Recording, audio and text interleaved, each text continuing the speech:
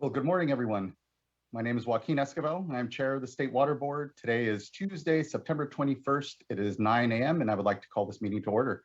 I'll begin by introducing my fellow colleagues joining me here today. With me today is Vice Chair Doreen Diadamo, Board Member Sean McGuire, Board Member Laurel Firestone, and Board Member Nicole Morgan. We're joined today as well by our Executive Director, Eileen Sobek, our Chief Counsel, Michael Loffer, our two Chief Deputies, Eric Oppenheimer and Jonathan Bishop. Our clerk of the board is Janine Townsend, and assisting her today is Courtney Tyler and Margie Argel. As you can see, this meeting is being webcast and recorded, as we have been for a good part of a year and a half now almost. And so you are viewing us out of one of two ways. You either are viewing us on the YouTube live stream or on the Cal EPA webcast, or you're here on the Zoom platform with us. If you are intending to comment on any of our items today, you need to be here on the Zoom platform with us. There are instructions on how to do so at the link at the top of today's agenda on our website, where you will fill out a form. And if you are having trouble with that though, please do just email comment letters at waterboards.ca.gov or Janine Townsend, our clerk of the board, and she can help get you here on the platform with us. While you're here, your camera will be off. You will be on mute until it is your turn to speak on the item you've indicated you wish to speak on. So with that, we can move on to our public forum, where any member of the public wishing to address the board on an item not pending before the board or otherwise can do so. And I believe we only have one public commenter this morning. Is that right, Mrs. Townsend? I am checking on our list coming in, but we only have one at this time. Yes, sir. Okay. So I believe that's Nicholas Schneider from Mojave Water Agency. Yes, good morning. Thank you for having me. I hope you can hear me okay. We can. Good morning. Good to see you again. Good to see you as well. My name is Nicholas Schneider. I am the Senior Legislation and Conservation Manager for the Mojave Water Agency. And I'm here on behalf of our agency to request your assistance as the state board to a serious threat to our water supply and the safety of one of our most vulnerable populations. Our service area is located in the Mojave Desert of Southern California. We receive, on average, less than 6 inches of rainfall every year. We are a state water contractor, and we use our allocation to manage our local groundwater basin. Currently, our service area covers 4,900 square miles, and it is primarily made up of disadvantaged and or severely disadvantaged communities. Of our 4,900 square miles, about 80% of our landmass qualifies as disadvantaged, and approximately 30 to 50% of that also qualifies as severely disadvantaged. Within our service area, there are 33 small water systems, and many of our disadvantaged population are also on wells. The number of people that are directly affecting this illegal issue that I'll be bringing up today is over 100,000 people. So the reason I'm here and the reason I'm in front of you today and making this public comment is the exponential growth of illegal cannabis has threatened our water reliability, our water quality, the quality of life of our citizens, and it poses a physical danger as many of the grows are managed by cartels with armed guards. In addition to this, the perpetrators are using long outlawed pesticides and chemicals to further their operations that are going to affect our future water quality concerns. Furthermore, there is evidence of them tapping existing abandoned wells, stealing from household wells, paying homeowners for waters, siphoning water directly from the California aqueduct, as well as our surface Mojave River, excuse me. Through our efficient management of our agency, through efficient water management, our agency has positioned this arid region for sustainability. Now we face a serious threat in our water sustainability, and our most vulnerable community members are placed at serious risk. We must come together and develop a suite of solutions to provide solutions for our people and our precious water supply. So I come to you today as a state water board, trying to let you know of this problem that we're facing in our region and hoping that you can help us now and into the future. Thank you. Thank you, Mr. Schneider. I know throughout the state, our board has been involved with locals that are dealing with similar issues with illegal grows. I think of the work up in the north as well. And I know and have been hearing that there are challenges even in Southern California and here in the high desert. And so please do connect with our Division of Drinking Water head, Darren Polhamus. I know our authorities can be pretty limited when it comes to theft from a system, a water system. We don't have strong authorities when it comes to, or any real ones when it comes to enforcement against theft from a system. It's a property crime, as I understand, but we're here to engage, and we want to make sure we're being supportive of the local leadership as well that's been standing up and helping the state respond to a challenge here of illegal growth throughout this, the state. So thank you, Mr. Schneider. I appreciate your comment this morning, and let's continue to discuss. So thank you. Thank you so much. Chair Esquivel, I just added another public forum. It would be Marina West. Great. I see Ms. West here. Good morning, Ms. West. Good morning, and thank you for your service to the Water Board, all of you members there. I last spoke on the subject in June. It's the same subject Mr. Schneider spoke of, but I wanted to report back that the Community Water Systems Alliance and our partners in the Mojave region had been engaged on this. We had a productive meeting with Water Board staff in I believe the cannabis unit, and we recognized Mr. McGuire's attention to our concerns as well. I'm here today to ask that the Water Board continue to engage in this issue in the high desert region. Our county has become more organized through Operation Hammer Strike, but as we all know, it is the water that attracts this beast. I'm here today to tell you that I accompanied Hammer Strike team during the raid of several sites in the Bighorn region. 50% were found to have a container of banned pesticide on site. This is what we consider a direct threat to our water quality, and I'm most concerned now about the preservation of the Mojave River. I think that is our greatest threat right now to water quality. I think the Water Board has authority here, and I think that the San Bernardino County has the enforcement teams ready to assist with those on-site investigations. And I'd like to think that these types of cooperative arrangements are already in play. But in advocating for this issue, I'm finding that there's a lot of education that's required and awareness before we can start to vet those solutions. So again, I thank you very much for your time and attention to this matter in the high desert, Southern California. Thank you for your leadership, Ms. West, and for engaging us here. And glad, yes, that our folks are at the table and continuing to make sure that we're all, to your point, just aware of what are the authorities, what are the different ways the various state agencies, and not just the board, but all of us, really a whole of government approach to the response, and best understanding each other's space and then contributing to those solutions is exactly the work that needs to be done. And importantly, here at the local level, seeing a tremendous amount of leadership, and we're all too happy to make sure we're there and supportive of it. So thank you, Ms. West. Ms. Townsend, does that conclude public forum? Yes, it does, sir. Thank you, thank you. All right, we will move on then to what is a very full agenda. We have, I think, all of nearly 20 items that we will get through over the next 2 days. Looking at my colleagues here, we can do this. So the first item is adoption of the meeting and consideration of meeting minutes from the August 17th and 18th board meeting. Are there any changes and or otherwise would entertain a motion? No changes. I'll move for adoption. Thank you, board member. Is there a second? Second. Ms. Townsend, would you mind please calling the roll call vote? Yes. Board Member Firestone, Aye. Board Member McGuire, Aye. Board Member Morgan, Aye. Vice Chair Diadamo, Aye. Chair Esquivel. Aye. Thank you. Thank you as well. The vote carries and the item is adopted. That allows us now to move on to item number 2, which is consideration of a proposed order prepared by our Administrative Hearings Office on a draft cease and desist order.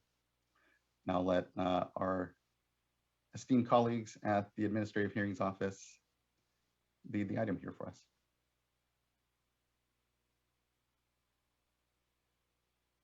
Good morning, Mr. Lilly. Let me there. Can you hear me and see me okay? We can. It's good to see you. Yes. Good morning, Chair Esquivel, members of the board.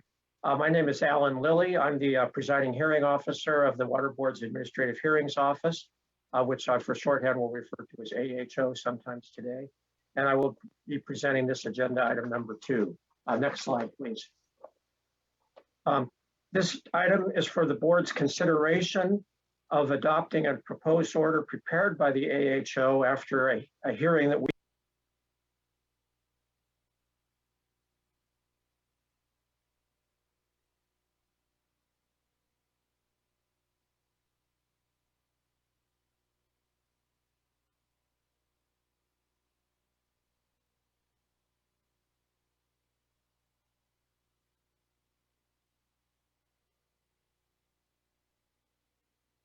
as the ACL complaint.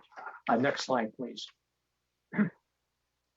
This slide is a copy of the inset in figure 1 of the proposed order, and it shows the general location of the area of interest today. The figure shows in the upper right-hand corner Lake McClure and New Exchequer Dam, which are on the Merced River after it flows out of Yosemite or downstream of Yosemite Valley. Highway 99 runs from the Modesto in the upper left corner down to the city of Merced in the bottom center.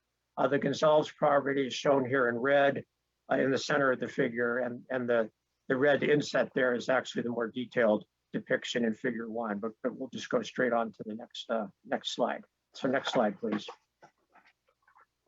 This slide shows both the watersheds of the Merced River and the watershed of Canal Creek, on which the respondent's property is located. This is a copy of figure 3 to the proposed order.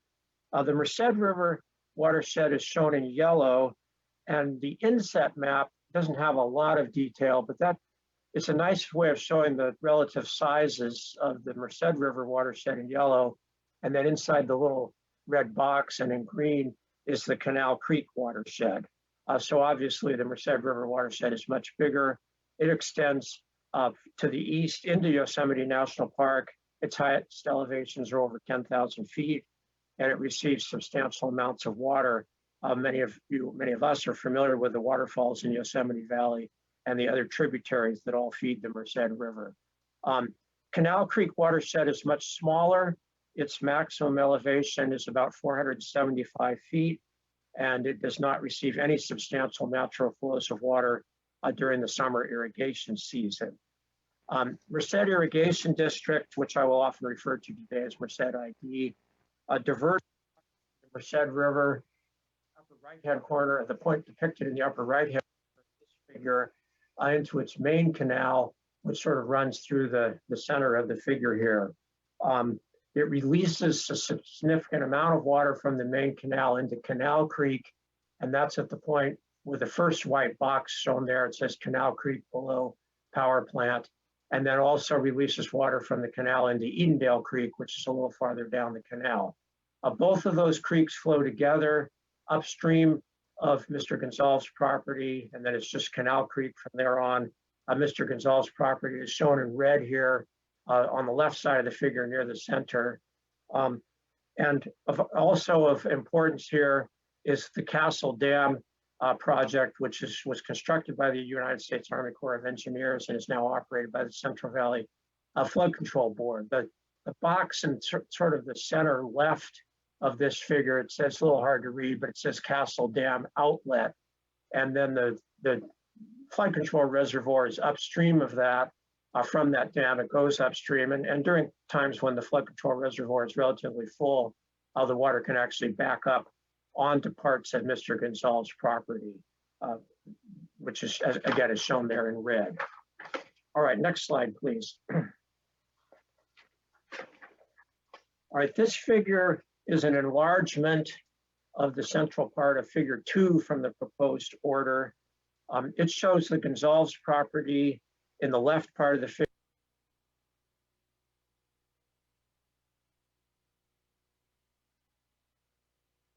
Bottom on the left. Excuse me, I just have a beeper that I'm going to turn off. It'll go off.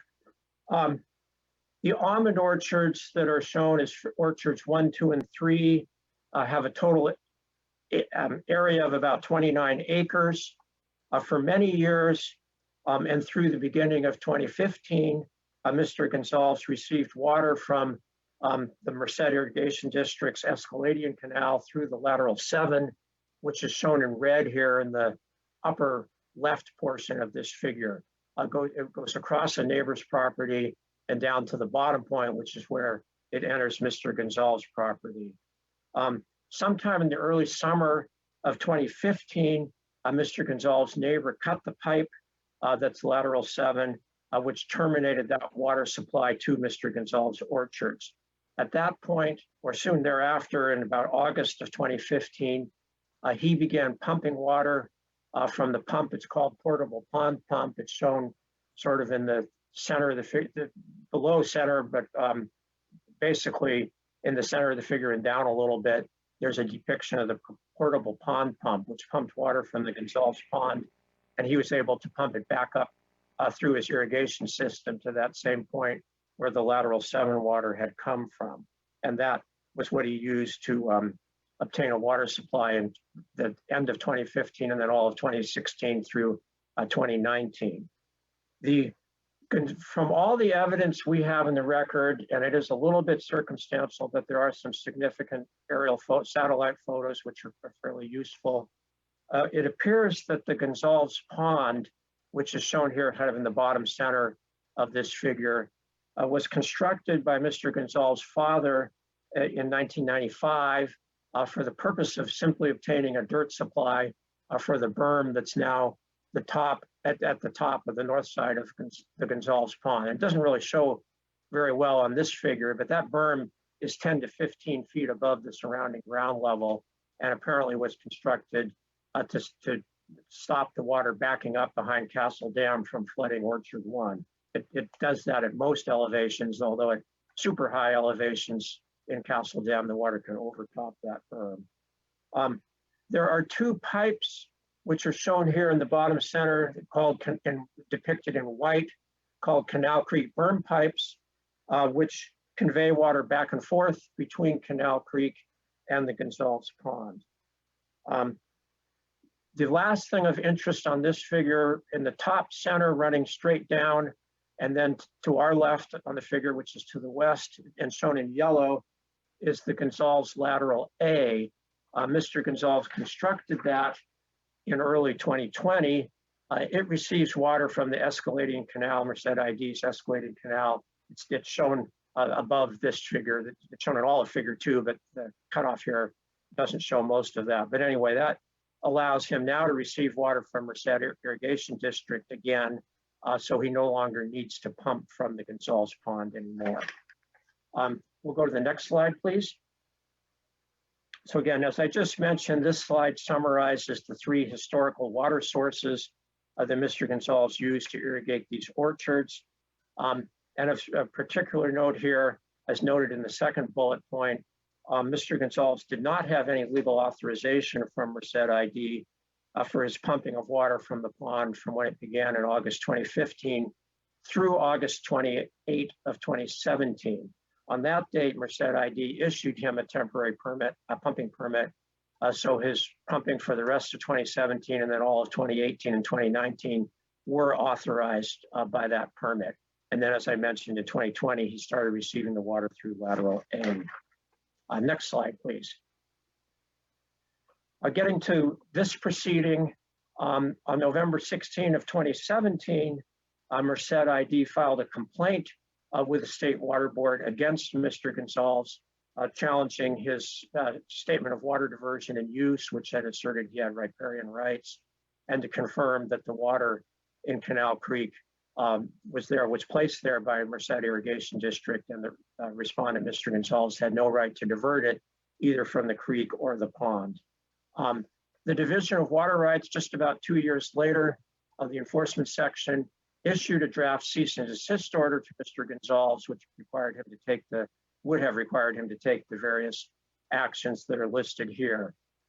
We don't have any evidence in the record of the settlement discussions, and of course we normally would not, but it appears that there were some discussions between the enforcement section and Mr. Gonzalez, and after those were unsuccessful, the enforcement section issued the draft cease and desist order. Next slide, please. After the AHO issued its hearing notice, which was in about March of 2020, the Division of Water Rights Enforcement Section added an administrative civil liability complaint to its enforcement action And this slide just lists the salient points of that complaint, the number of days and the estimated amounts of diversions listed or alleged in the complaint are listed here. That complaint alleged that the maximum potential administrative civil liability against Mr. Gonzalez for the unauthorized diversions was $612,000 and recommended imposing $165,000 in ACL against him. Next slide, please. Mr. Gonzalez, the respondent, requested hearings on both the draft CDO and the ACL complaint. My office held hearings on those two documents in July and September of 2020, and we conducted a site visit in August of 2020. The prosecution team and the respondent participated in the hearing and the site visit. Merced Irrigation District had received notice and actually participated in the pre-hearing conference, but decided not to participate or did not participate in the hearing at all. After the hearing, the AHO prepared and circulated a draft proposed order to the parties for their comments.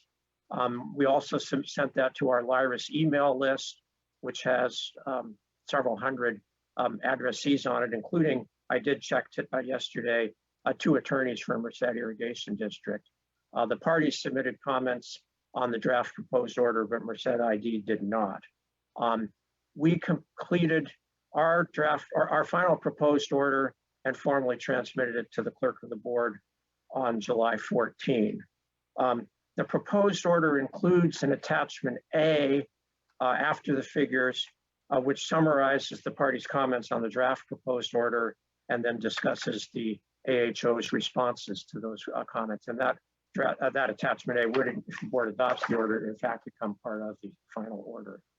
So next slide, please. The proposed order would on the cease and desist order part, would reject Mr. Gonzalez's arguments about floodwaters. He argued that he did not need a water right to divert the water that essentially was backed up onto his property from Castle Dam as floodwater. That's not consistent with California water law, and the proposed order would reject that. And it also rejects his argument that he has riparian rights that would authorize his diversions, primarily because during the irrigation season, there is no natural flow in Canal Creek, and all the water there is imported water, and riparian rights do not extend to imported water. The proposed order would conclude that the Gonzalez Pond, which, as I mentioned, was constructed in about 1995 by Mr. Gonzalez's father for a dirt supply, has become a natural condition for water right purposes. And this conclusion follows the California Supreme Court's decision in Chowchilla Farms versus Martin, and this board's decision D-1618, which concerned a water system in Lassen County. And just to go into a little more detail on that, attachment A to the proposed order on pages 2 and 3 discusses the 3 elements that the State Water Board stated in D-1618 that must be satisfied for a water body that was artificially created to now become a natural condition for water right purposes. And those elements are, number 1, the condition must be permanent in nature. Number 2, it must be long continued. And number 3, it has to have been acquiesced in by the other affected water users. The proposed order concludes that all 3 of these elements have been satisfied here. The pond occupies an excavated depression that has become permanent in nature. The pond has been there since 1995, which obviously is over 25 years, substantially longer than the statutory 5-year minimum period referenced in the Chowchilla Farms decision. And the primary water user who might be affected by the pond is Merced ID, and the proposed order concludes that Merced ID acquiesced in the pond. First of all, it did not object to the pond at all in the complaint it filed with the Water Board, and then did not participate in the AHO hearing or raise any objections there. So consistent with the conclusion that the pond has become a natural condition for water right purposes, the proposed order would direct Mr. Gonzalez to maintain the pipes I mentioned earlier that allow water to flow back and forth between the pond and the creek. So essentially, the pond becomes part of the creek channel. And that is subject to an exception if the Central Valley Flood Protection Board orders Mr. Gonzalez to take some other action regarding the pipes or that burn that the pipes are in. For flood control reasons, this order would defer to the board. And of course, if a court orders some other action in the pending litigation between Merced ID and Mr. Gonzalez, then the order would require the board to take appropriate follow-up action, specifically for Mr. Gonzalez to work with the Division of Water Rights Enforcement section to revise the compliance plan that the order requires him to prepare as necessary to comply with those orders. Obviously, we defer to the flood control board on flood control matters. We would, and to the court on the property law matters that are subject to the current disputes between Mr. Gonzalez and Merced ID. Okay, next slide, please. On the administrative civil liability conclusions, or part of the order, the proposed order contains a fairly detailed discussion of the factors that are listed in the water code and have been discussed in prior board orders regarding the appropriate amount of administrative civil liability in cases involving unauthorized diversions of water. Obviously, there's no algorithm or formula that can determine a precise dollar amount. Every case has its own specific facts. But we did spend quite a bit of time analyzing both the statutory factors and the board's prior orders. The proposed order would impose a total of $45,000 in ACL on the respondent, and consistent with board's past practice, this is split into two amounts. $25,000 would be due immediately. The other $20,000 would be suspended if the respondent, Mr. Gonzalez, complies with the CDO provisions that require immediate actions. The primary factors that support this large of an ACL amount here are, number one, Mr. Gonzalez' unauthorized diversions persisted for just over 2 years, and most of that was during a declared drought emergency. I don't know, I guess we all still remember we had a serious drought in 2014, 2015. The declaration extended into 2016. Of course, we're all very familiar with the current drought. So I think it's certainly a serious matter when somebody diverts any unauthorized diversion of water, but particularly during a declared drought emergency. And the other factor is both Mr. Gonzalez and his attorney really made some clearly incorrect factual allegations and legal arguments, both during their process, the investigation process with the Division of Water Rights Enforcement, or primarily, I should say, during the investigation and enforcement process with the Division of Water Rights Enforcement section, which significantly increased the time and energy the division needed to pursue this matter, and frankly, so that it was not able to be resolved. There are some factors also that militate against substantial ACL here. Most importantly, perhaps, both equally important, I'd say, Mr. Gonzalez ended up paying Merced ID a net amount of just under $155,000 for the water that was unauthorized, that he diverted without authorization. And Merced ID's fees for that normally would have been just under $9,000.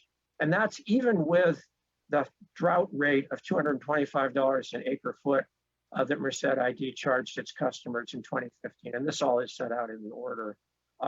So this is a fairly unusual situation where the respondent has already made very substantial payments to the injured party.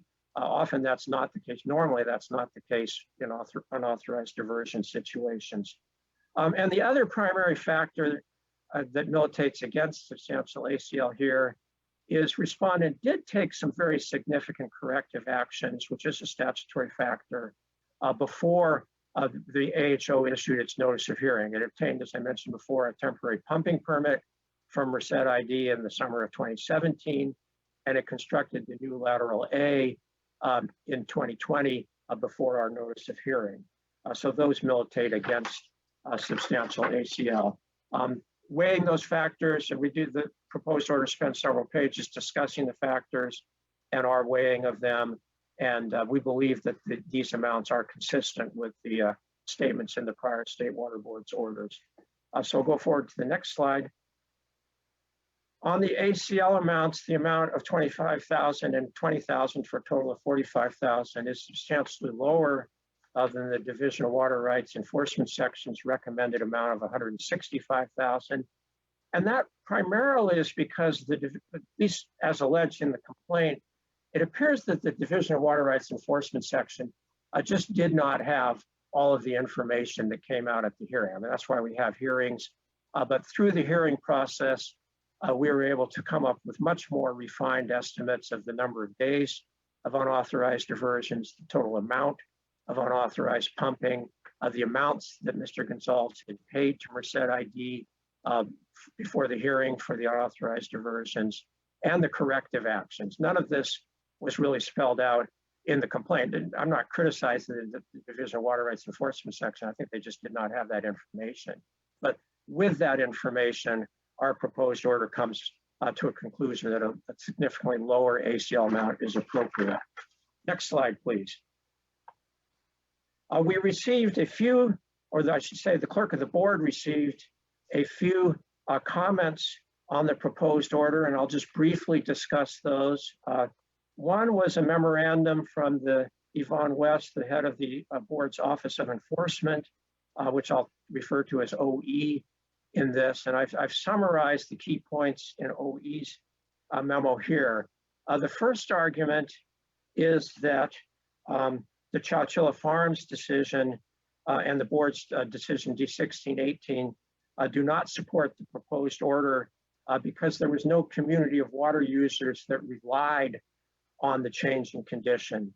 And I'll just say I disagree with that argument because particularly decision 18 does not talk about a requirement of community reliance. It just talks about community acquiescence. And I'll just quote the one key sentence from decision 1618. It said, the board in that sentence said, because the course of Upper Cedar Creek and the dam, that was the dam that they concluded had become a permanent condition, are permanent in nature, are long continued, and have been acquiesced in by PG&E, that's Pacific Gas and Electric Company, and other water users on the Pitt River. Tule Lake Reservoir has the legal status of a natural lake. So again, the key is acquiescence by affected water users. This sentence does not talk about reliance on that. That may often be the case, or it may not be, but acquiescence is the key. And as I mentioned here, the proposed order concludes that Merced ID has acquiesced in the condition. It's the primary downstream water user. Its customers also are affected, and there was no indication that any of them objected to this condition or have objected to this condition either. Incidentally, in D1618, PG&E, which had powerhouses downstream on the Pitt River, did file a court challenge to a D1618, but the Lassen County Superior Court ruled in favor of the State Water Board and upheld that decision. So for these reasons, the proposed order's conclusion that the Gonzalez Pond has become a natural condition is consistent with and supported by the board's decision 1618. There will be some maintenance of the pipes that allow the water to go back and forth between the pond and the creek, but that's similar to the maintenance requirement of the dam spillway involved in D1618 and does not change the conclusion that for water right purposes, the pond should be concluded to be a natural condition. OE's second argument is that the board should declare the order to be non-precedential because it has unique facts. The board very occasionally does this, but we disagree with the recommendation that that be done here. The facts of this case may be unusual, but I don't think they're unique. There may be other conditions in the state where they were created for purposes other than for beneficial uses of water, but now should be treated as natural conditions. And the order, I think, goes through a very clear analysis building on D1618 of when that's appropriate. The order also may be an important precedent for other reasons, both including the conclusion that there are no riparian rights or floodwater rights and regarding the amounts of ACL. So we recommend, we have spent a lot of time in the order. We think it's well reasoned and is appropriate as a board, the normal process for a precedential order by the board.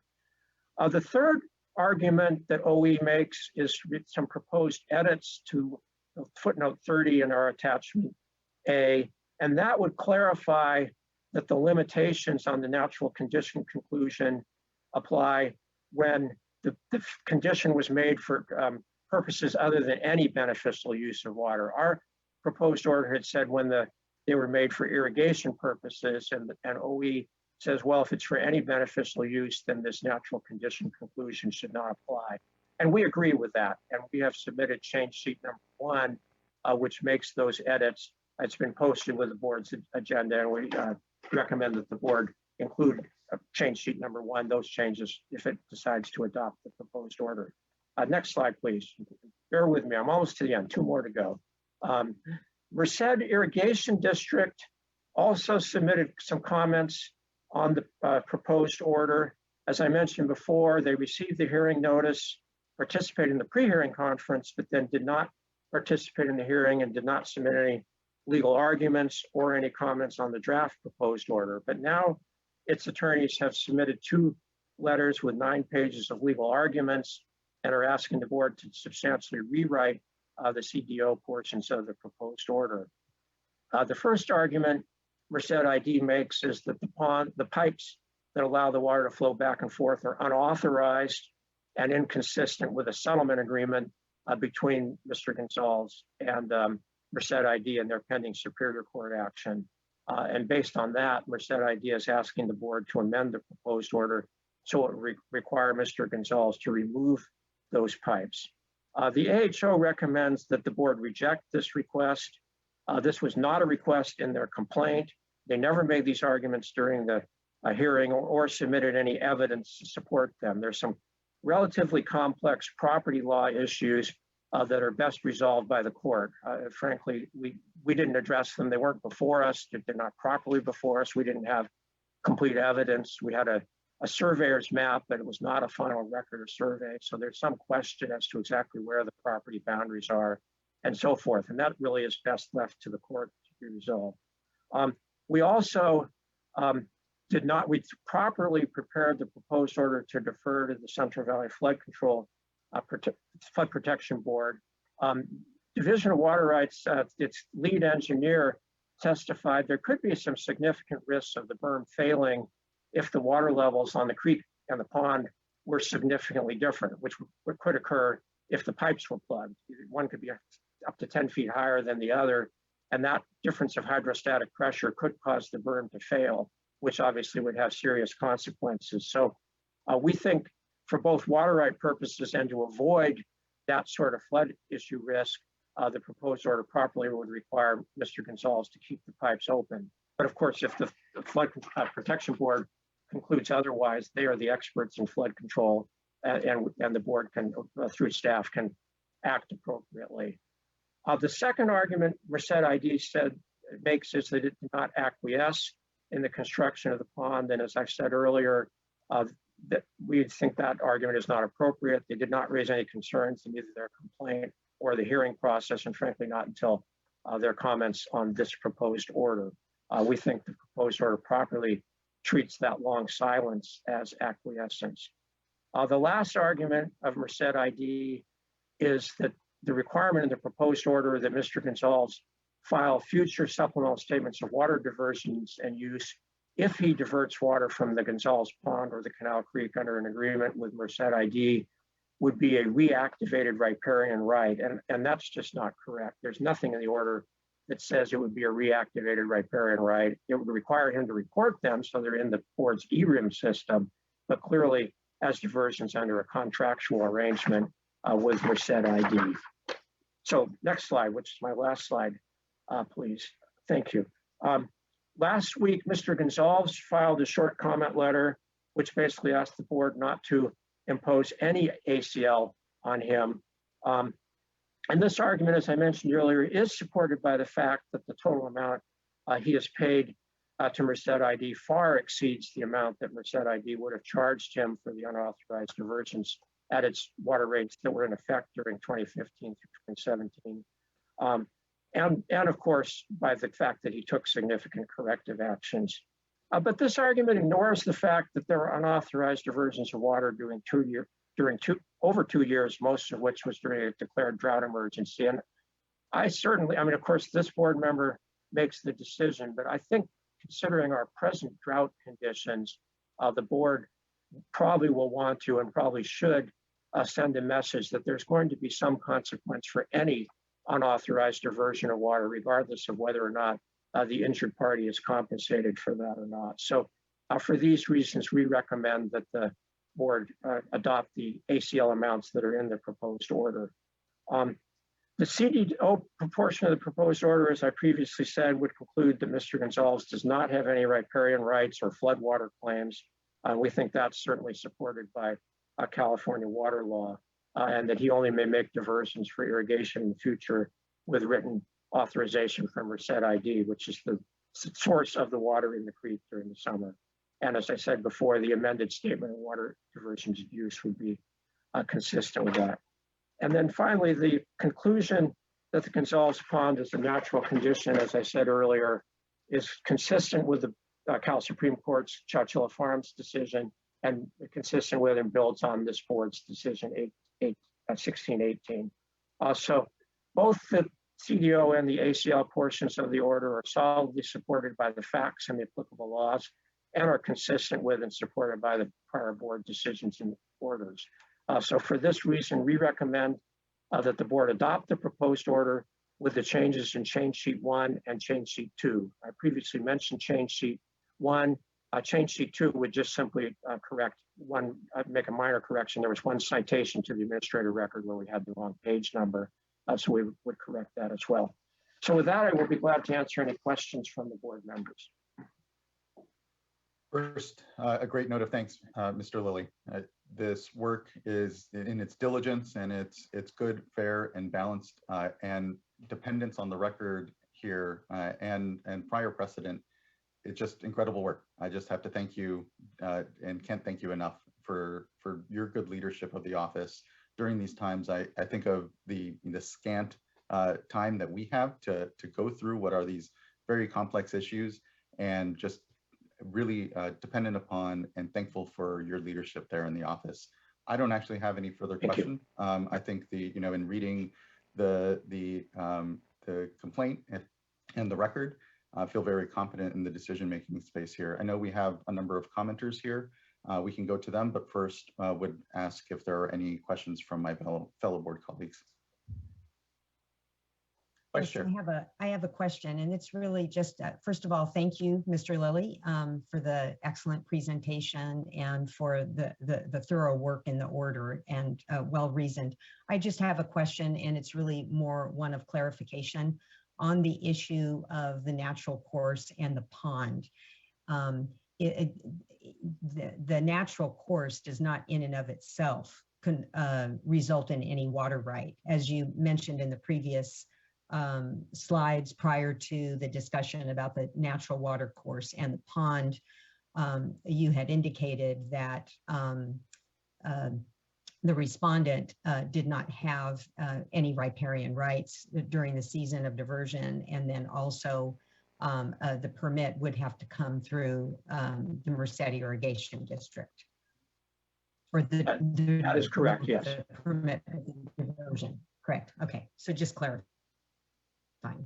Yes, thank you. Thank you. That's absolutely correct. And I think the order is pretty clear on that, but I appreciate your clarification.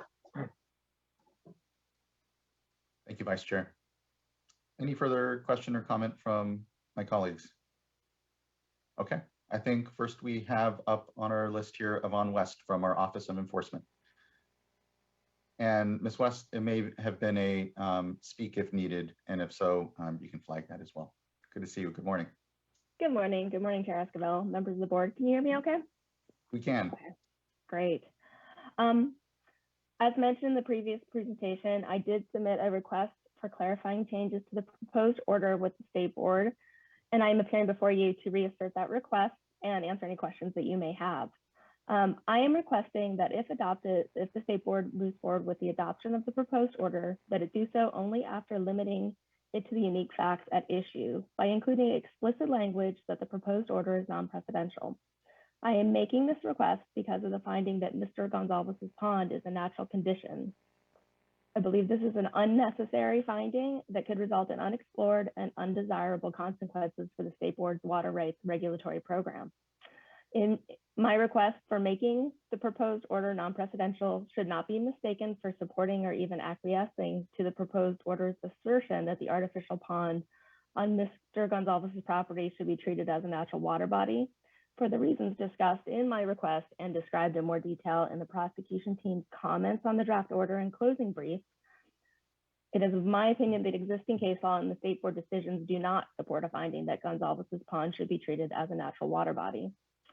That finding is also unnecessary to reach, and in reaching that conclusion, the administrative hearing officer mischaracterizes the applicable law and advocates for an overly simplified three-part test for when an artificial body of water should be treated as natural for purposes of water rights. Such a finding here is not necessary to answer any of the key issues raised by the parties to this proceeding. It is not necessary in order to determine if the pond needed a permit when constructed because the proposed order specifically finds that the pond was not constructed to store water for a beneficial use and therefore not subject to State Board permitting jurisdiction.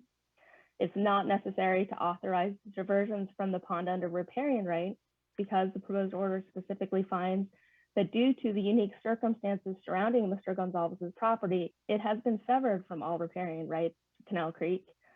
And it goes on to find that the diversion and use of water from the pond is a violation of 1052. It is not necessary to authorize future diversions from the pond or to resolve a clash of rights because the proposed order terms specifically prohibit any future diversion from the pond without authorization from the said irrigation district. It is not necessary to authorize the temporary detention of water in the pond or ongoing in-pond use because the proposed order finds specifically that there is no seasonal storage of water in the pond and renders all of those uses not subject to State Board permitting jurisdiction. It is also not necessary to allow the diversion pipes to remain in the berm that forms the pond because, as the AHO recognizes today in his presentation, there's important questions of property law and contract law at issue and appropriate for the court to decide. While the natural body finding is not necessary, it is dangerous. It is a dangerous expansion of an otherwise very limited doctrine, and it creates unnecessary uncertainty in California's water rights laws. The dangerous dicta in the proposed order suggests that riparian rights in an artificially constructed water body can be obtained for the sole benefit of an individual property owner, and that they would operate to preempt the state from asserting permitting jurisdiction or even waste and unreasonable use determination, if not limited to the specific facts at hand. This is a serious policy concern at a time when water scarcity due to unprecedented drought and climate change is one of California's greatest challenges. The State Board, in upholding D 1618, addressed arguments that the application of Chowchilla's doctrine and the natural water body doctrine would create uncertainty by explicitly limiting the findings of D 1618 to the narrow and unique circumstances at issue in that decision. Specifically, on page 20 of Water Rights Order 88-11, the board, in discussing a petition of D 1618, upheld that decision by finding that the rerouted creek was a natural condition by stating that the facts of that case were extremely unusual and, to our knowledge, unique.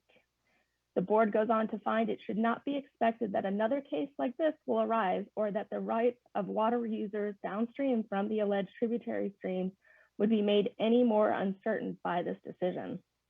This is in direct conflict with the AHO's assertion that D 1618 be given a broad and expansive interpretation with only 3 required elements. Here, in this case, there are also unique circumstances at issue, and if the proposed order is adopted unmodified, those unique circumstances justify a finding that the decision is non-precedential, especially in relation to the natural water bodies doctrine.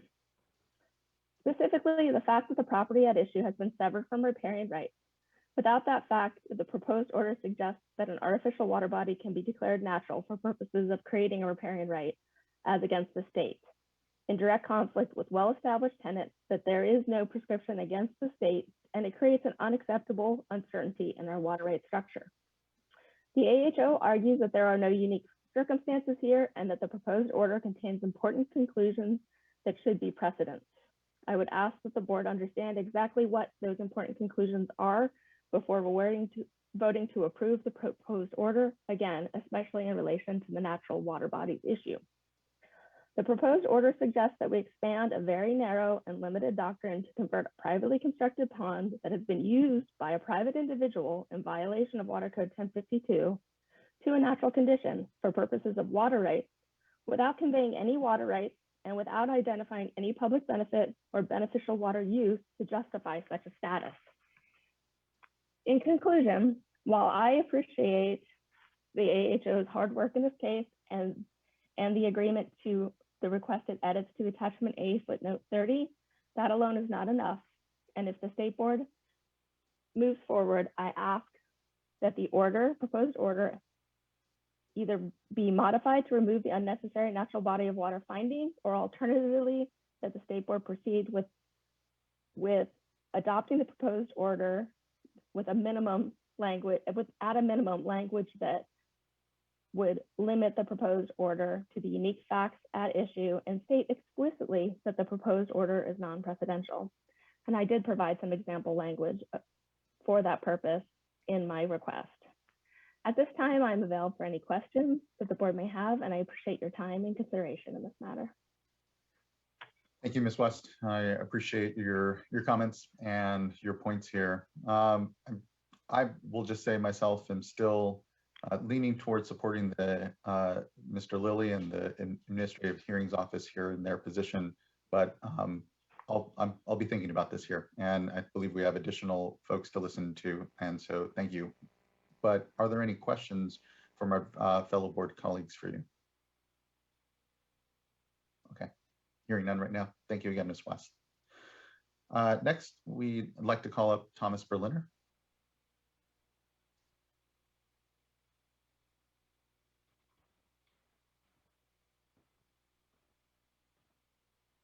Can you hear me?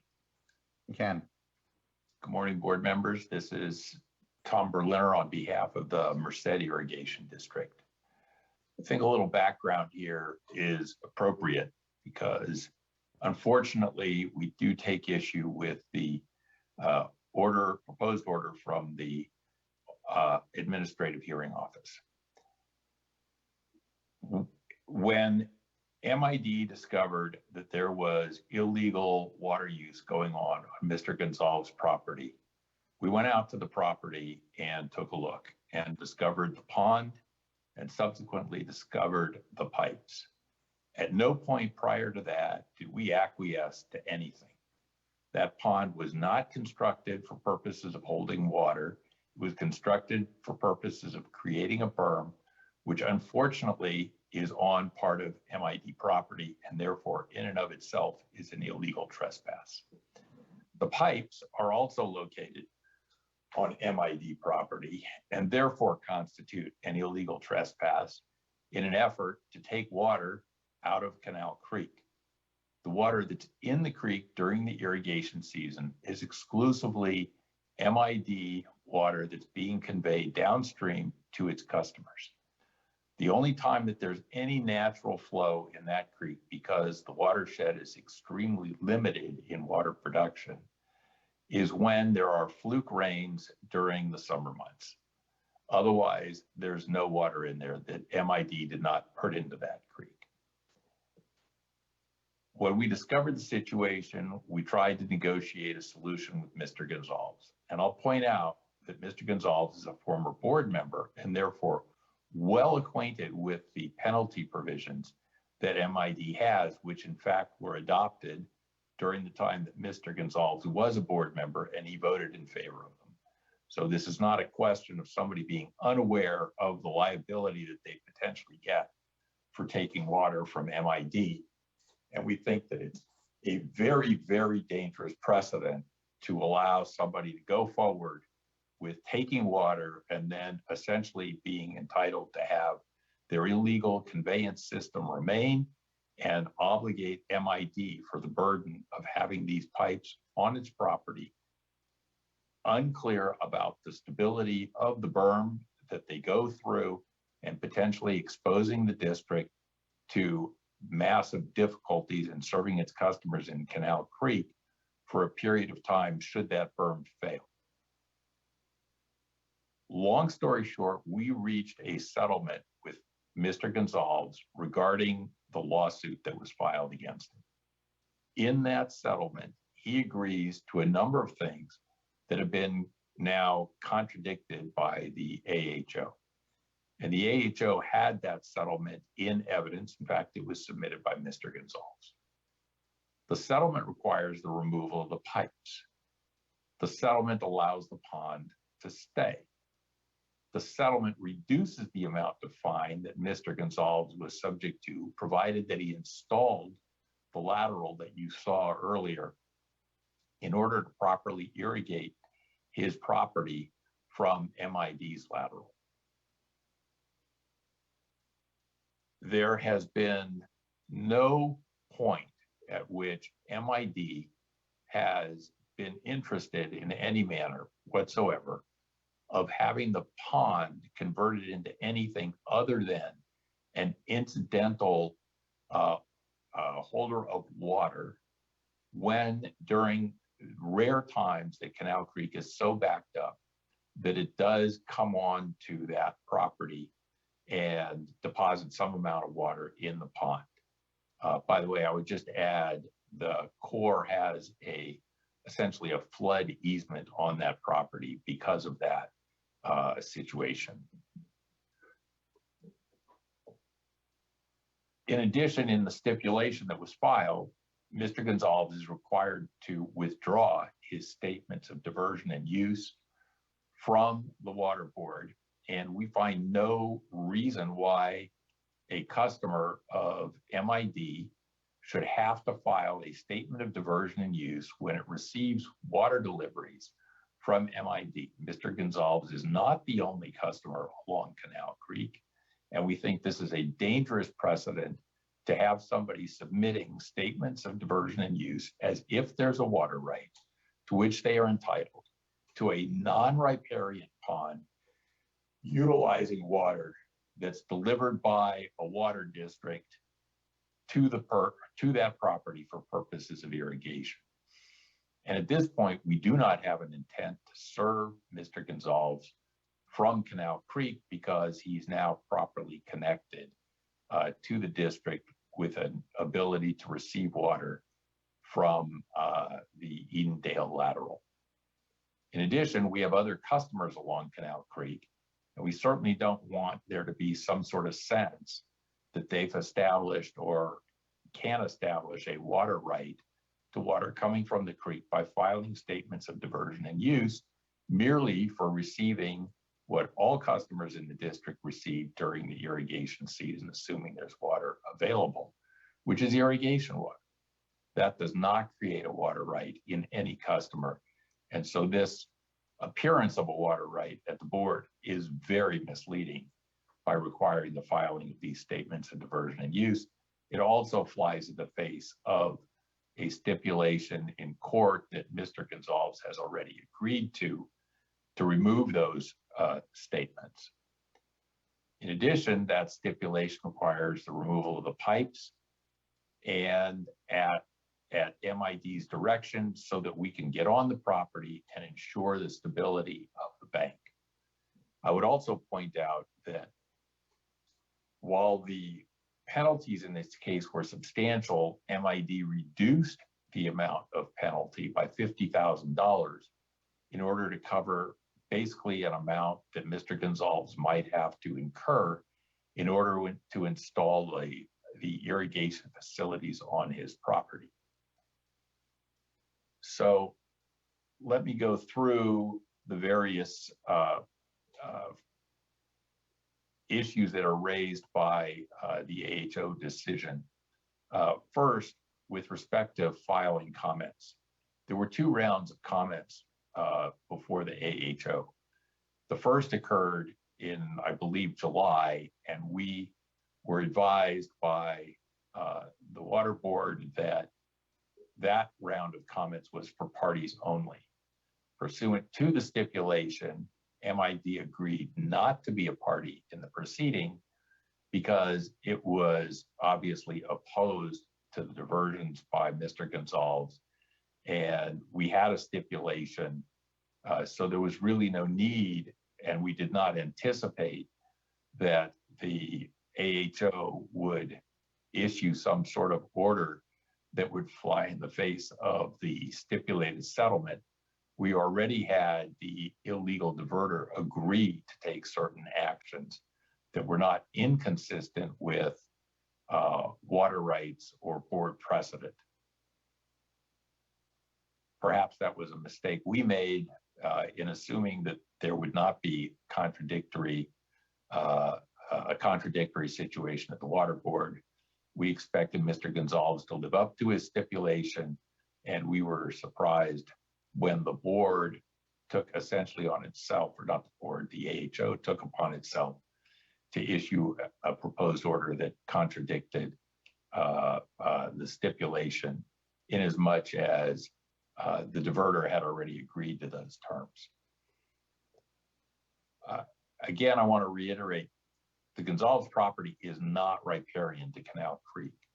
So we find ourselves now with a situation where if the proposed order is adopted, a pond that was never constructed for purposes of beneficial use is essentially going to become riparian to the creek as a result of what we believe is a serious misreading of the holding in the Chowchilla case.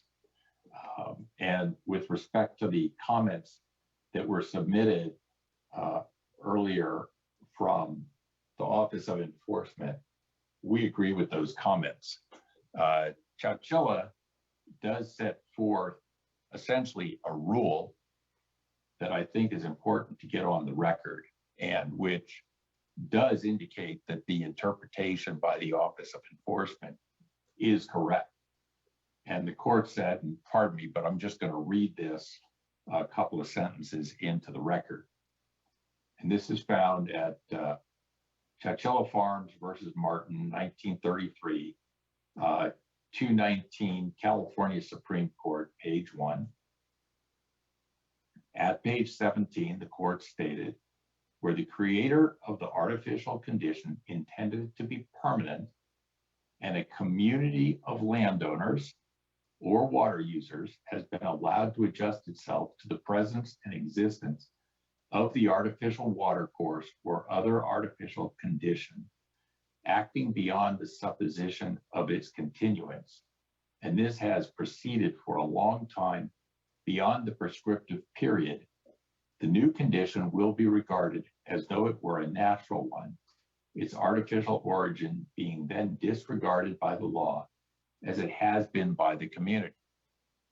Well, I think it's pretty obvious that the conditions set forth by the California Supreme Court in this case are not present here. First of all, this was not intended to be a permanent structure for the purpose of making beneficial use of water. And while it might have been a permanent depression in the ground because of the use of the soil to construct the berm, it was not intended to be a permanent provision on land for the purpose of storing water, which it's now doing. In addition, there's no community of landowners. To suggest that MID has acquiesced by non-action, supposed non-action, it was rather lack of knowledge, but supposed non-action flies in the face of California law that says that public agencies are to acquiesce only by its actions. And we believe that the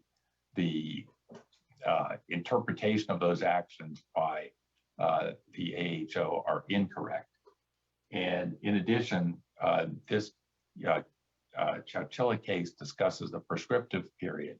There is no prescriptive period against MID, just like there's no prescriptive period against the State Water Board or the state regarding water supplies. I have a few more points just to make clear, and then I'll conclude.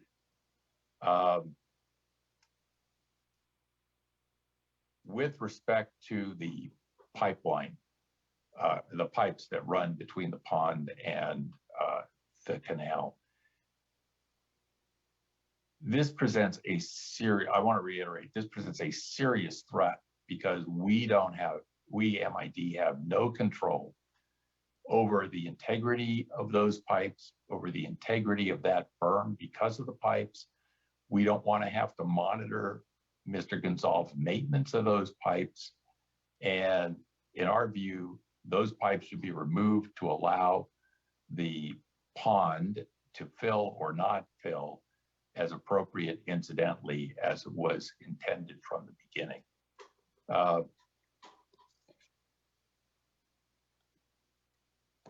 In addition, we think as I said before, the water rights filing should be withdrawn rather than rendered inactive because it's very misleading and a bad precedent. And finally, there is no public use of this pond. It's exclusively a private use of Mr. Gonzalez. Thank you very much. I'm happy to answer any questions. Mr. Berliner. We'll move on to Kevin Gonzalez here. Thank you.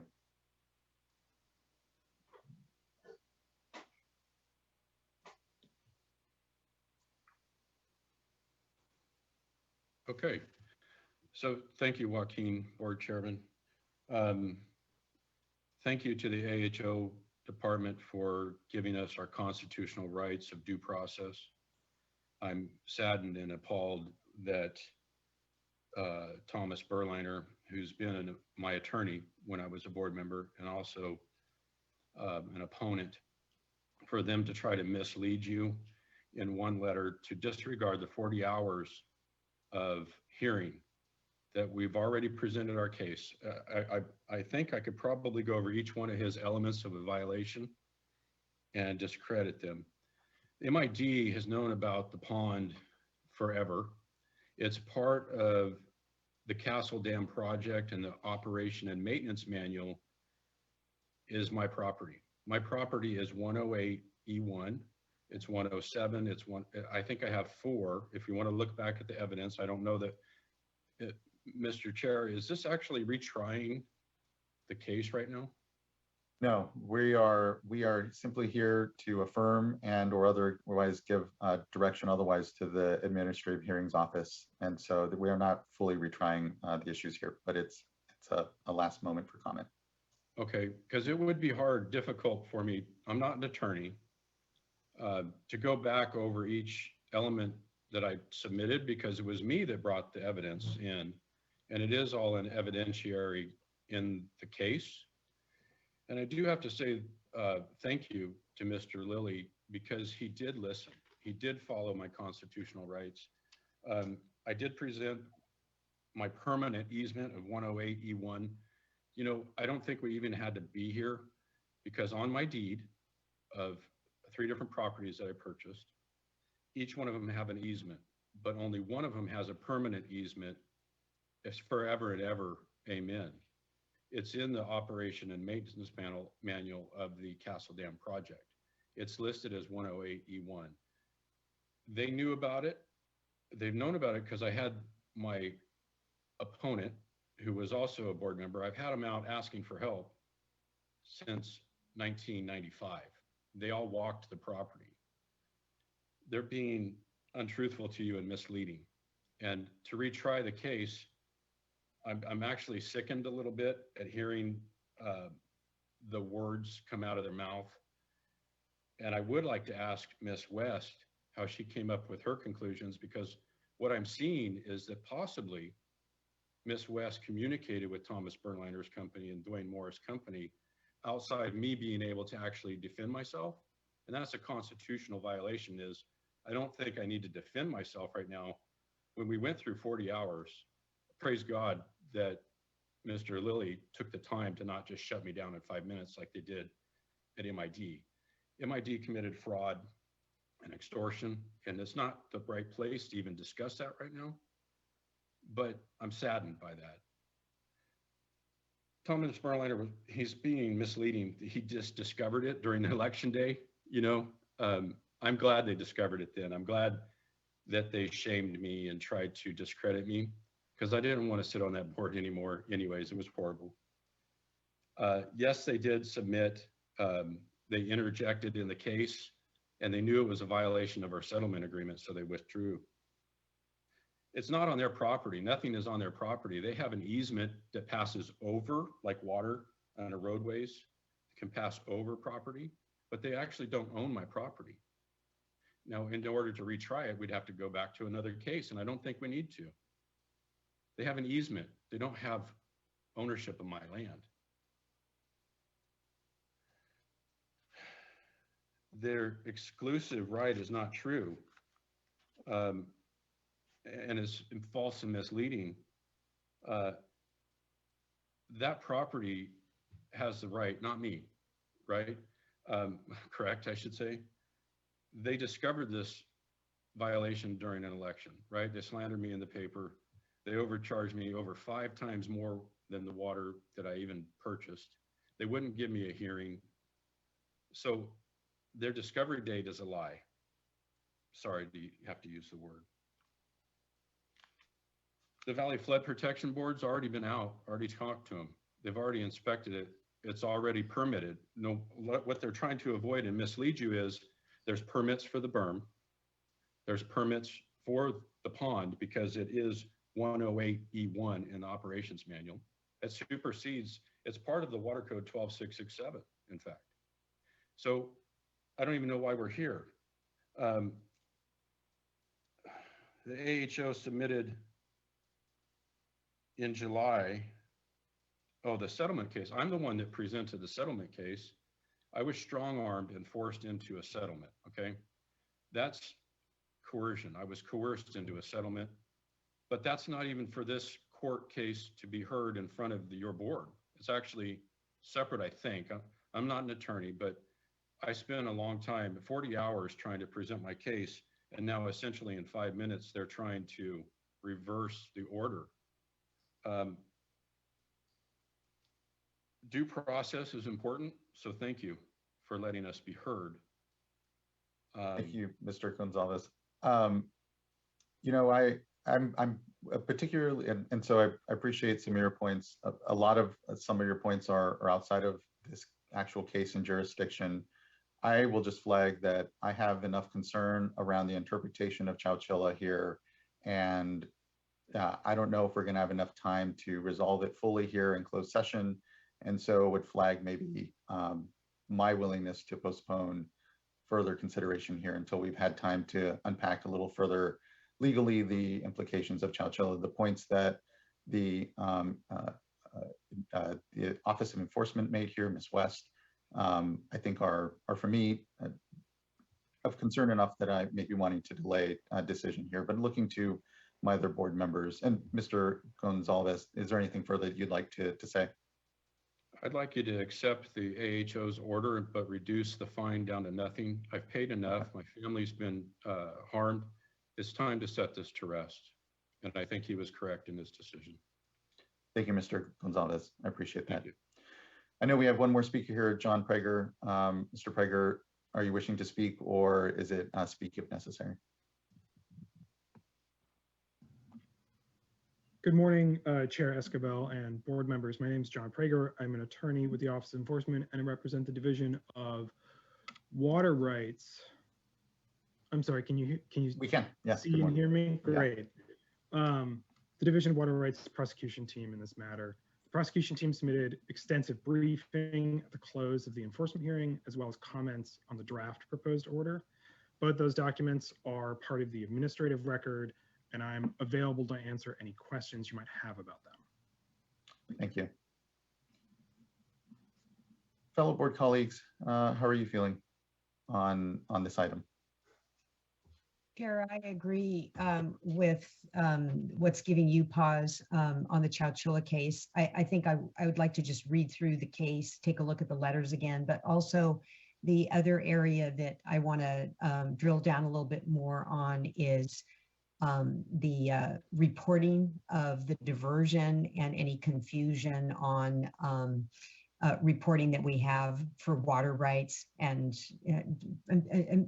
I understand Mr. Lilly's statement that it's not creating a right, but reporting the diversion as to someone that's diverting water coming from an irrigation district that supplies thousands of others, just concerned about any confusion. So I'd like to take a look at that as well. Yeah, that's very Vice Chair. I just want to concur. I agree. I'm not so concerned with the overall arching conclusions as it relates to the parties here. I think it sounds like the proceeding was fair and very reasoned, and I appreciate Mr. Lilly's conclusions there. But it's truly the precedent that I'm most concerned about, and so I was going to recommend the same in pulling this from the agenda today. So thank you, Chair. Thank you. Other board colleagues, thoughts, questions? And then otherwise, we'll postpone a vote here, have time to rebrief and circle back. I agree with Board Member McGuire. I don't find trouble here with the rationale and good diligence of the office, but I think we're needing to unpack a little more the precedential. And we could proceed and saying as recommended, just not making the order precedential. But I think to Vice Chair's questions as well, there's more that we're needing to unpack here. So we'll hold off on this vote for now. Mr. Lawfer. Thank you, Chair Esquivel. I just wanted to make a couple house cleaning matters clear. While the board does have authority for closed session today, it's certainly the board's prerogative to go ahead and delay consideration of this item so the members can more closely consider the Chowchilla decision. Just to be clear, because I know it was an issue raised by the respondent here, the hearing is closed. The board has received multiple rounds of comments on the draft order. So at this point, unless the board wishes to open things up, I want to make it clear for all the parties and interested persons that the record is closed in terms of written submissions. The other thing, just to provide some additional clarity, the respondent had expressed some concern about and drew an inference that perhaps the Office of Enforcement Director Yvonne West had been communicating with the Merced Irrigation District Council in this case. And just to be clear, Ms. West is serving as part of the prosecution team, is not part of the advisors to the board, which of course are walled off and not advising or conferring with the board members or the AHO on this office. And so to the extent that he has any concerns about that, it's not a due process issue for purposes of this particular proceeding because the board is sitting as the ultimate decision maker here, and the AHO is the hearing office that is walled off, separated from the Office of Enforcement, and whatever communications are going on outside by the enforcement team at the Division of Water Rights or the Office of Enforcement with other parties, including potentially with the respondent, do not raise those due process issues. Thank you, Mr. Lawfer. If I don't see nothing further then from my colleagues, we'll just leave it at then. Mr. Gonzalez, are you? Yes. You should be allowed to unmute here. Okay. Yes. I can't see you now. MID is good. They're crafty. Mr. Gonzalez, I apologize. I do want to provide you space here, but I think at this point, the board has decided to postpone. We'll have further discussion and appreciate your time this morning. Okay, the board members were all notified ahead of time, including Ms. West, an email. They have a list of that. So by MID, I'd just like to have due process where I get to comment. Okay, thank you, Mr. Gonzalez. Again, we'll be postponing a vote on this item here and having further discussion. So thank you.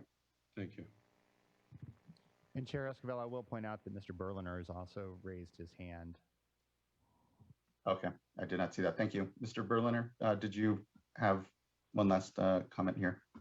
Just briefly, point of clarification. We had no interaction with Ms. West or the Office of Enforcement on this proceeding.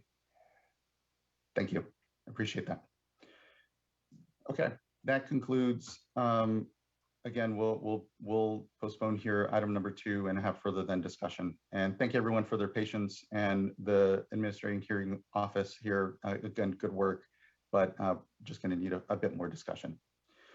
That brings us now to our Trance informational items, and I want to thank everyone for their patience for allowing us to get through that item so that we can now have what I know is a very critical conversation here before the board.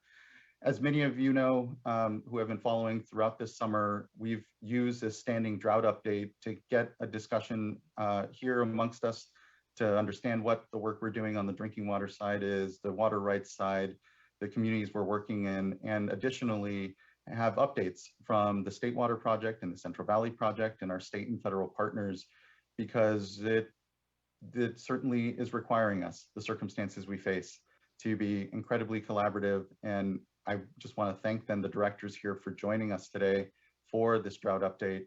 We'll have a quick update from our folks here in the program in water rights, a sort of table setting, and then really hand it off here to Director Namath from the State Water Project, Director Conant from Regional Director from Department of Interior's Bureau of Reclamation. And we'll go into some of the details as to what we're looking at for next year, how we're anticipating continued dry conditions, and importantly, the work that we're all needing to do collectively together in order to best prepare for a worst case scenario and ensure that we have the right collaboration and coordination going on to adapt as the water year unfolds and we have to then respond to shifting circumstances. But importantly, preparing here for what we need to anticipate to be continued dry conditions. So with that, I'll kick it off first here to Eric Ekdahl. And again, just want to thank Director Namath and Director Conant. After they give their presentation, we also have here the California Fish and Wildlife Director, Chuck Bonham. We also have the Regional Director for U.S. Fish and Wildlife, Paul Souza, and NOAA's Fisheries Regional Director, Barry Tom, to also provide context for the work that their agencies are doing. And just thank everyone for this opportunity to have continued discussion and collaboration. So with that, I'll kick it off to Mr. Ekdahl. Good morning, Chair Esquivel and members of the board. As you've provided a pretty rigorous introduction and overview there, this is a combination of the drought update as well as some general hydrology for the Bay Delta and other parts of California as well. Before we go any further, next slide, please. We'll just do a quick overview of the outline of the presentation. We will do some watershed specific hydrologic and drought updates with specific focus on the Bay Delta hydrology. Board staff will provide that presentation. And then we'll turn it over to Director Namath and Mr. Conant, and they will provide an update on kind of longer term conditions and scenarios for the upcoming water year, at which point they'll hand it back to division staff and we'll talk about some of the other watersheds in California where there are ongoing drought actions taking place, including Mill and Deer Creek, Russian River, Scott and Shasta rivers, and then a very short enforcement update with some forecasting of a future enforcement information item at potentially another board meeting in the future. So with that, I'd like to turn it over to Jeff Laird, who will provide the Bay Delta hydrology, and we can go to the next slide, please.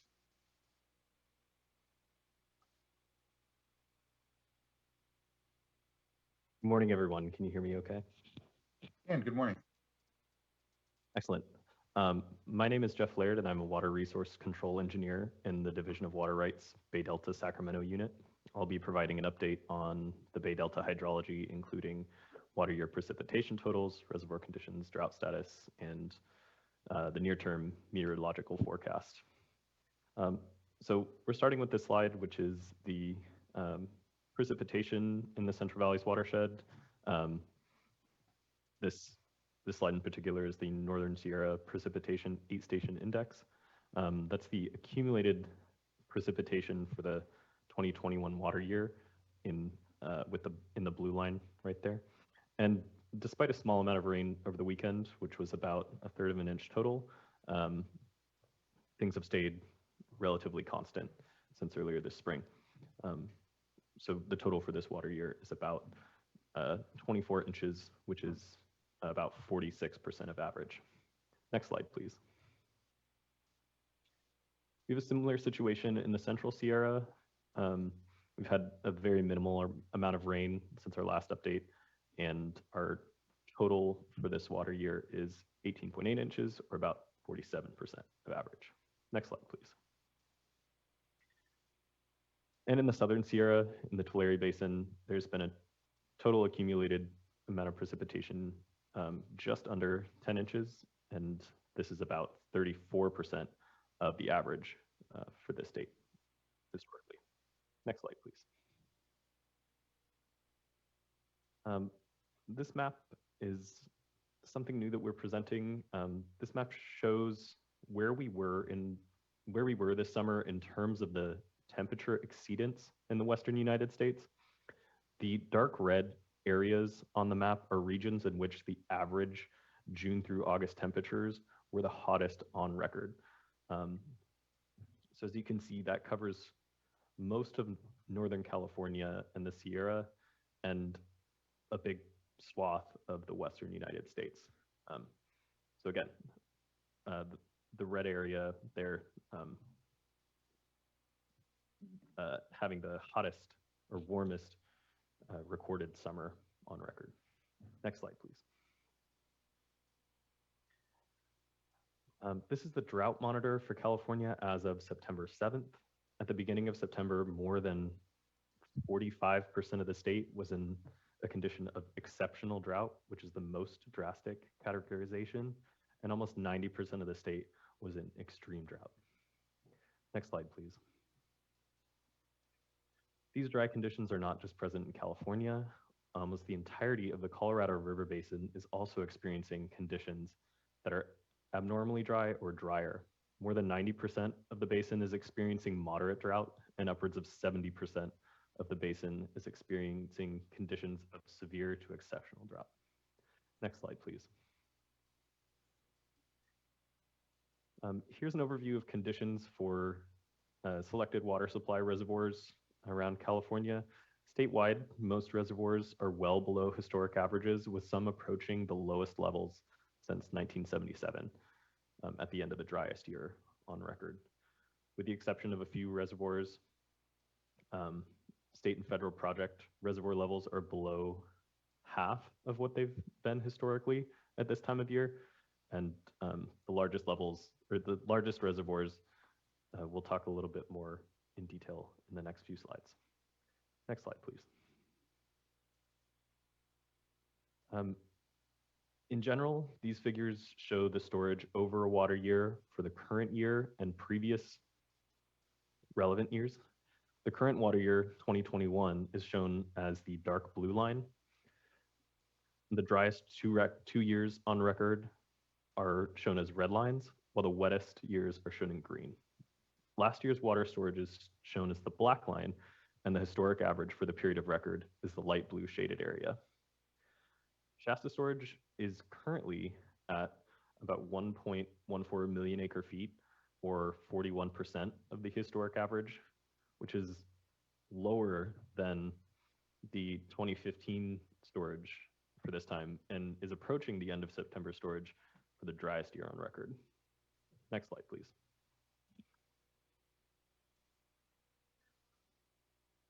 Down at Lake Oroville, storage is at historically low levels, under 790,000 acre feet. This is 22% of total capacity and 35% of the historical average. Next slide, please. On the American River, the current Folsom storage is at 24% of total capacity, which is 40% of the historical average. Next slide, please. New Melones is holding about 865,000 acre feet, which is 63% of the historical average. Next slide. South and across the valley at San Luis Reservoir, storage is trending similar to water year 2015 at 12% of capacity and about 28% of the historical average. Next slide. Just to cover a couple of other reservoirs, for Cachuma Reservoir, we're at about 51% total capacity. Diamond Valley Lake is about 77% of capacity. And again, San Luis about 12% of capacity and 28% of historical average. Next slide. This map from NOAA represents the likelihood of the current drought conditions in the US continuing, that's in the brown there, improving or being removed entirely, meaning things would get wetter, and that's in the gray and green respectively, or the likelihood of drought conditions developing, which is in yellow. This current outlook for the period of September through November indicates drought conditions in California will likely persist. Next slide. Next, I'm going to show two significant components of the drought outlook. First, we'll look at the temperature outlook for the month of October. This map is another national scale map that shows the likely temperature in a region compared to that region's historical average for the upcoming month. Based on these projections, much of California could experience warmer than normal temperatures for the month of October. Next slide, please. Looking at the precipitation outlook in the same terms, most of California will experience a more or less normal October, which historically has not brought a lot of rain. Next slide, please. And lastly, an update on Term 91. Permit and license holders with Term 91 as a condition of their water right must cease diversions when the State Water Board issues notice that Term 91 diversion limitations are in effect. Term 91 is considered in effect when the delta is declared to be in a balanced condition and when natural flow is no longer sufficient to meet water quality and flow requirements and other in-basin demands. On this graph, when the delta flows available, that's the blue line, are not sufficient to meet water quality objectives, the line will be above zero in the red area.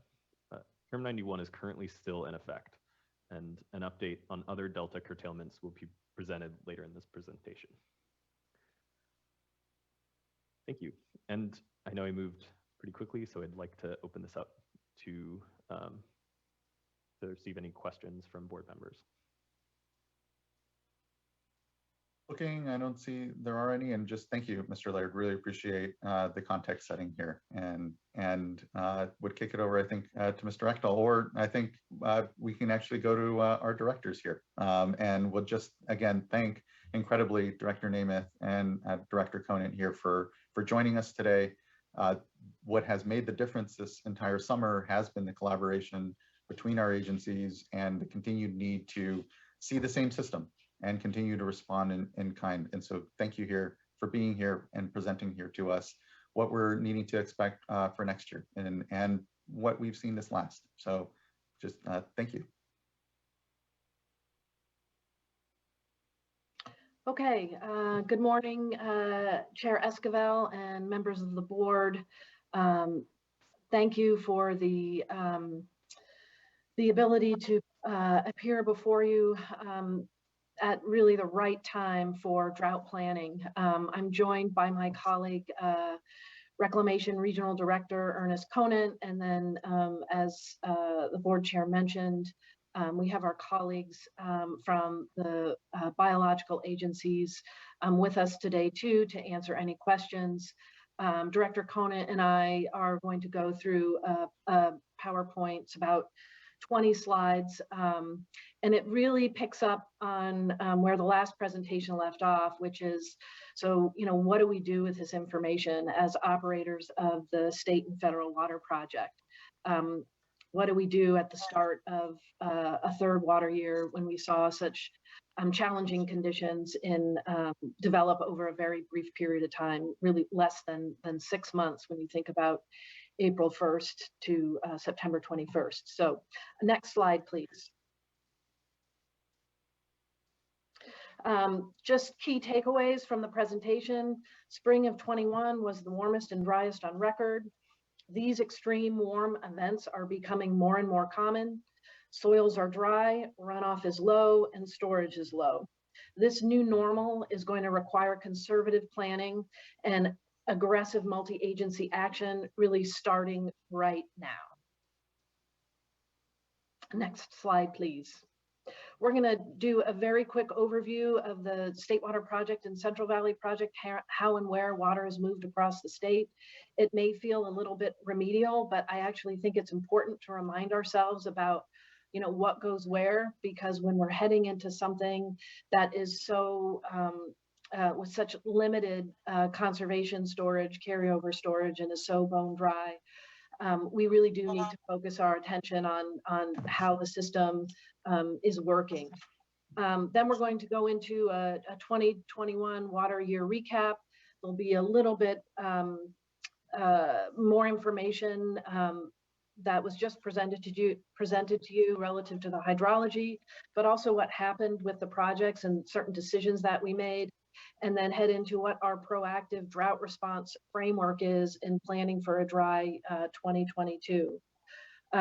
For me, there's really two things that are coming into play, and it's at or near record low storage in the project's three main reservoirs, Shasta, Oroville, and Folsom. And this concept that we have these known unknowns in the system that are climate-induced impacts that are layering on top of hydrology and creating different kinds of challenges than we've ever experienced before. Those two realities are really driving our drought response framework heading into this water year type. Next slide, please. So I'm now going to hand it over to Regional Director Conant for the next couple of overview slides. Over to you, Mr. Conant.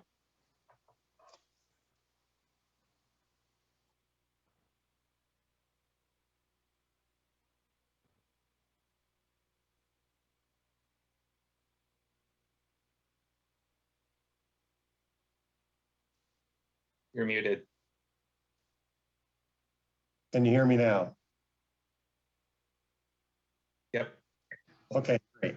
Good morning, Chair Escobar and board members. Pleased to be here and participate in this presentation. So here we, just for, again, general information, we have an overview of the service areas of the State Water Project and the CVP. And as previously indicated, the three major reservoirs that we are focused on that principally contribute to outflow requirements. Of course, other major reservoirs for the CVP are the Trinity, New Maloney's, and Millerton, and 45% of San Luis Reservoir. And for the State Water Project, of course, there's the San Luis Reservoir and several Southern California reservoirs, all of which play part in an integrated system of the two projects. But for these purposes, we're focused principally on Shasta, Oroville, and Folsom. Next slide. So this is an overview of our settlement and exchange contracts that the two projects have. These contracts were entered into many decades ago with prior water right holders, in part to help secure permits from the Water Board. I'm going to summarize quickly the provisions of our contracts, and then Director Namath will summarize those applicable to the state project. So for the CVP, we have the Sacramento River contractors, there's about 131 of them, and they accumulate to just short of 2.1 million acre feet. And we have the San Joaquin River exchange contractors shown down below here, with an entitlement of 840,000 acre feet. Those amounts are subject to shortage provisions, which are keyed off of what we refer to as a Shasta critical year. And a Shasta critical year is defined in those contracts as a year in which the projected inflow to Shasta Reservoir is less than 3.2 million acre feet. That 3.2 number increases during drought periods. So this year it was 3.9. Next year we expect it to be 4.0, approximately 4 million acre feet. So when there's a shortage, those contracts are shorted 25%. So for a total of 75% that they're entitled to take out of their contracts. The determination of whether it's a Shasta critical year is made per those contracts as of February 15th. But that number can change over time if conditions change. So as an example, in 2020, we had the unusual condition where it went back and forth between being a critical or non-critical year and ended up as a non-critical year. And I would also note that these shortage provisions, the 25% cut, apply equally to we have contracts with 19 federal and state refuges. Those shortages apply also to their level 2 supplies. So that's a quick summary of provisions applicable to the CVP settlement and exchange contracts. And Director Namath will now summarize those applicable to the state water project settlement contracts. Thank you, Director Conant. So as you all are familiar with, the State Water Project has our settlement contractors on the Feather River, slightly different ways to go about dealing with drought and dry conditions. Their maximum amount is 955,000 acre feet. For the State Water Project, we enter into drought conditions based on an April 1 forecast. So that's our Bulletin 120 forecast. And essentially, based on that cumulative runoff at that point in time, the feather contracts can be reduced by 50%. And then over a 7-year period, essentially a total of 955 can be cut over a 7-year period. So for example, this past year, we did cut to 50%. If we entered, if this year, in all likelihood is another dry year and we cut 50%, then by contract, that's the extent of what we can cut in a 7-year period. We also have another contract with the North Delta Water Agency down in the Delta, which is just fundamentally different. It's really about a water quality objective in the Delta. And so that was not triggered this year. There are 3 water quality criteria that need to be triggered by drought.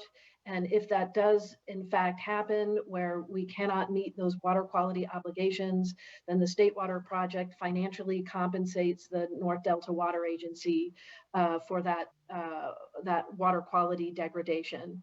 That contract is about 400,000 acre feet. So this is all, I think, fairly important given where we are relative to dry conditions in the system, relative to uncertainties moving forward. And I'll hand it back over to you, Director Conant. Oh, thank you. Next slide.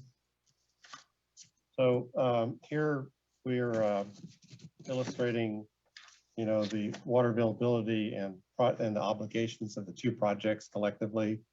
So as you can see, the runoff from Northern California is extremely variable, from 5 million acre feet to 38 million acre feet. And then we show on this chart the water right obligations, and they vary between a wet condition and a dry condition when the shortage provisions kick in.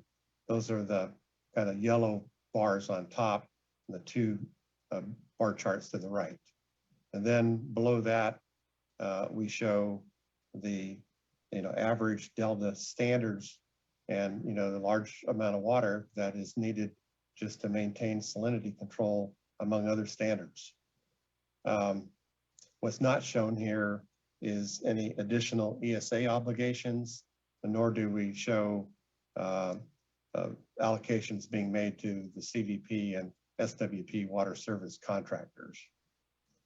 But what is illustrated by this chart is that in wet conditions, we can fully meet the project obligations. But in dry years, we need to supplement with project storage in order to meet those obligations. And in dry years like 2021, it may not be sufficient. It's very challenging. So next slide. This is the slide that Jeff showed you just a moment ago that you've seen many times. let's go to the, and as you can see here, again, 2020 is in the top 10 driest years of record. 2021 was even drier.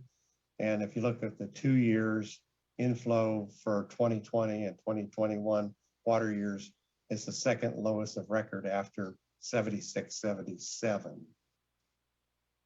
The next slide is just a different look at kind of the same information. Go to the next slide, please. This is showing a longer period of history, approximately 100 years. And as you can see again, 2020 in the lowest 10% of years in terms of precipitation. And then you see 21, 77, and 24 as kind of outliers. So hopefully we don't have another 21 for at least another 44 years, but we certainly cannot plan on that. So back to you, Director Namath. Thank you. Next slide, please. And here's one reason why we can't plan on that is, as all of you know, a lot of our planning for the projects is based on the previous, 82 years of hydrology, certainly for the Department of Water Resources with our CalSim. And I think, one of the big things that we learned this year was there are other conditions that are affecting how hydrology translates into water supply. So I've got a couple of slides on, and so those to me are the known unknowns, where we know these things are happening, but we don't fully understand how they will affect the translation of precipitation into runoff into rivers and streams. So I think this slide is pretty interesting. This is from the department's forecasting center. And what you see here, this is rising minimum temperatures. So we saw that previous slide in Jeff's presentation about sort of overall warm temperatures. But what's also happening is the minimum temperatures are rising. And what I think is interesting about this is we've experienced these extremes before. You can see it looks like it was probably 1934. Then we had another 50 years before we experienced another extreme like that. And then we had suddenly starting in 92, you see those rising minimum temperatures become more episodic. And then really in the last decade plus, that we move from episodic to really common. So we're really moving up. The background trend is exceptional conditions becoming episodic conditions, becoming actually common conditions. Next slide, please. And so this is another way of looking at that. And so these slides show a picture about how dry conditions combine with hot conditions. So in 77, we were in extreme drought. And you can see what these charts show is the amount of moisture and water that the atmosphere takes out of our environment. And you can see when we were in extreme drought in the 70s, the pattern that emerged there. Then in 2014, where we had extreme drought and heat, you can start to see areas in which things are drying out a little bit more. Certainly in the sort of the foothill area of the Sierra. And then you take a look at 2021, extreme drought and even hotter, you can really see that sort of band of orange really in these areas that are so important to how we manage the state and federal projects. So just another look about how much I think climate is affecting precipitation in ways that while we don't fully understand, we need to be planning for. Next slide, please. This one tells a very similar story, but in a different way. The thing I want to point out here is in terms of runoff, 77, we had a lot less precipitation actually than we did this year. Yet our runoff was close to the same. And that in effect is the effect of these dry conditions, where we can now have significantly more precipitation, but given the hotter temperatures, it translates into runoffs that are much, much worse than we anticipated. Next slide, please. So that's effectively what happened this year. We had runoff much, much less than what we had anticipated. We had a pretty decent snowpack. We knew we were in dry conditions on April 1st, but we had a significant snowpack. And then we really saw that snowpack really melt in almost record time and generate much less runoff into rivers and streams and reservoirs than we had been planning for.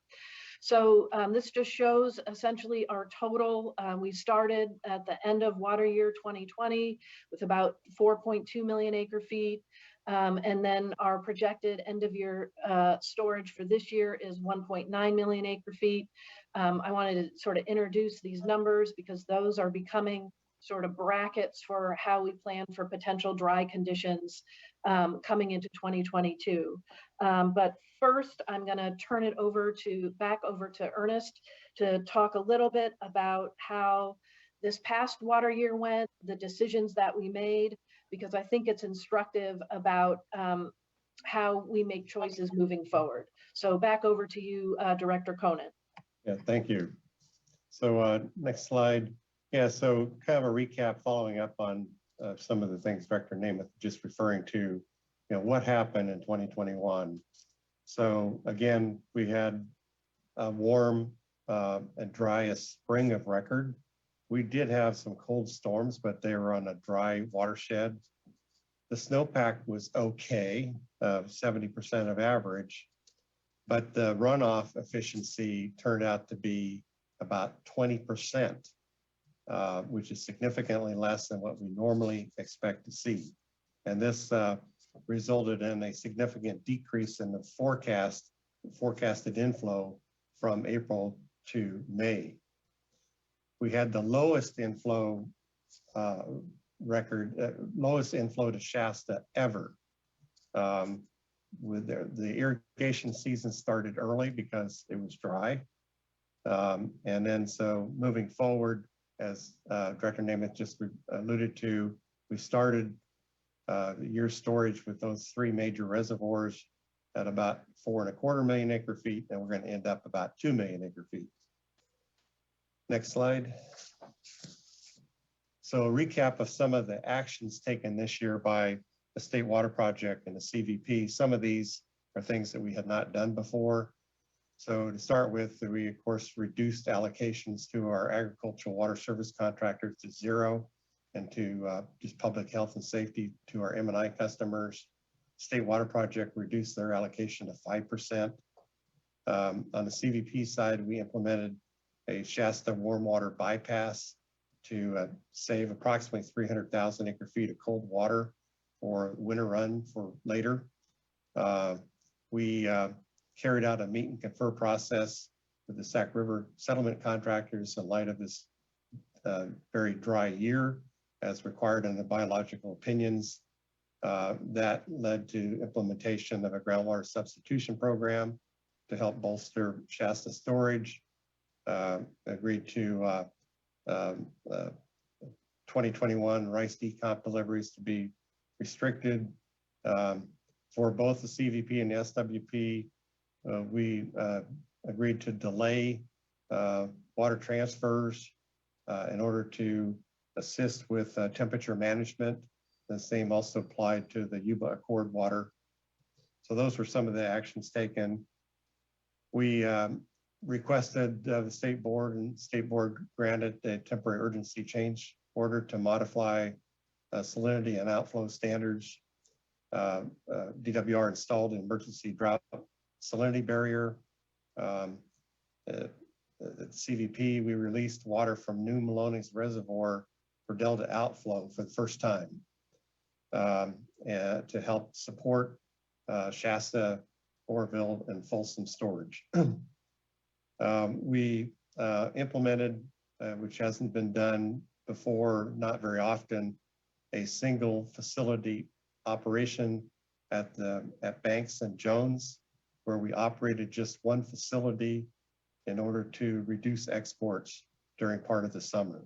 So those are a few of the things, actions taken in 2021 by the two projects. So next page. So lessons learned, in managing uncertainty, as Director Namath alluded to earlier. So climate change has probably resulted in long-term data sets that we rely upon, not necessarily being representative of what we can expect for future conditions.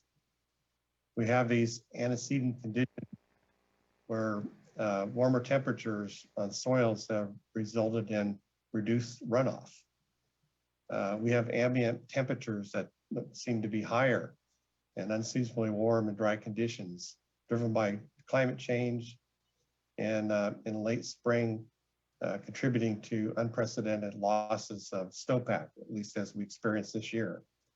And very important, in a very tight year like this, we have reduced flexibility with dry conditions and minimal exports. This results in limitations on our operational buffers and flexibility to reduce and adjust quickly to variations in tidal flow, tidal variations, and depletion changes. So those are a few of the things that we've learned this year and that we have to take account of as we move forward. So back to Director Namath. Thank you. Next slide, please. So here we are heading into October 1st, the start of the water year. We are planning for a third consecutive dry year. The priorities we've identified is health and safety, protecting endangered species, conserving our storage, and making water deliveries a priority as water becomes available. We really do need early communication so that we can plan better. We definitely want to take advantage of having more tools early in the water year and take steps that we can to reduce forecast uncertainty. I think as a general matter, our philosophy is we want to limit surprises so that communities can plan. We can plan to protect the economy. We can plan better to protect health and safety and the environment. And even though it's difficult and challenging, we'll all be better off if we do head into a third dry year, if we have an opportunity to plan in advance and take some steps to mitigate the effects of drought. Next slide, please. Many of you may have seen this before, but intuitive to those of us who are water operators, we know that at the beginning of the wet season, we have the most uncertainty relative to forecast. As the season progresses, we get more information, and that sort of that funnel narrows towards the end when we really know what Mother Nature is going to give us in terms of water supplies. What happens is we have more discretion for decision making earlier in the season, even though we have less certainty than we do as the season progresses. Next slide, please. So we have identified some guiding principles for us on a third consecutive dry year. In a nutshell, we're planning for the worst with off-ramps for conditions when they improve. So we're planning for the worst, but we are hoping for something better. We do need to be supporting the human right to water through health and human safety. We also need to be protecting imperiled fish and wildlife. We're balancing and protecting beneficial uses of water. We want to honor the water rights, very important underpinning for our system. We want to promote fairness and equity in policy decisions, prioritize effective and efficient strategies. So if we can meet multiple goals with how we're planning and scheduling water, we want to be able to do that. Focus on science and collaboration.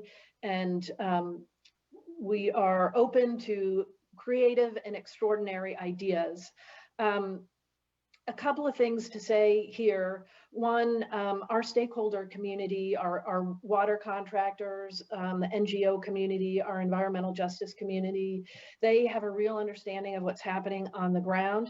And one of the things that we want to do over the course of the next couple of months with this concept of planning for the worst, but you know, hoping for something better and having a planned response for something better.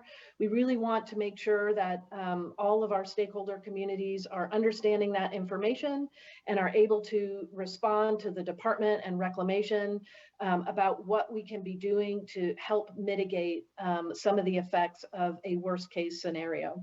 So next slide, please. This is very similar.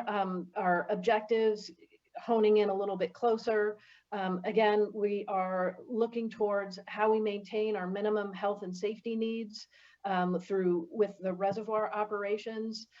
Right now, the State Water Project has been soliciting input from our state water contractors. We expect all of that to come in by October 1st. We've asked them to plan for a zero allocation, again, you know, worst case scenario from the State Water Project, but also dig more deeply into their member agencies so that we can really understand if there is no water supply coming from the State Water Project, if we have a scenario, a dry scenario where the transfer market is not available to urban water users, then we really need to understand what human health and safety needs there might be. One point that I want to make is that for the State Water Project, we have not, you know, by and large, we have not met our water supply allocation for our south of Delta contractors with stored water in Oroville for the last 2 years. We had, I think, a 20% allocation in 2020. That was met out of San Luis. The 5% allocation this year was also met out of San Luis.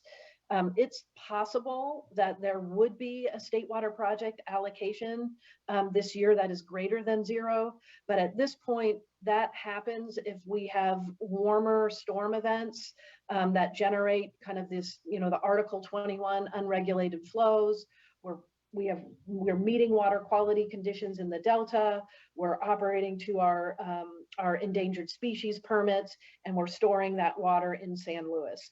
They're really, for the State Water Project, with the exception of some of our South Bay Aqueduct contractors in the Bay Area because of the configuration of our system, as a general matter, we're not using Oroville storage, and we haven't in a couple of years to meet those South of Delta water export needs. So we are focused on maintaining the water quality in the Delta. It's the source of a lot of municipal drinking water.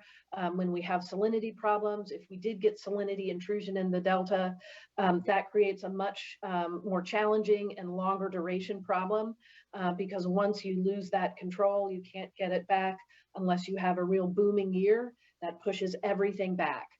We do want to protect species by meeting environmental needs and then conserving upstream storage to meet future critical needs. Maybe Ernest, you know, I would invite you to say a little bit about some of the work that you're doing relative to understanding your M&I customer needs and other water supply needs from your CVP contractors, since your system's a little bit different. Yeah, so we have a M&I shortage policy that's been in place for a number of years.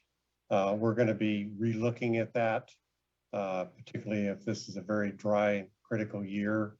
Through the normal process, our contractors have to update their municipal needs. And again, we're going to be refocusing in on our M&I shortage policy if this next year turns out to be as bad as this year. So next slide, please. Okay, so what we're looking at for you know, the worst end of the range is what we've essentially done is we've bracketed our carryover this year, about 2 million acre feet, and our carryover from water year 2020, which was 4.2 million acre feet, the two previous dry years. And what we're starting to do is explore what the needs would be, what kind of drought actions we would need to take to hit those carryover storage targets by September of 2022. Again, bearing in mind that the earlier, we have more tools on the table to meet those storage targets if we're clear upfront what it takes to do that. And then as the season progresses and the hydrology changes, we can make adjustments from there. One of the things that we're doing is we're making more conservative forecasting assumptions. Typically, we rely exclusively on hydrologic data, as Director Conant mentioned. You know, one of the challenges is these data sets from previous hydrologies aren't necessarily holding up when you start to account for these other climate-induced conditions. So one of the things that we're doing this year in understanding how we might reach the 2 to 4.2 million acre feet of carryover storage is we're not anticipating really any rain events from October through December. We might get some. That's entirely possible. I mean, I think lots of us track Mr. Daniel Swain and the work that he does and what the models are showing. Maybe they're showing a little bit of activity in December, then there's concern over the stacking of a ridge. We just don't know. But given where we are with carryover storage and the challenge it's going to be to maintain or improve, we wanted to make some conservative assumptions early on. Next slide, please. And then we want to carry over robust multi-agency coordination. That's the only way we're going to get there with those these drought actions. So here's what we're looking at. Additional temporary urgency change permits applications to the board, and another round of at least one drought salinity barrier, maybe multiple barriers. Again, understanding that now, planning for the worst, enables us to do much better planning than we were able to do last year, have much deeper discussions, you know, with the salinity barriers, with some of the water users in the Delta. It will really help us to know in advance what we're thinking about for next summer and how all these knobs can help us, you know, manage, you know, you remember the obligation chart that the projects have, you know, how do we manage? How do those knobs help us manage to that challenge? Our state water project allocation will be based on domestic sanitary and fire suppression needs. As Director Conant mentioned, they are taking another look at their M&I policy for their contractors. Conjunctive use of other reservoirs. So Reclamation did use New Melones this past year to help keep conditions fresh. That would potentially be on the table for next year, again, as we play out different scenarios. It's possible that we will reduce our settlement contractors potentially even further. Again, part of this is early assumptions, and then if the hydrology improves, identifying certain off-ramps, and for those settlement contractors, obviously with the most senior rights within our project operations, those would be the ones that are filled first. Use of terminal reservoir emergency storage, and then particularly for south of the Delta for the State Water Project, we're starting to look at transfers and exchanges, how our contractors can access stored water that's already south of the Delta and move that water around. Particularly if we're not, you know, using the California aqueduct to move water out of San Luis, it does open up some opportunities for what we call pump-in projects. We're working with Kern County and other places to get a jump on those projects should they be needed. I will also mention that we are working with our colleagues at the Water Board and the Water Rights Division and the Drinking Water Division to really understand if we have communities that are coming up against urgent human health and safety needs. Typically, and they have proximity to the projects.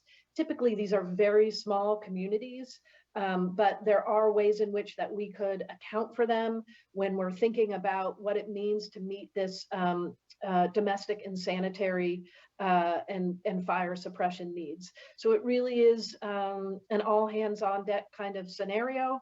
One of the things we're starting to do at DWR is start to make some connections around increased groundwater pumping that comes with reduced surface water supplies.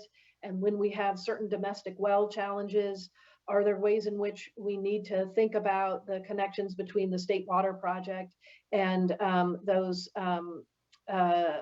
acute water supply challenges that develop with domestic wells? All of this is a work in progress. All of this is learning from the last drought and really the result of the state's ability to pass the Sustainable Groundwater Management Act that has generated a wealth of information. Even imperfect information is going to help us make better decisions. So those are some of the things that we're looking at relative to what would be happening south of the Delta to help our communities deal with the fact that there could be no allocation coming from the State Water Project. There are, of course, other actions that are very critical to making the system work. One of the big challenges this year was even really from June to July, the projects were releasing ever more water from the reservoirs, more than anticipated, even with the waived water quality requirements. And then once we had the drought barrier in place in June, we just continued to see this a challenge meeting water quality conditions in the Delta with planned releases from the reservoir. That suggests depletion challenges. We also had a pretty interesting challenge with king tides this year. Those are predictable, we plan for them, but the magnitude was greater than we'd seen before. So all of these things are happening kind of all at once in the system. So there are other actions that can help in the system that the board has started already this year. So in a worst case scenario, we would expect very close coordination with the board on curtailment orders and how we're measuring depletions in the system. We very much need to improve voluntary conservation. I think the board's going to get a presentation about that a little bit later today. For areas in which they need extraordinary work by the projects to meet basic domestic sanitary and fire suppression needs, those are communities where we would expect the local water boards to put into place mandatory conservation requirements. So that's going to be part of what we do in the event of these very dry conditions persisting into 2022. And then certainly working with the governor's office on emergency orders and further proclamations. As I mentioned, I'll just say it's a new challenge, I think, starting in October to really embrace what a worst case scenario looks like between reclamation and DWR. It's definitely our view that risk management demands that we take this proactive approach, which will look and feel different to a lot of our stakeholders over the course of the next couple of months. One of the things we need to develop is make sure that as we're moving through the hydrologic season, if things improve, we have good communication with all of our stakeholders and water contractors, and that as conditions improve, there's a very clear off-ramp around these very intense plans that we have or very intense drought actions that we would be taking. We are going to continue our forecast and modeling improvement efforts. They are underway with the department and the Bureau of Reclamation, particularly out of their Denver office. They're seeing lots of similar trends throughout the West. But those longer term forecast improvements, they are going to require, a lot more science, a lot more public vetting and peer review. So that's going to be on a longer time frame. I think our real challenge now is, again, very low conserved storage heading into this year, a reality of known unknowns and a real challenge around managing risk to our communities, our economy, and the environment. And there's no way we're going to be able to do it without coordination with the Water Board and without coordination with our colleagues from the biological agencies. I do want to emphasize that even with these actions, it is possible that we won't meet that 2 million acre foot carryover target. But we think that this bracket is a good conservative planning estimate to help us between October and December come up with a real drought plan for next year. So next slide, please. So that takes us to next steps.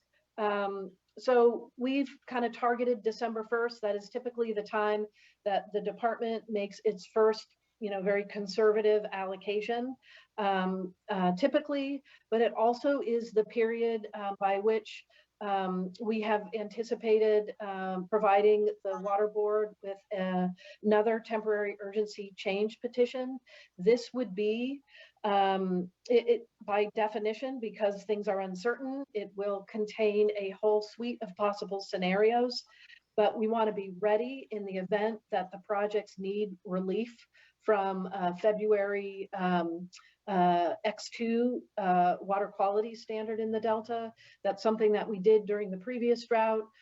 We definitely want to be part of improved public process heading into this year. So our proposal is, working with our stakeholders between October and December.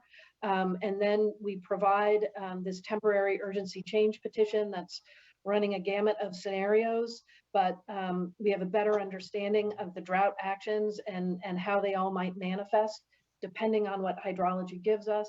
And then that certainly would provide the board, as you've expressed to both Director Conant and I, a real desire for a robust formal public input process associated with that TUCP. So October 1, December 1, critical planning months. We're all going to be rolling up our sleeves, working with a lot of our partners in managing to this kind of worst case scenario plus off ramp for our ever hopeful hydrology. We are a boom bust, no question. We're going to continue to be a boom bust hydrology, but we do see these trends in the background for climate induced impacts that are really only going in one direction. So we're going to have this crazy variability into the future, but it's really that effect of these longer term trends that are, moving from, exceptional to episodic to common. What does that really mean in how we approach resource management decisions? Next slide, please. So I only have a couple of slides. There's a lot going on around us to really wrap around the drought. As folks may be aware, 50 of 58 counties are covered by the state drought emergency declaration.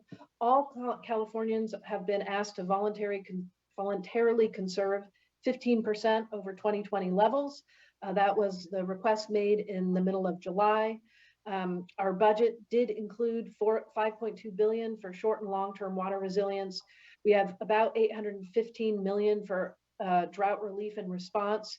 We've been making some grants to these small communities, fortunately, that bore the brunt of the last drought in terms of real acute water supply challenges. And I'm glad to say that we're already getting dollars out the door, and we anticipate in the next week plus some more grant announcements there. Next slide, please. You all are familiar with the work that you're doing, the broader strategy, hauled or bottled water to homes with small systems. Our biological agencies are monitoring and rescuing fish and wildlife, and we're expediting as best we can all these kinds of grant programs for drought relief projects. Next slide, please. We do have our Save Our Water campaign, which is getting a refresh and will be relaunched momentarily. We've had our diversion curtailment We'll continue to provide data, technical expertise, and other assistance to other water agencies. And then the federal government through reclamation has been reprogramming some federal funds to provide drought assistance here in California. Next slide, please. And here we are. For more information, visit drought.ca.gov. And that's the extent of our presentation. And I will just turn it back over to you, Chair Esquivel. And again, we're joined by our Biological Resource Agency colleagues if you have any questions there. Thank you very much. No, thank you, Director, for your leadership. And I know the good long hours that we've had to put in this last summer. I want to acknowledge that it's been a difficult summer for many communities throughout the state. I think of those in the Russian River watershed. I think of Fort Bragg. I think of folks up in Ukiah and throughout the state. And what we have is a model for what we're going to need to be doing next year. And so that is, as you said, Director, focused on improving the actual modeling so that we can prepare best for the scenarios that we can anticipate, but moving up here earlier in the water year, even before October 1st hits, here conveying, because we know that the real decision making that goes on that makes a difference and helps weather through these tough conditions is at the local level. And we need to have a continuum of decision making from that local level to the state and federal here in order to best manage through what we know are going to be difficult circumstances, even with a little water in the system. We're going to need to be really managing the system in real time and leaning on the lessons from the last drought and even of this last summer. So just thank you. I guess I know that there is a lot of coordination going on modeling in Denver, and wondering and know that we need to move expeditiously here in our decision making, but wondering if there is an opportunity to kind of open up that modeling discussion a bit and have a little deeper dive. I know it's been of benefit for us when we do say we did our curtailment work. We're really opening up the assumptions, the tools to that broader community in the state of academics and stakeholders can really benefit ensuring that we have our best foot forward. So just wondering if there might be opportunity to maybe workshop in joint some of the modeling work, the assumptions, the deep dive here. You know, I think of what I know are terms like, you know, runoff efficiency, which, you know, had a huge impact this last year. And what we saw was a reduction of it and really meant it kind of a core root of some of the modeling challenges that the project saw. And I want to just acknowledge the State Water Project and the Central Valley Project are world-class operations here with teams and technical ability that is again world-class. And so these challenges with our historic models and some of our previous assumptions not lining up and creating the challenges that we see in that risk mitigation, you know, that could go on. Anyway, it just seems like an important space, and just wondering if there's any thought about particularly workshopping some of that. I think that's a great idea. DWR is working. We have a couple of sort of workshops planned that are part of this whole forecasting world, which I'm getting much more familiar with. But that includes partnerships with the U.S. Geological Survey, NOAA, also NASA and others. And I would bet there is a way that California could host something to kind of open up that view, if you will, to a broader set of communities and stakeholders. It's really been kind of the purview of a real expert community, and that work is carrying on. They are certainly looking at all of this with a lot of vigor this fall. But that is some kind of a workshop we could design here in front of the Water Board, and we will want those kinds of partners to participate. Thank you, Director. I appreciate that. Yeah, I think to just the decision making that the board will have to be doing in the face of water rights, you know, the precision that we're going to be needing in the year ahead, as you as project operators are actively and transparently managing the system, and then other water users throughout these our watersheds are also coordinated, understanding that the best available information is there, and trust amongst our agencies and the decision-making, the joint decision-making space we'll be having. And again, I emphasize the local decision-making that is going to make the real difference here, and is why we're looking to really bring out these discussions. So thank you, and just thank you for this. I know a lot of information that we provided to folks, but it's really laying out what is the important context of our activities around conservation, around curtailments and water rights, but importantly, the work that Division of Drinking Water will have to be doing to understand the vulnerability of systems throughout the state, whether or not there are alternative sources that will need to be permitted or contemplated permitting as local communities manage and adjust their supplies and manage their water resources in ways that help them get through, again, what we are signaling are going to be difficult circumstances if things remain as dry as they were this year. And even if we do get a bit of precipitation, it's going to be difficult to manage. Thank you. Fellow board colleagues, is there anything you'd like to ask the directors here before we maybe hear from our federal and state biological agencies and any input they might have as well? I do have a question, and Vice just Chair, wanted, please. yes, like to kind of tee it off on or on what you already teed off, Chair Esquivel, on modeling. And so looking at, I think it was slide 21 and the actions that you'll be looking at, and then the following slide on sort of the time frame in between the October and December period. I think that it would be useful to have things, and I suspect you're thinking of this anyway, but to have those actions be populated with timeframes. Getting back to Chair Esquivel's question about modeling, looking at, worst case scenario and sort of drop dead timeframes that you all think would need to be implemented as part of that. Yeah, thank you. As part of that action plan.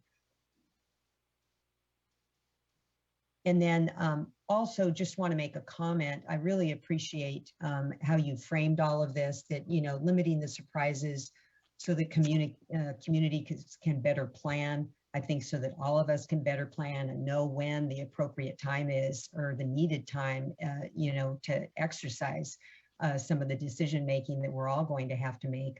But then also the voluntary piece. I think that when water suppliers, water district communities, when they see this coming with greater detail that you're providing here, I think that it will also help to provide some of that creative space so that we can hear from folks and look at potential voluntary actions. I know in particular on the settlement contractors, just the importance of you all communicating with your contractors about how you see things playing out, giving them an opportunity maybe to put something on the table as part of the decision making. Yeah, point well taken, Vice Chair, and that's certainly something we'll be doing, communicating with our settlement contractors as the year develops and developing some contingent plans how to deal with the situation. It turns out that it's another dry year. Yeah, there's a lot of integrated parts in activities that all of our agencies will be doing across that space. Director Namath, were you going to add anything? Okay. Thank you, Vice Chair. And I agree. I think it'll be helpful to further specify, have specificity around just dates around various actions. And here we know TUCPs expected to have and draft and then be able to have discussion for 60 days after on December 1st. And here from October 1st, these next 2 months, a series of discussions, but getting a little more detail in the dates there, and especially looking into next year, because there will be these natural moments in the water year where we'll have our gut checks, and some of them are tied by the allocation process and discussions there with reclamation, and then the State Water Project, and then others are triggered by other activities, and just spelling those out and being specific so that we can again make sure that everyone on the outside here who is really a critical part of the decision making is aware of how to engage and when to, and best try to track what we even know internally for ourselves know is a lot to try to keep handle on. Director Namath. I would just say, one of the things that we've embarked on is a root cause analysis of, really what happened with the forecasting from an operational perspective, meaning how we are, at our joint operations center, looking at the data coming in and, really taking a look at how it was that, we weren't able to track quickly enough when we really saw the runoff tailing off. Some of it was because it just, everything kept, every subsequent week, it's just like, it's even worse. And, the following week, well, it's even worse. So I think that root cause analysis will enable us to really double down on our sort of operational approach to looking at that data and translating it into information. I think what's going to be crucial about that is sort of that kind of real-time communication to all of our partners. All of the modeling that we're doing now is planning modeling, and it is distinct from operational modeling that happens real time. And so part of the challenge is the planning modeling. I think in some ways, it can convey a degree of kind of false precision, right? And so what we need to be doing is thinking about that as a broad risk management tool and make sure that we have enough sort of, knobs to turn as we keep moving through the hydrologic year, and that we're bringing people along with what we're seeing in, these kind of real-time conditions as they develop and what all that data is coming out as. So much more to talk about on that front. And I just want to acknowledge the Vice Chair's comment about really starting to see some dates in there for timing of certain activities and decisions that the projects might be making. And I think that's an excellent comment, and that will be part of our planning over the course of the next couple months. Thank you, Director. Yeah, it is that handoff between the perspective modeling, kind of trying to figure out what's going to happen, and then to your point, that real time. And we just want to make sure we're specific around that. And thank you for that. Fellow board colleagues, any other questions and comments for the project operators? I have a question, and thank you. Also, just add the thanks to this whole process, both this summer and at these board meetings, and then going forward, and really helpful presentation. And I think sobering, open, transparent discussions that we're having this early and continuing. I had some questions. One was, we talked about in the presentation, end of year storage, that even with all of these strategies, we might not even get to 2 million acre feet. And my understanding is that number is that combined storage for all of the reservoirs with the state and federal projects? Is that above Delta? That is Shasta, Oroville, and Folsom. Okay.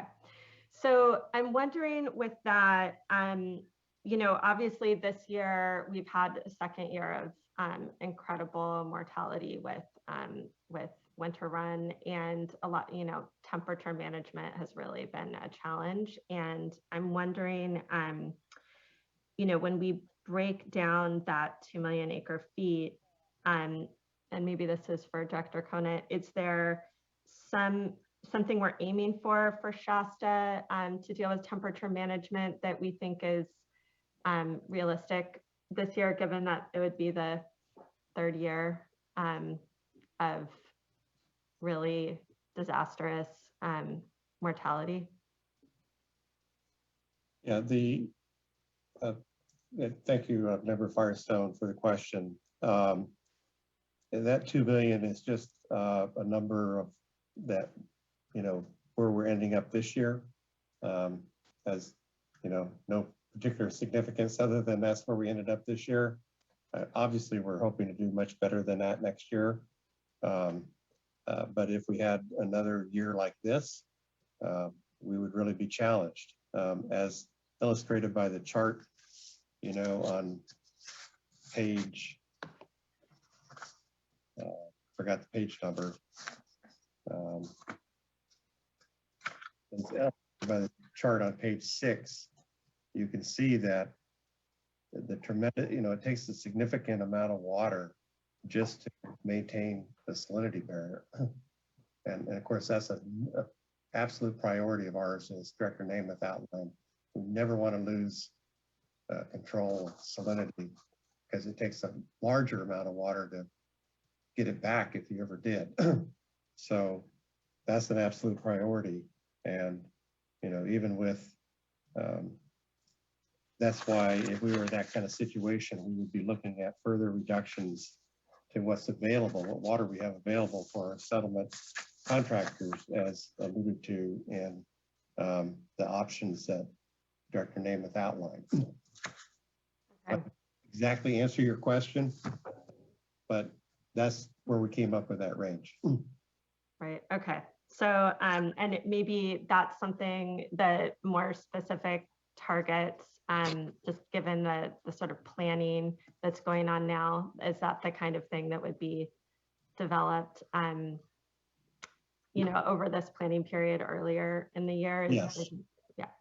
Okay. Yes. And then other question is, and this is actually, this slide was so helpful, and I just, one of the things you mentioned was that this doesn't include ESA obligations, and I'm just wondering how you see that fitting in. I mean, as your point is, we don't have enough to meet all of these obligations, likely, if it's another dry year, and how do you see that fitting in?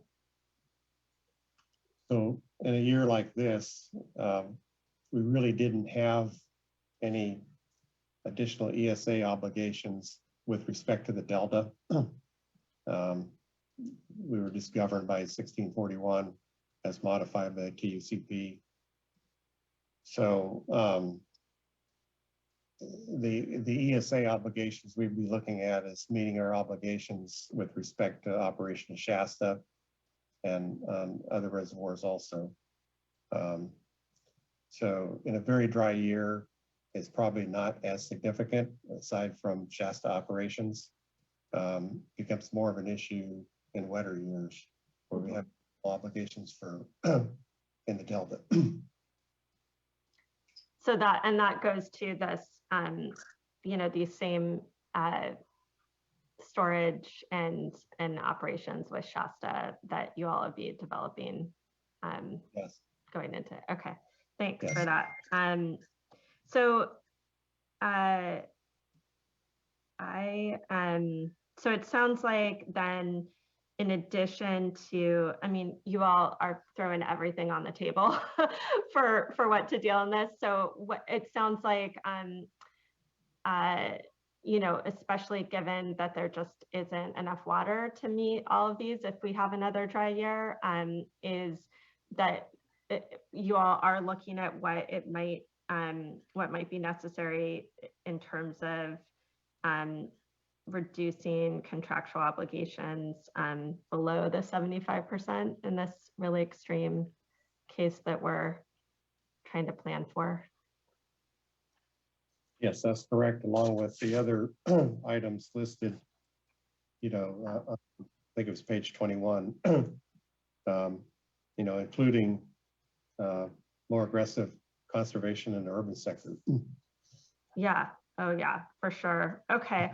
I guess my only other comment, that's really helpful. That was really my question. And my other comment was just, I so appreciate kind of this flipping the seasonal water management assumptions on its head, and just trying to look kind of straight in the face of this reality and making much more conservative assumptions at the beginning, and then going, it's just, we've got this new normal, and I just seeing how you laid that out, I think really clearly was really helpful, and necessary and encouraging. And I just to Director Nemeth, your comments on just taking a hard look at both communities that are indirect or direct contractors for surface water delivery for health and safety needs, especially these really small communities, as well as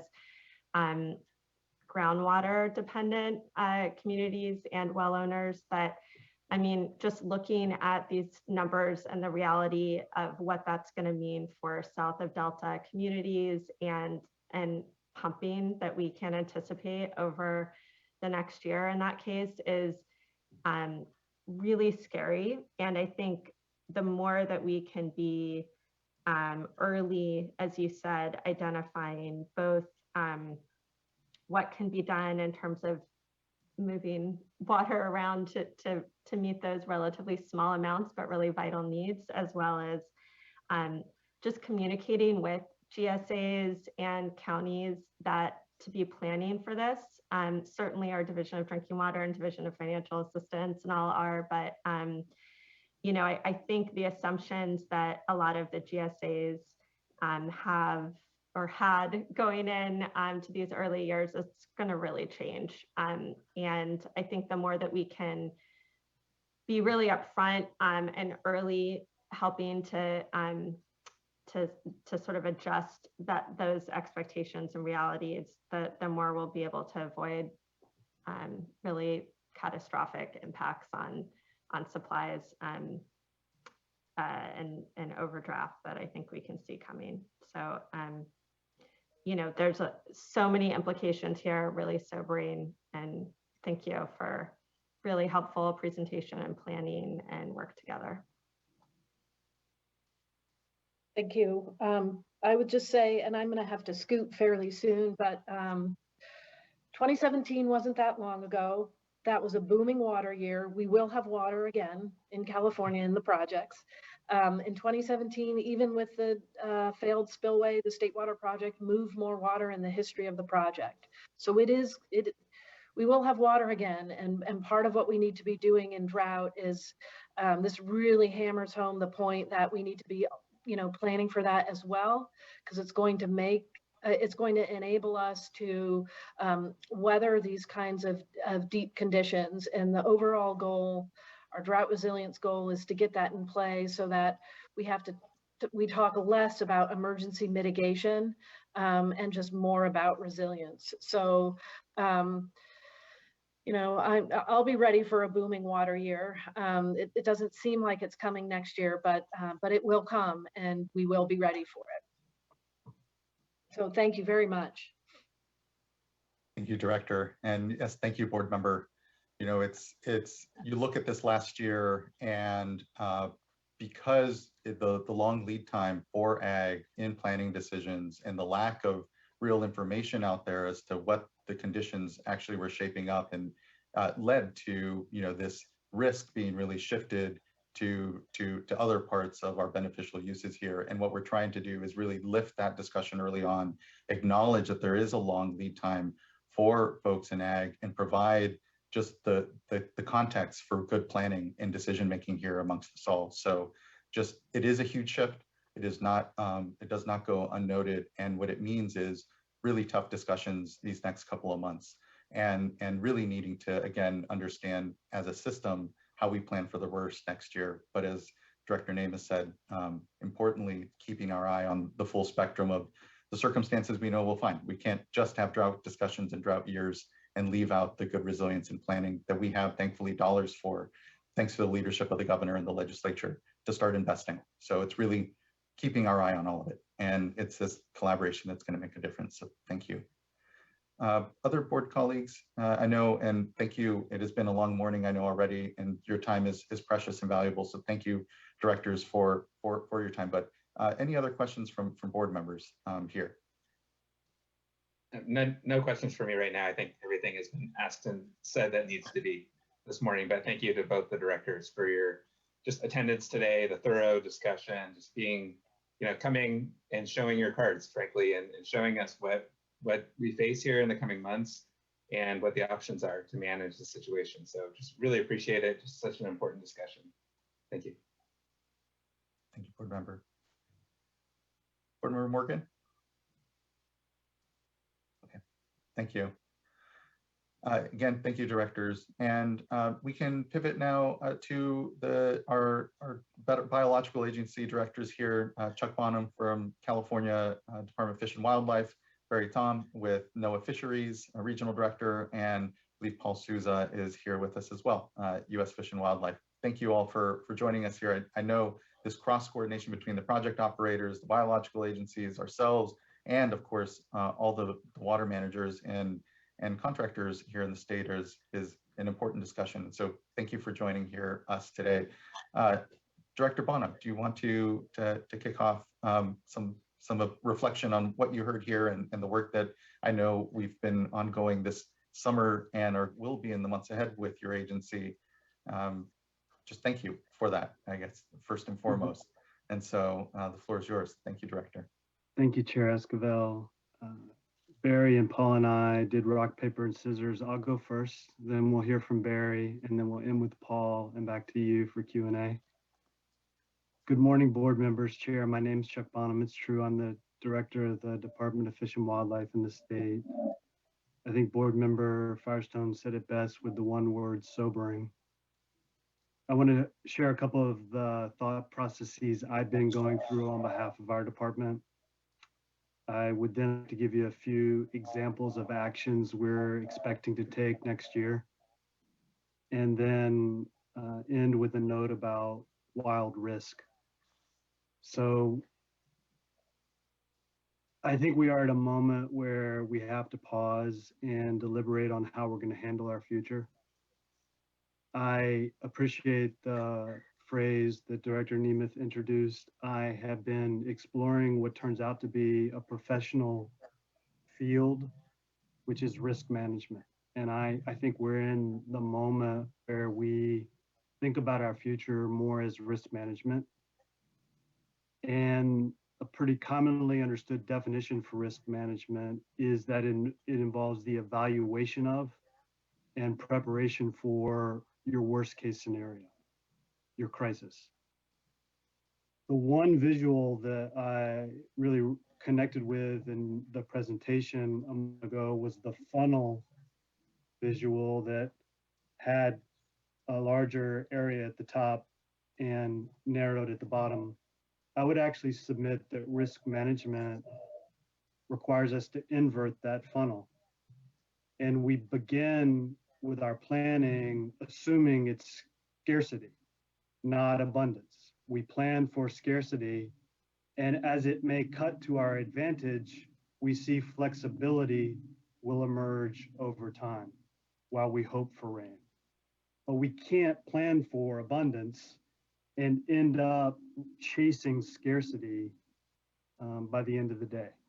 So it's that clarity that I really appreciate the 6 agencies, because unlike the last drought, what's happening right now is your executive director, Ms. Sobek, is part of this conversation between Carla, Ernest, myself, Barry, and Paul. That's unlike last drought. So we've expanded the involvement of the board, and we're planning for scarcity.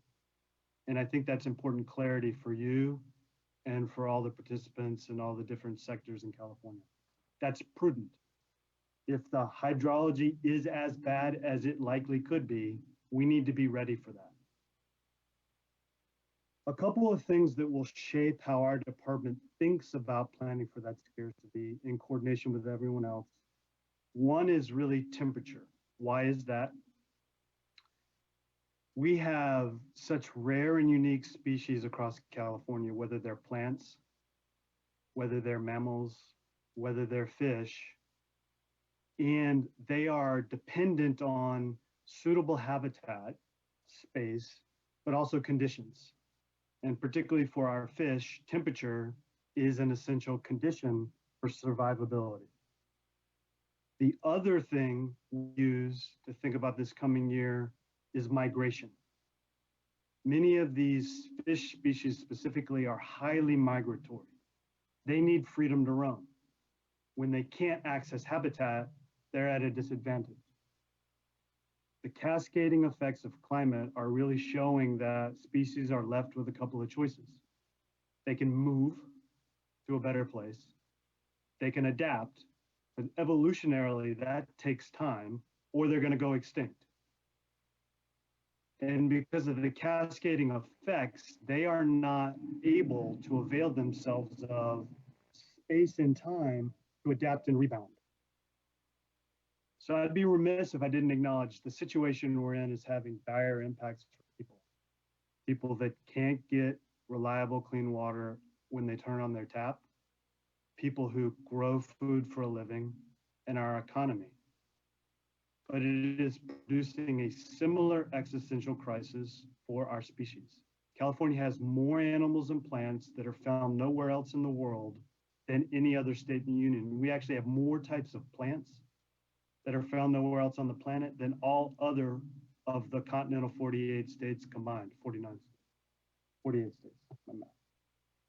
So we'll be looking at temperature and freedom to roam, migratory, as two core kind of planning dynamics. So then what are some of our actions as we head out of this year into next?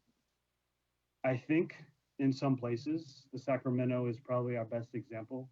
We need to be working across each of the agencies and understanding how we're going to manage for temperature at certain moments in that river at certain times of year being met to avoid kind of consequences that are lethal.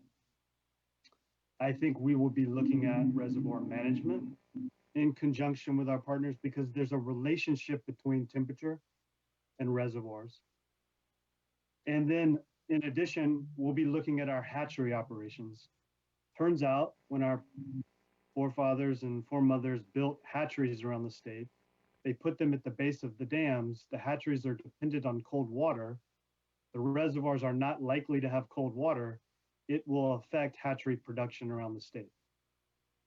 Problem solving in this space can be pretty creative. The U.S. Army Corps of Engineers owns the hatchery below Lake Sonoma on the Russian River. We face a hatchery challenge right now. We actually are holding the broodstock for our coho recovery program for the entire North Coast right now in a high school in Petaluma. That's not sustainable in the long run. It's also the case that the Corps, for the first time ever, is working with our department to access parts of Lake Sonoma that are cooler and they've never accessed before. So there's both risk and innovative opportunity at the same time. You heard the earlier presentation. The standard methods of analysis just aren't working anymore. So we have to bring the updated analytical tools into the discussion. We have to accelerate habitat projects around the state. There are countless projects we should be doing yesterday. And the budget just approved through the governor's leadership in the legislature sends about $1 billion to different parts of the state government to do that kind of habitat restoration. Fish passage. Right now, I think our best example of temperature and habitat impacts to fish is probably in Butte Creek. It's up in the Sacramento Basin. Our early season estimates of adult spring run returns is about 16,000 fish. But as of the 9th of September, we estimate because of our pre-spawn mortalities that pre-spawn mortality has been about 15,000. We have about 1,000 fish left. That's a loss of 93+%.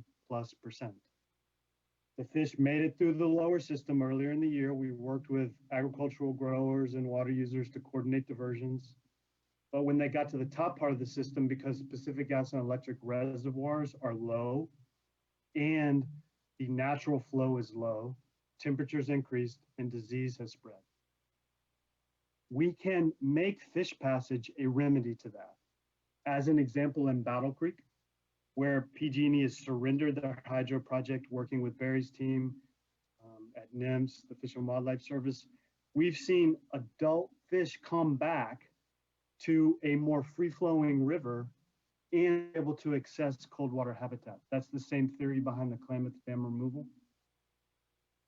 And It's a way in which we ought to be thinking about reintroducing fish into the McCloud. We're going to have to truck more fish. This year, we trucked about 17 million to avoid an impact to our commercial fishing sectors. This week, I expect DWR and DFW will be able to go to our fishing communities and explain to them how we're going to increase fall run Chinook production at our Feather River facility as a mitigation strategies for next year. As you know, we've been intimately involved in appearing in front of you on emergency regulations around the state. But even with those emergency regulations, there's room for partnership. We know you took important but controversial action in the Scott and Shasta River tributaries to the Klamath. At the same time, we entered into our first ever, I think, in our history, forbearance agreements directly with landowners in the Scott River. 3 groundwater pumpers came to us. We did a drought emergency expedited contract. And in the week after they stopped pumping, our monitoring indicated that one of the wells had 4 more feet of water in it than the same time last year. And that Reach 9 of the Scott River had 4 CFS more than before the forbearance agreements. An example of knitting the emergency regulation with actual landowners who are willing to do something right now. Here's my last thoughts. We have to anticipate and manage risk by planning early. That's why we need you to keep calling us in front of you to give these presentations and force our planning. We need to do these things, but then debrief with each other and get ready for the next set of doing. I think it's important to know that uncertainty is not the same as risk. We're gonna have uncertainty. What we're needing to do is manage the risk. And all the literature tells you to manage risk, you have to have a prioritization process. And you saw in the slides from the 2 directors, the priorities of health and safety, species, storage, deliveries. So here's where I'll end. It turns out in this space, there's something that's a distinguishing feature between what's called mild risk and wild risk. Turns out wild risk is literally the thing no one ever thought could happen. The problem with wild risk is it means you almost always underestimate the risk. We are in a space where we can no longer survive underestimating the risk. For species, it's extinction. For our economy, it's dismal. For the people that rely on water for health and safety, there's no other option. So I'm appreciative Mr. Conant and Mr. Nemeth have come forward to think about prioritizing our process and using risk management. Let me kick it to Mr. Thom, who goes to Mr. Souza. Thank you for your patience. I know it's been a long couple hours. Thank you. Yeah, thank you, Chairman Escobar and members of the board, and thank you, Chuck, for those comments. I really do appreciate that, and you really laid out things very well. I also appreciate the presentation from Directors Nemeth and Conant this morning to lay out the water situation. I really wanted to just give a sort of a laser focus on winter run Chinook as a focus area. Might touch on a few of the other areas in the end, but I really did want to highlight why this upcoming year is so critical. And really the bottom line is we are going to have to do everything we can, really the best we can for winter run if we have any chance of digging ourselves out of what we've created as a pretty big conservation hole over the past couple of years. So, just as a reminder for folks, I know many people have been through this, but winter run Chinook salmon have a 3-year life history, as opposed to other Chinook salmon have a more diverse life history. So they're already limited going into the situation with a pretty limited life history. What that means is, while 1 year brood year is returning from the ocean like this year, we've got 2 other brood years rearing in the ocean. And that's important for how we approach 2022 brood year, given what the fish have faced over the past 2 cycles. So I just wanted to review 2020 and 2021 for you. So if you go back to 2020, we actually had a pretty decent return of spawners. As Dr. Nemeth mentioned, 2017 was a good water year. We had a good return of winter run in 2020, the 3-year brood cycle. About 6,000 fish came back in 2020. We actually had pretty good in terms of the mortality related to the incubating temperature for 2020. That mortality was only about 9%, meaning about 91% of the fish weren't impacted by actual temperature in the system. But the survival to that downstream, that fry stage down to Red Bluff Diversion Dam was still poor, only 11%. Meaning we had good temperature management, but it wasn't enough to stay off other challenges in the system, like thiamine deficiency, which I'll cover in a bit towards the end. So then go to 2021, and this is where the drought impacts come in. So if you look at brood year 2021, we've also had a really good year of adult returns this year, over 6,000, similar to 2020, but even higher. But we've modeled the temperature dependent mortality about 80% this year, meaning only 20% even survived to make it out of the gravel. And we expect that survival to Red Bluff Diversion Dam to be even lower again this year. So, go back to 2014, a similar drought year. In that year, we modeled more temperature dependent mortality, about 77%. So similar to what we've seen this year. And that egg to fry survival was only 6% down to Red Bluff Diversion Dam. So we expect probably a similar year this year. So we've got 2 years, very low egg to fry survival. So when you go back, you look at the biological opinion in managing the system, that biological opinion states that in the event of 2 consecutive years with total egg to fry survival less than 15%, we need to basically pull everything we can across all the directors to do anything we can to avoid that 3rd year of low survival. It doesn't matter what caused the egg to fry survival to be low, but the fact that it is low means we need to take action.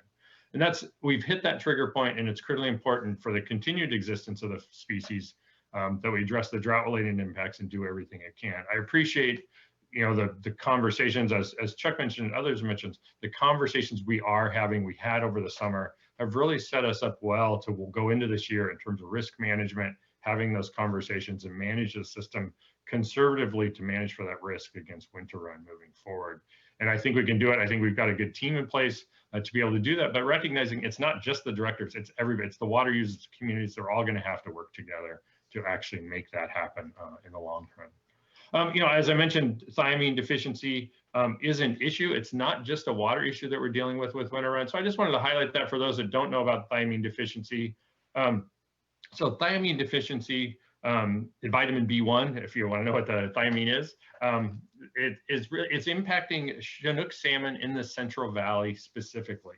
It's driven by changes in the marine diet of Chinook salmon. And we've noticed over the past few years with the increased abundance of anchovies in the ocean, they have a enzyme called thiaminase, which actually prevents the uptake of thiamine in the Chinook salmon. It's not caused by ongoing drought conditions. It is really an ocean issue, but it does affect that freshwater survival. So when we look at in 2020 at the Livingston Stone fish hatchery, those hatchery returning fish, 50% of the females had this thiamine deficiency. We're able to actually treat it in the hatchery environment by giving them injections of thiamine. There's nothing we can do in the wild environment for those wild winter run. If you look at this year, the current estimate's about 87% of the females coming back to the hatchery this year had thiamine deficiency. Our assumption is in the wild that those eggs are not expected to survive in the wild if they have that thiamine deficiency. And so that's another factor as to why we're seeing this issue. But there's also very little we can do about it. We basically, the only thing we can do is bolster the numbers, bolster the other survival in the other life stages of the fish in order to overcome some of those challenges. And as we learn more on thiamine, maybe we do learn more about how we can deal with it. But right now, we're just coming to understand with the variability and changing in ocean conditions, which is what I think what we're all facing with climate change and other things. It's just another factor that we're having to face out there in the environment. So I did want to highlight that. One, I did want to put in Chuck for Director Bonham. Over this past summer, the actions that California Department of Fish and Wildlife working with us have taken with the voluntary drought initiatives, great work on fish rescue in the system. Like you said, the movement of hatchery fish coordinating together so we can actually move some of our conservation hatchery programs to areas with cold water. I'll just second his remarks that, and I said this to my DC leadership the other day, the fact that we're relying on a high school for the viability of a species is pretty sad. One, hats off to the high school, I think, for helping us through that, but we've got to do better than that in the long term moving forward. I also just wanted to respond quickly to Director Namus' remarks in terms of the teams working on the forecasting. From NOAA side, I work on what we call affectionately called the wet side of NOAA on the fish side. We also do have the dry side that works on the modeling. But if there's anything I can do as we identify gaps and bringing those sides of NOAA together to help in the modeling and the fish side, I also think maybe we should call them the wet side of NOAA. Maybe there'd be more water on the system if we did moving forward. And then lastly, I did want to hit a comment Director Bonham made about fish migration, fish movement in the system. And I think that's one thing that we need to consider as the directors meet, as we think about actions. You know, we learned some things from the drought in 2014 and 2015. Clearly, we haven't done as good as we would have liked to do this year. But going through that, some of those long-term actions like reintroduction of winter run in the McCloud, and basically doing things where we can both increase the diversity of habitats, and basically manage our risk by putting these fish in some other pots is very appropriate and something we need to think of in the long term, because otherwise there really isn't any other modes of changing in terms of how we operate the system that can overcome those long-term climate perturbations that we're dealing with in the system.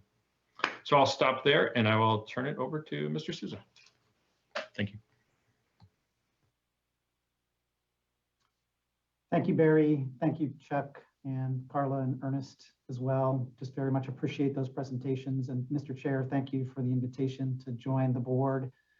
We are all close partners in this very difficult issue of water management in California. And right now with the drought conditions, the tone has been set well. It's an all hands on deck moment. And we each have roles to play to make it through this next year. Like everyone, we hope for a terrific level of rainfall and snowpack, but it's been said well before me, we must prepare for the worst and act accordingly. If we do see a wonderful level of precipitation, it will increase flexibility. But unless and until that happens, being cautious for the benefit of fish, wildlife, and habitats is certainly the philosophy of the U.S. Fish and Wildlife Service, as it is with all of our team, I believe. The good news is I think our relationships have never been stronger. We're in daily conversations with the Department of Water Resources, with Chuck's team, with Barry's team, with the Bureau of Reclamation, and the State Water Board. The staff has been a wonderful partner as we're all trying to be as creative as possible and deal with these extraordinary times. We've heard a lot about the challenges that our species face. I'd like to talk about that to some degree, also talk about some of the actions that we're going to be taking. And we're open to creative ideas. We haven't come up with every idea yet that we'll need to undertake to protect these species, but we truly do have an extinction potential on our hands, and we need to be open to more creative thinking to do everything in our power to protect these species for the long term. 3 actions in particular that I'll mention. We've heard about the plight of winter run Chinook. We have deep concerns about the condition of this species. As Barry and Chuck said, this is the 3rd year of their cycle, and we need to do everything in our power to avoid the lack of survivability that we've seen in the last couple of years. We do have hatcheries, as have been mentioned, that are a central part of our conservation strategy. In the Fish and Wildlife Service on the federal side, we have doubled our production of winter run Chinook at Livingston Stone National Fish Hatchery. This is by Shasta. From 250,000 fish per year to over 500,000 fish. We will continue this increase in production for as long as it takes. Battle Creek was also mentioned by Chuck. We are fully committed to the Battle Creek restoration effort. We have another 200,000 or so winter run Chinook salmon that are being released at Battle Creek. This is an important and so far promising restoration effort where we're releasing the fish in that important location in the historic range of the species, and we're seeing notable returns. For us, it's a recognition that we need to accelerate the restoration effort in Battle Creek and continue our dedicated efforts to put fish back into that important part of the historic range. Chuck mentioned trucking. We too had to truck a significant number of fish this past year. We don't like to do it. We prefer for the fish to be able to have their normal life cycle through the system, but when we have to, we will.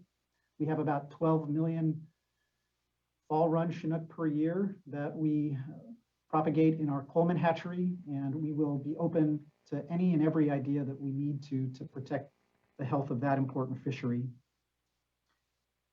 Moving on to Delta fisheries, we have great concern about the continued existence of Delta smelt, also longfin smelt. And truthfully, our boats on the water based out of our Lodi office are regularly searching for Delta smelt, and they are exceedingly difficult to find. I do think we have an extinction crisis potentially on our hands. We're taking some pretty significant actions in partnership with the California Department of Fish and Wildlife. For the first time this year, we are conducting a reintroduction experiment of Delta smelt. About 40,000 or so fish that we've grown in captivity with support from the Bureau of Reclamation and the state of California will be released with a scientific framework in place to determine whether or not we can successfully reintroduce these fish going forward. Quite frankly, we wish we would have started this about a decade ago. So there's a lesson here to take action early before there's a crisis to create more flexibility. That will give us important lessons as we think about the moment at hand for other species. But we are hopeful that this is going to be the beginning of an effort around reintroduction of Delta smelt that will prove promising as we try to avoid extinction and set the species on a path to recovery. I also would be remiss if I didn't talk about the importance of our wildlife refuges. We have an important role to play with bird conservation. Our wildlife refuges, along with the state of California's, in tandem with irrigated agriculture, such as rice farming, is a foundation for the health of birds. It's a centerpiece of the Pacific Flyway. And we want to thank sincerely all the work that DWR has done. We understand about $8 million have been made available from drought relief to help us provide some semblance of water supply for our refuges. This is the Sacramento National Wildlife Refuge Complex, as well as San Luis National Wildlife Refuge Complex, and the Kern Complex as well, in tandem with refuges managed by the state of California, with grasslands, with many other partners along this important effort to protect birds. We understand reclamation also has something around $3 million of drought relief to help with refuges during this most difficult time, and want to give a big thank you to environmental organizations like the Nature Conservancy, Audubon, Ducks Unlimited, and many others as we try to do the best we can to protect our birds as well as our fish and the other biodiversity in this great state. So in summary, I'll just say all hands on deck. We're planning for the worst and always hoping for the best. With precipitation will come more flexibility, but right now we need to do what we can to avoid extinction, protect fish and wildlife and their habitats during this very difficult time for all of us. And I can just say with great pride that the relationship between the federal and state government is strong, and we intend to work daily to do what we can to help everybody move through this very challenging moment. Thank you, Mr. Chair. Thank you, Mr. Souza, and thank you all the directors here for spending the time and helping us understand again the ways in which we're going to need to continue to see and joint the work in the coming year.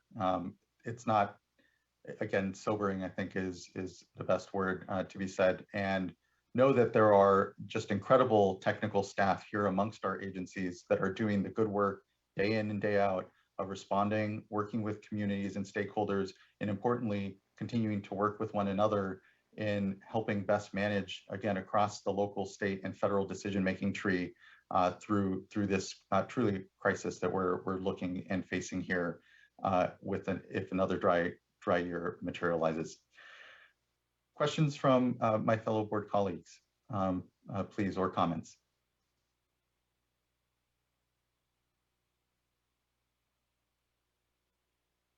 And if there are none, then we can go to what I know are a number of comments, public commenters here as well. And then thank you. I really appreciate. Oh, and Vice Chair, are you waving or okay, just waving. Thank you very much, directors. I really appreciate you coming here and very, again, eloquently, and Director Bonham particularly, framing this in terms of the shift in risk management and mitigation, where here earlier in the year, we're planning for the worst case and moving from there, and as opposed to maybe sometimes having, because of historic modeling reasons and otherwise, a little caught off guard and otherwise surprised by conditions. So just thank you all for the great work. Next, I'd like to start to call up folks that have indicated they'd like to speak. I'll note that we have, I think, three commenters that were for item number 4, the hydrologic update, which we kind of gave at the very top of this. So Chris Schutz, Cindy Charles, and Thad Bettner I'll bring you into this tranche of drought commenters, and there may be some overlap there too. So, Chair Esquivel, yes. we still have more staff presentation on this item. Oh, we do. I apologize. And yes, thank you for flagging that. I apologize. We still have actually additional drought items that we want to cover quickly before we get into then the full discussion, and appreciate the presentation from the first tranche of federal partners.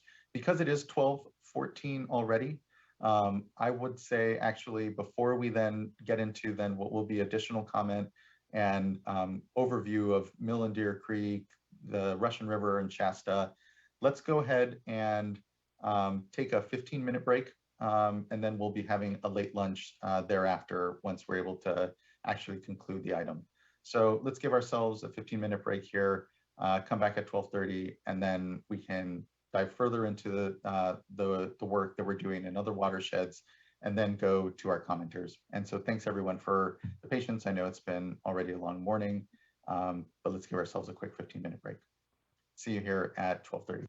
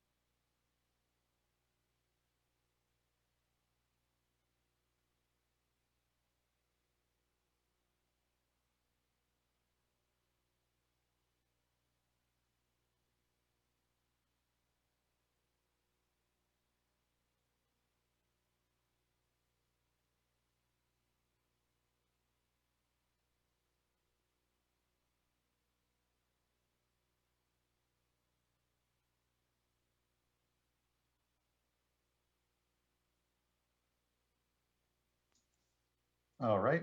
Thank you, everyone. I appreciate it. I can sometimes forget to give ourselves even a little break here. And so we will, just to flag, what I'd likely anticipate is we'll finish this item, have a quick lunch, and then come back and start on item number 5. So Chair Escobar, would like to, yes. just for planning purposes, hold on one second.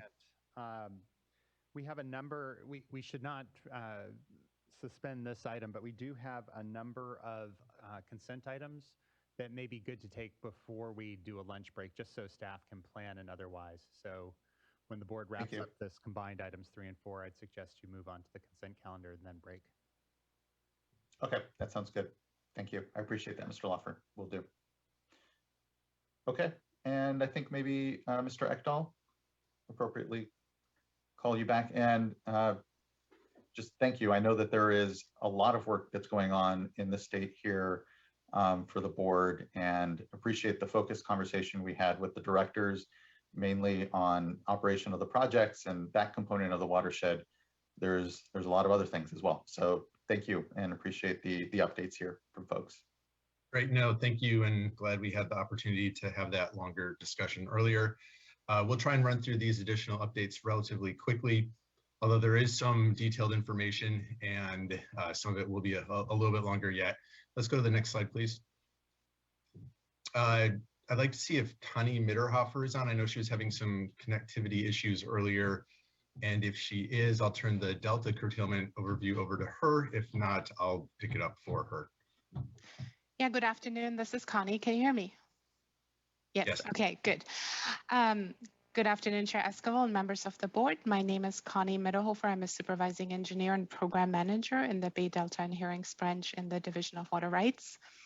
I will be providing a brief overview of the recent curtailments in the Delta watershed, the compliance with the recording requirements, and what's ahead in terms of next steps for curtailments before I turn the presentation over to my colleagues for other watershed updates.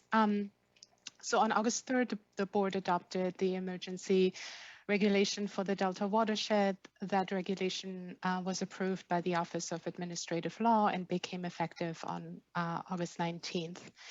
Very quickly after that, the following day on August 20th, and pursuant to the emergency regulation, the State Water Board issued an initial order imposing curtailment and reporting requirements. That initial order was sent out to all water right holders and claimants in the watershed, close to 17,000 water rights and claims. There are several components to the emergency regulation and the initial order. First, the initial order identified the priorities of rights and claims subject to curtailment for the remainder of August and September. Second, the reporting requirement. All right holders and claimants that were issued this initial order were required to submit a certification form, regardless of their curtailment status, indicating that they have and will continue to take actions needed to comply with the order. That includes reviewing information posted on the board's Drought webpage or subscribing to the board's Delta Drought email subscription list to determine when curtailments are required. Third, all diverters with an annual diversion amount of 5,000 acre-feet or greater were required to submit an enhanced reporting form to provide information on prior diversion volumes and demand projections for subsequent months to improve the demand data set and inform future curtailment. Right holders and claimants could also claim exceptions to curtailments for non-consumptive and minimum health and safety uses, or submit proposals to correct water right priority. Proposals that curtailment is inappropriate, alternative water sharing agreements, and petitions to increase human health and safety diversions. To provide compliance assistance, staff held a compliance assistance webinar on August 31st. A recording of that webinar has been posted on the Delta Drought page. Also on the Delta Drought page are reference guides on both the emergency regulation and the required reporting, as well as step-by-step tutorials which again, were created to assist with the completion of the forms and the reporting requirements. Lastly, over a period of about a month, 10 staff in the branch were assigned to a dedicated Bay Delta phone line and email box. And to date, staff have responded to over 900 emails and phone calls. Next slide, please. So these next two slides provide a snapshot of the compliance with the reporting requirements to date. September 10th was the deadline to submit the certification form. September 17th was the deadline to submit the enhanced reporting form and any exceptions. As of yesterday, we really had a very good compliance rate. The compliance rate for both the certification form and the enhanced reporting form was 73%. That is based on a water right or claims basis. As of September 20th, the division had also received 744 human health and safety certification forms and 748 non-consumptive use certification forms. The purpose of these forms is for diverters to be able to seek an exception from curtailment, which may be authorized if either the water right or claim is used only for non-consumptive use, meaning all water is returned to the stream, or water diverted under a water right or claim is the diverter's only source of water and is needed for minimum health and safety needs. So next slide, please. So this slide shows the same information in a graphical format. This is actually an online interactive tracker that was created in Power BI, and it can be found on the Delta Drought webpage. The direct link to that tool and more information is also on the bottom of that page. So the colors in that slide really show a gradation of compliance with the certification forms. So the darker green means a higher compliance and the red means less of a compliance. When you look to the right there on the screen, you can also see that the user can perform an interactive search by clicking various boxes, and it then provides you kind of with a table format output that you see there on the lower right hand corner of the slide. Also on that page where that interactive tool is located, we have a table that basically summarizes the submittals as of yesterday. So the submittals really are, again, our water sharing agreements, any petitions for reconsideration, any petitions to increase human health and safety diversions, any proposals that curtailment is inappropriate, any proposals to correct water right type or priority date. And then lastly, on that page, there are also instructions on how to access the original submittals and any additional information that are related to those. So if we go to the next slide, please. So I'm going to jump to the third bullets here. So the current curtailments for the month of September, all rights in the Sacramento watershed, all rights in the American subwatershed upstream of Folsom are curtailed. All rights in the Calaveras subwatershed upstream of the Delta are curtailed. Subsets of the state and federal water project rights in the Sacramento River watershed and legal delta are curtailed, and additional rights in the Bear, Yuba, Puda, Cache, and Stony Creek subwatersheds are curtailed, and the priority dates are listed in parentheses there. On the San Joaquin, all pre and post 1914 appropriative rights and claims are curtailed. I want to just note that even though we are issuing weekly updates to the curtailment status, there have been no changes to the status since an update was released on August 27th. Additionally, standard water right term 91 curtailments have been in effect since April. Water rights with term 91 may be subject to two different curtailment orders and must comply with the more stringent requirements. So as I just mentioned, the division has been providing changes to the curtailment status on a weekly basis through the Delta Drought email subscription list and by posting the same information to the State Water Board's Drought webpage to provide for timely communication, including suspension of curtailments. The division has also created an interactive online curtailment status list for the Delta watershed. It's also located on the Delta Drought webpage. That reflects the current curtailment status of all water rights and claims in the watershed. So these communications will continue on a weekly basis or more frequently as hydrologic conditions warrant suspension or reimposition of curtailments. So in terms of next steps, we are in the process of evaluating compliance with the reporting requirements and the various submittals that I just mentioned. We are coordinating closely with the Division of Drinking Water on any drinking water supply needs that are potentially impacted by the curtailments. And we are working on the curtailment list for the month of October, which is expected to be released by the end of the week. And that includes considering precipitation and runoff tracking to inform suspensions of curtailments. Next slide, please. So this slide is on the Mill and Deer Creek watersheds. I want to just mention it because that's the subject of an agenda item that is going to be heard tomorrow. I am not going to be going into details. Next slide, please.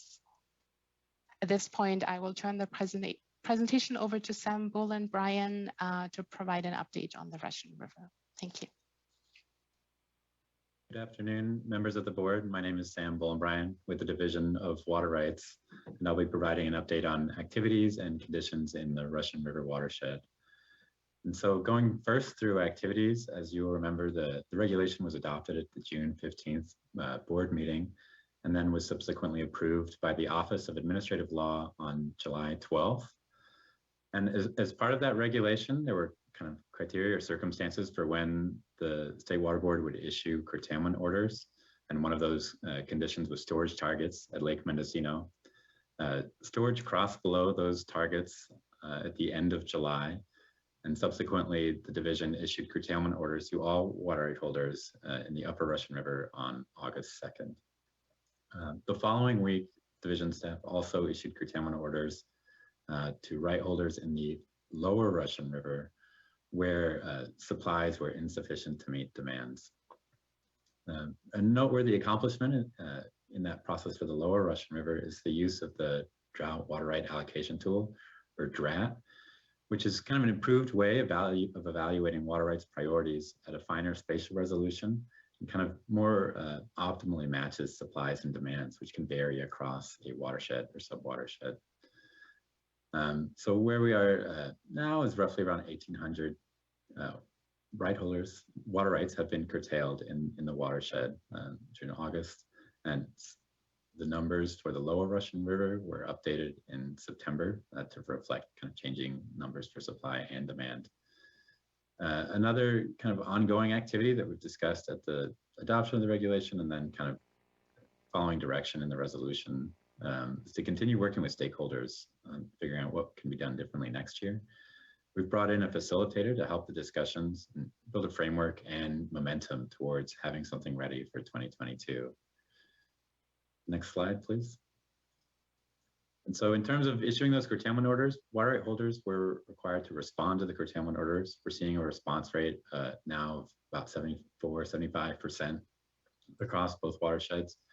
We've received around 130 requests for exceptions to continue diversions for minimum health and safety needs, with the large majority of those being self-certifications that their use will be under 55 gallons per capita per day. Enforcement in the watershed is kind of ongoing with inspections that staff later in the presentation will discuss. And something I'm going to show is this interactive kind of response tracker that Connie mentioned. We have one for the Russian River watershed as well. And I was going to show quickly a demonstration of what that looks like, just to make the point that the idea here is to make all of this information more readily available to stakeholders so they can see also what's kind of happening in the watershed. So if you'll bear with me for 1 second, I'm going to show that. If I could, a head nod that is visible on the screen. Thank you, Board Chair. And so this shows that same information of the people that have received a curtailment order, and then those that have responded and completed the curtailment response form. The information is interactive, so it's a little more user-friendly than just a spreadsheet. But you can kind of organize information by filtering it, or you can kind of click on the pie chart, say, to filter that way. And then on the right-hand side is a way to kind of filter the information by county or by water right type. And then we've also presented the same information in a map. And so we hope that this is a resource for stakeholders in the watershed to kind of see who's responding, who isn't, and then to help us maybe drive a bit of more collective action across the watershed. We also have information on the health and safety forums. And so these tables are interactive as well, and the same kind of filters on the right-hand side work. And so returning to the presentation, we can pull that back up. Thank you. Next slide, please.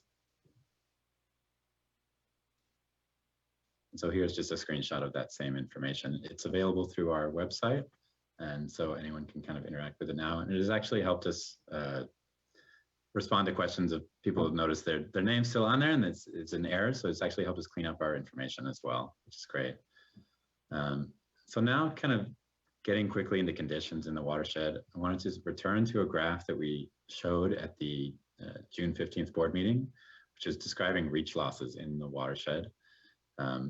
As you will remember, reach losses are kind of as water is released from Lake Mendocino into the Upper Russian River, it kind of slowly is lost, and then flows at Healdsburg are lower than kind of what is released from Lake Mendocino. This black line shows how much lower through time, and also kind of the points in time where we issue the emergency regulation, and then also where we issue the curtailment orders. And I think this is the type of graph where you could sit and ponder for a while about inferences, but I've also kind of been reminded by stakeholders that, there's only so much inference we can take from one graph, but it is kind of a place to start and to guide the questions as we go forward. And then even as we unpack this graph, if we could go to the next slide, we can look at kind of where those reach losses are occurring relative to each of the USGS gauges along the river. So this isn't modeled information, this is just showing like what's actually measured in the river. But you can kind of see that, say, for example, that green area is reach losses that are occurring between Lake Mendocino and the first gauge at Talmadge, which is around 4 miles downstream. Or say the purple is kind of the reach losses that are occurring in the Alexander Valley. So these are the reach losses upstream of the Jimtown USGS gauge. And this doesn't give us certainly firm answers to the water management challenges in the watershed, but it does kind of help us understand how the system is behaving in response to our activities, and then other conditions in the watershed, and where to focus as we work with stakeholders on what to do next year. And next slide. And so looking ahead, we have one last graph to show the conditions at Lake Mendocino continue to be dire. So this graph kind of takes what the drawdown rate has been over the past 7 days and just projects that forward. This is conservative because, as the last graph showed, reach loss conditions tend to improve from here to the end of the year. And so that projected empty date is likely further out. But it is important to close with a note that there remains a real possibility that Lake Mendocino could be empty by the end of January or in February if the wet season has a late start, which is what we saw in 2013. And so there remains this possibility, and we are kind of really hoping for rainfall. And unless there's any questions, I'll hand it over to Eric for updates on the Scott and Shasta rivers. Just thank you. I know that there's just been an amazing amount of coordination that's been going on with the community, and I really appreciate the leaning in on these data tools to help just further daylight and create transparency around the information we have and the information we're making decisions off of, but importantly, how that can benefit local decision making as well. I think of the Russian River and its watershed as one of the strongest places where we have a preview into the sort of work that we know we need to be leaning into going into this next year and an emphasis on the administration of the water rights system in a way that empowers water rights holders to understand the system, to work with us, to trust us in that space is just so paramount. And just thank you. And I know all of the folks in the team that are just part of that ongoing day-to-day work here. Thank you.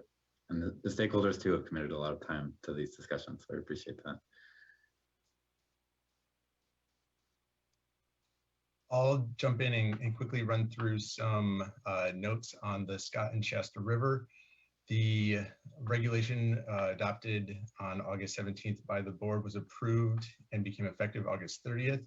Curtailment orders were mailed out on September 10th. All told, we issued about 2,600 curtailment orders, about 109 in the Shasta River for appropriative groundwater and surface water users, 391 to known surface water right diverters in the Scott River, 89 adjudicative groundwater rights in the Scott River, and then the largest bunch, about 2,000 to landowners not served by municipal services. There's been a lot of questions about those 2,000. Basically, they went to all parcels within the greater Scott River watershed because we don't have records of other groundwater extractions. We don't have records of the wells or the location of wells outside of the adjudicated area. And so those 2,000 are really asking for more information and noting that if the well is used for certain types of uses, primarily irrigation, it is curtailed, whereas domestic uses less than 2 acre-feet are exempt. And so we have an upcoming workshop on September 23rd for folks to listen in and hear a little bit more about who's covered, who's not, and encourage everybody to tune in then to hear more. Next slide. One thing we did want to flag, it looks like, and again, you don't want to read too much inference into any one particular graph, but it does look like the curtailments in the Shasta River have already had the desired effect. The curtailments were issued on September 10th, and by September 17th or so, flows in the watershed rapidly increased above that 50 cubic feet per second threshold that was described in the curtailment, all the way up to about 80 or so in the last couple of days, such that we actually issued a partial revocation, or sorry, maybe revocation is not the right word, a partial lifting of the curtailment order for one very senior right holder in the Shasta River. And they have in fact been able to start diverting again to some degree. We haven't seen the same response in the Scott River. It just, again, illustrates that the Scott and Shasta are very different hydrologically. The Scott River is still seeing flows around 10 CFS, which is below the 33 CFS target that we were hoping to hit in September. And so the curtailments will continue ongoing in the Scott. Next slide, please. Just 2 more slides, and I think we'll turn it over to our colleagues in drinking water and financial assistance. But Roberto Cervantes, if you would like to jump in and talk about the enforcement highlights. Sure. Thanks, Eric. Can everybody hear me? Excellent. Thank you. Thank you. Well, all right. Good afternoon, Chair Esquivel and board members. My name is Robert Cervantes, and I'm the program manager for water rights enforcement. So far, our curtailment inspections have been focused mostly in the Russian River watershed. We've inspected over 300 points of diversion, many of which are the largest facilities in the watershed. Represents approximately 1.4 million acre-feet of permitted and riparian diversions. And please note that riparians were only curtailed in the upper Russian. We're currently ramping up efforts in the Scott River watershed, as well as planning fall and winter investigations in the Sacramento and San Joaquin watersheds. We've recently added 12 limited term staff to our enforcement team and intend to conduct additional on-the-ground desktop investigations using high-resolution imagery and virtual inspections. Next slide, please. In July, enforcement staff issued approximately 450 notices of violation covering over 700 unique water rights in curtailed watersheds. We continue to provide compliance assistance, including screen-by-screen walkthroughs of our ERIM system for diverters who need to revise their annual water use reports in an effort to comply with these SB 88 notices of violation. With the severity of the ongoing drought, staff have launched a searchable SB 88 deficiency list. It's a shiny app, and will continue to pursue formal enforcement on SB 88 in the coming months. Staff will provide additional detail on this and the overall drought enforcement strategy at the October 5th board meeting. Thanks for your time today. That's all I've got. Thank you. Really appreciate the update on those activities. No problem. I think that largely wraps up the division's side of the presentation. As always, we like to end this part of the discussion with some additional links, the drought webpage and the various email subscription lists for diverters and other interested parties to follow along with the various activities. And we do then at our next slide, check in with our Division of Drinking Water colleagues to see if they have any updates of their own. And we'll turn over to Darren Polhemus if he's on. And thank you, Eric. I wanted to give a brief update on the informational orders that the Division of Drinking Water has been issuing. We've issued a total of 104 drought monitoring orders at this point. That represents about 51,580 service connections and an approximate population of 235,000 people under those orders for the communities that receive those orders. 15 orders have been issued in the last 30 days, so we're continuing as we see the need to issue those orders and collect that information. We do have upwards of 11 systems that we need to work with to get their reporting up to speed and in the portal, the reporting portal that we provided. So we'll be working with those systems. So continuing to gather the information and use it to guide our work and monitor systems for problems as we move forward. So that's it for my report. Thank you. Next slide. DFA, I believe. Good morning. This is Megan Tosney. I'm an Assistant Deputy Director in the Division of Financial Assistance, and I'll keep it brief. I basically just wanted to mention that we continue to have very regular coordination with the Department of Water Resources.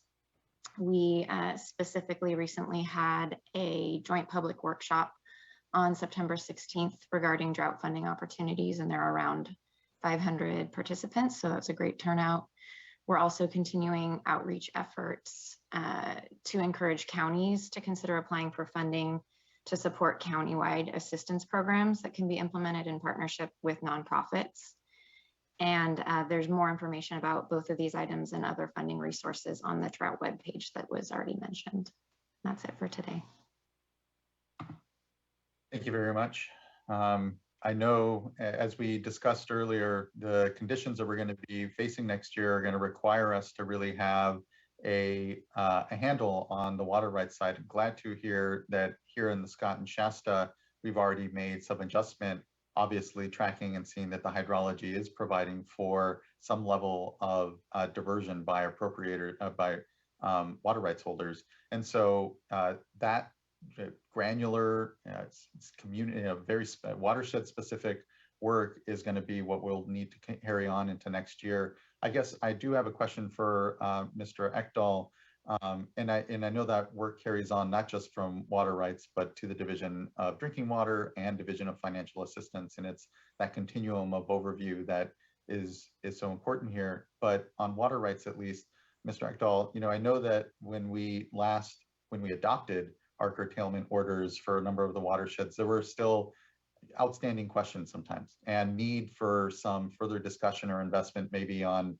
a data on the data side, getting additional more real-time information from diverters, or perhaps questions, and I think here too are curtailments in the Bay and the Delta around Delta Pool or other questions that we didn't have all the answers to this summer as we proceeded through curtailment. But we did say as the opportunity to work on them as we prepare and move into next year.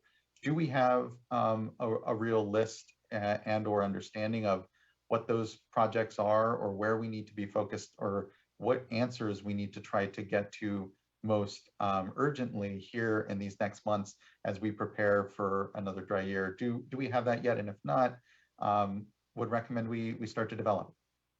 I know that's a great question. As you correctly noted, there were a number of things flagged throughout the various adoptions of the emergency regulations in both the Russian River, Shasta, and Bay Delta. Delta pool theory, some questions regarding what other curtailment approaches might be there. There's something that we've referred to variously as a term 91-like approach. So there are a number of outstanding questions, and there are a number of, I think, outstanding needs related to data, better real-time monitoring. I think in the Russian River particularly, we can see the benefit for that type of approach. The long and short of it is that we don't have a comprehensive list yet. We're kind of, internally when we talk about where we are in terms of the drought response, the phase one was the emergency regulations, right? We had this immediate need to push these topics forward and to get them in place. Now we're kind of in phase two, which is implementation. Phase three is really going to be the development and the review of what happened in phase one and phase two. And we can't wait very long for that to occur. We're very rapidly, as we saw earlier today, going to be in a scenario where we're going to need to have those kind of discussions ready or have happened already. And so I think that's something that we're planning to do in the near future, potentially as soon as the month of October, at least internally, and so that we can begin those conversations both with board members and with stakeholders in the public before really even the start of the rainy season begins. Thank you so much, Mr. Echdahl. Really appreciate that.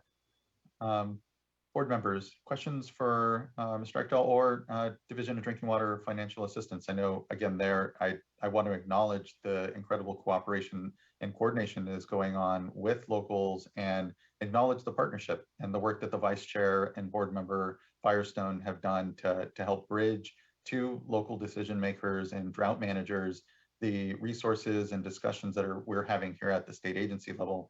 The amount of coordination and pass through of even projects, looking at the drought projects that DWR is funding and knowing that many of them were actual safer projects as well, and that it's that continuum of response and support to communities that is so important between our agencies as DWR focuses their drought dollars on drought response, and we continue to have safer for that longer term perspective for our program. So I want to thank everyone for their good work and continued due diligence. It's going to pay off as we continue to need to have these conversations around drought, water supply impacts, management decisions, and what we should all be anticipating collectively throughout our programs.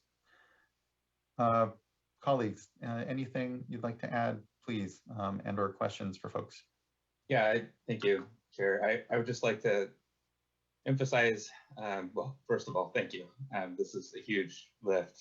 These past 6 months have been incredibly challenging for everybody, and just really appreciate the updates today and the progress that we've made. We're light years beyond where we were, though our challenges seem to get bigger and bigger every time we have these conversations. So, on that note, I just really want to say I appreciate the commitment to come back here with an update, a deeper dive on enforcement approaches, and your investment in additional staffing, temporary staffing to help spin up our boots on the ground, getting out into the field and really seeing what's going on, better understanding and being more transparent with our data about compliance rates and what we're seeing there. I think those are all very encouraging steps.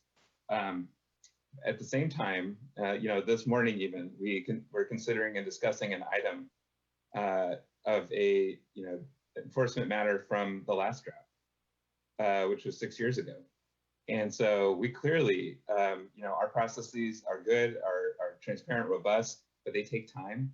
And we don't have time here. I think we heard that from the projects this morning. This is an urgent and dire situation, and we need everybody, it's all hands on deck. We need everybody to participate in upholding the water rights system.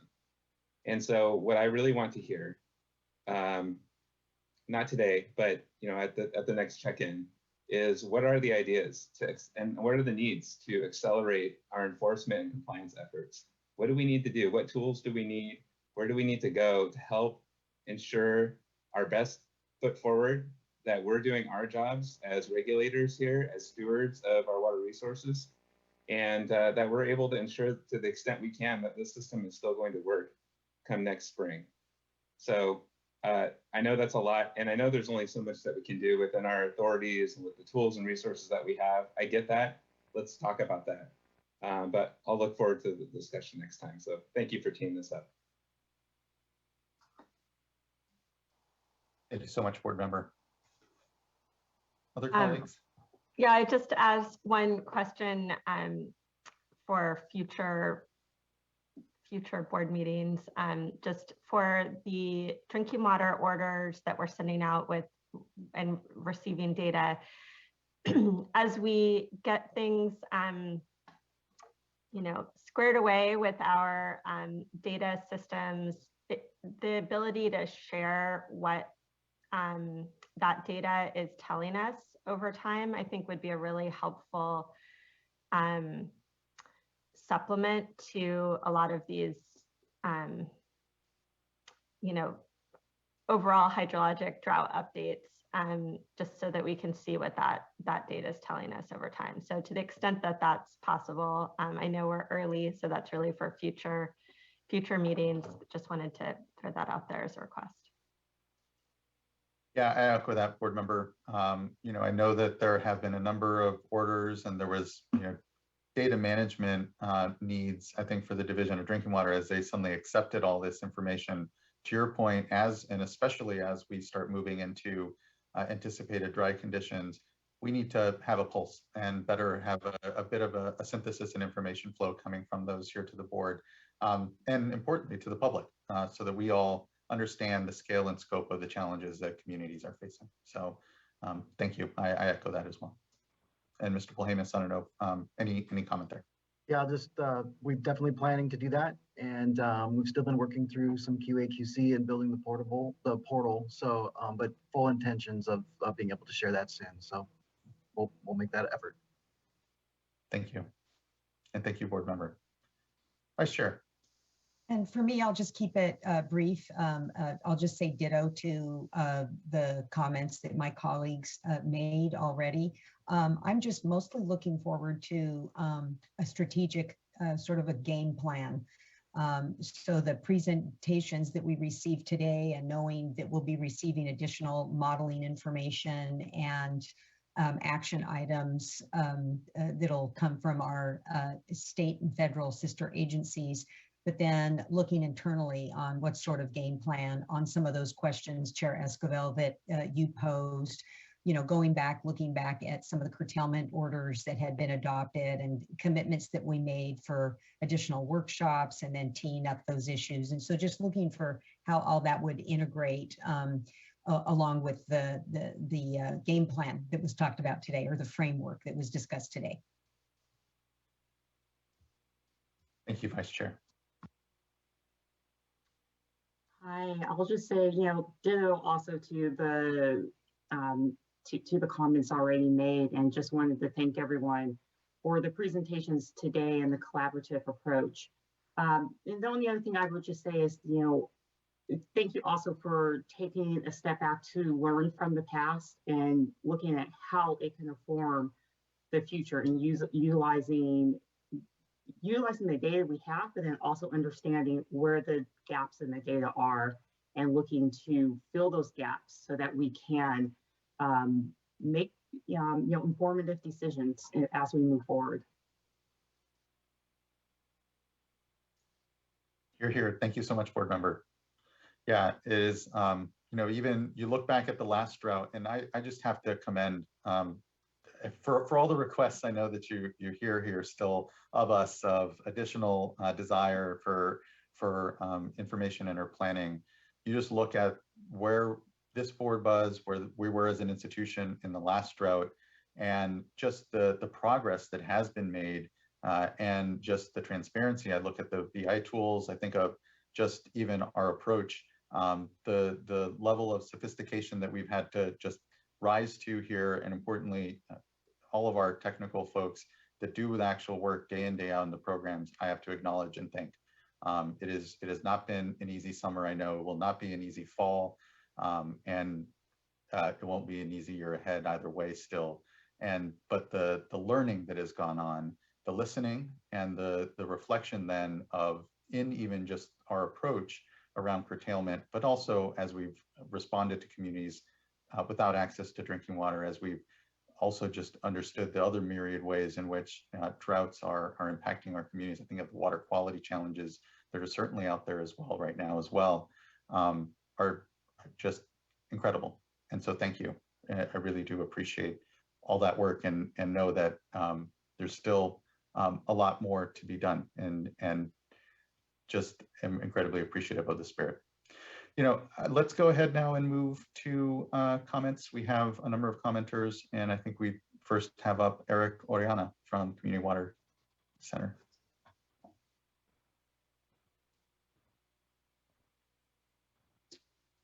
Good afternoon now, Chairman and members.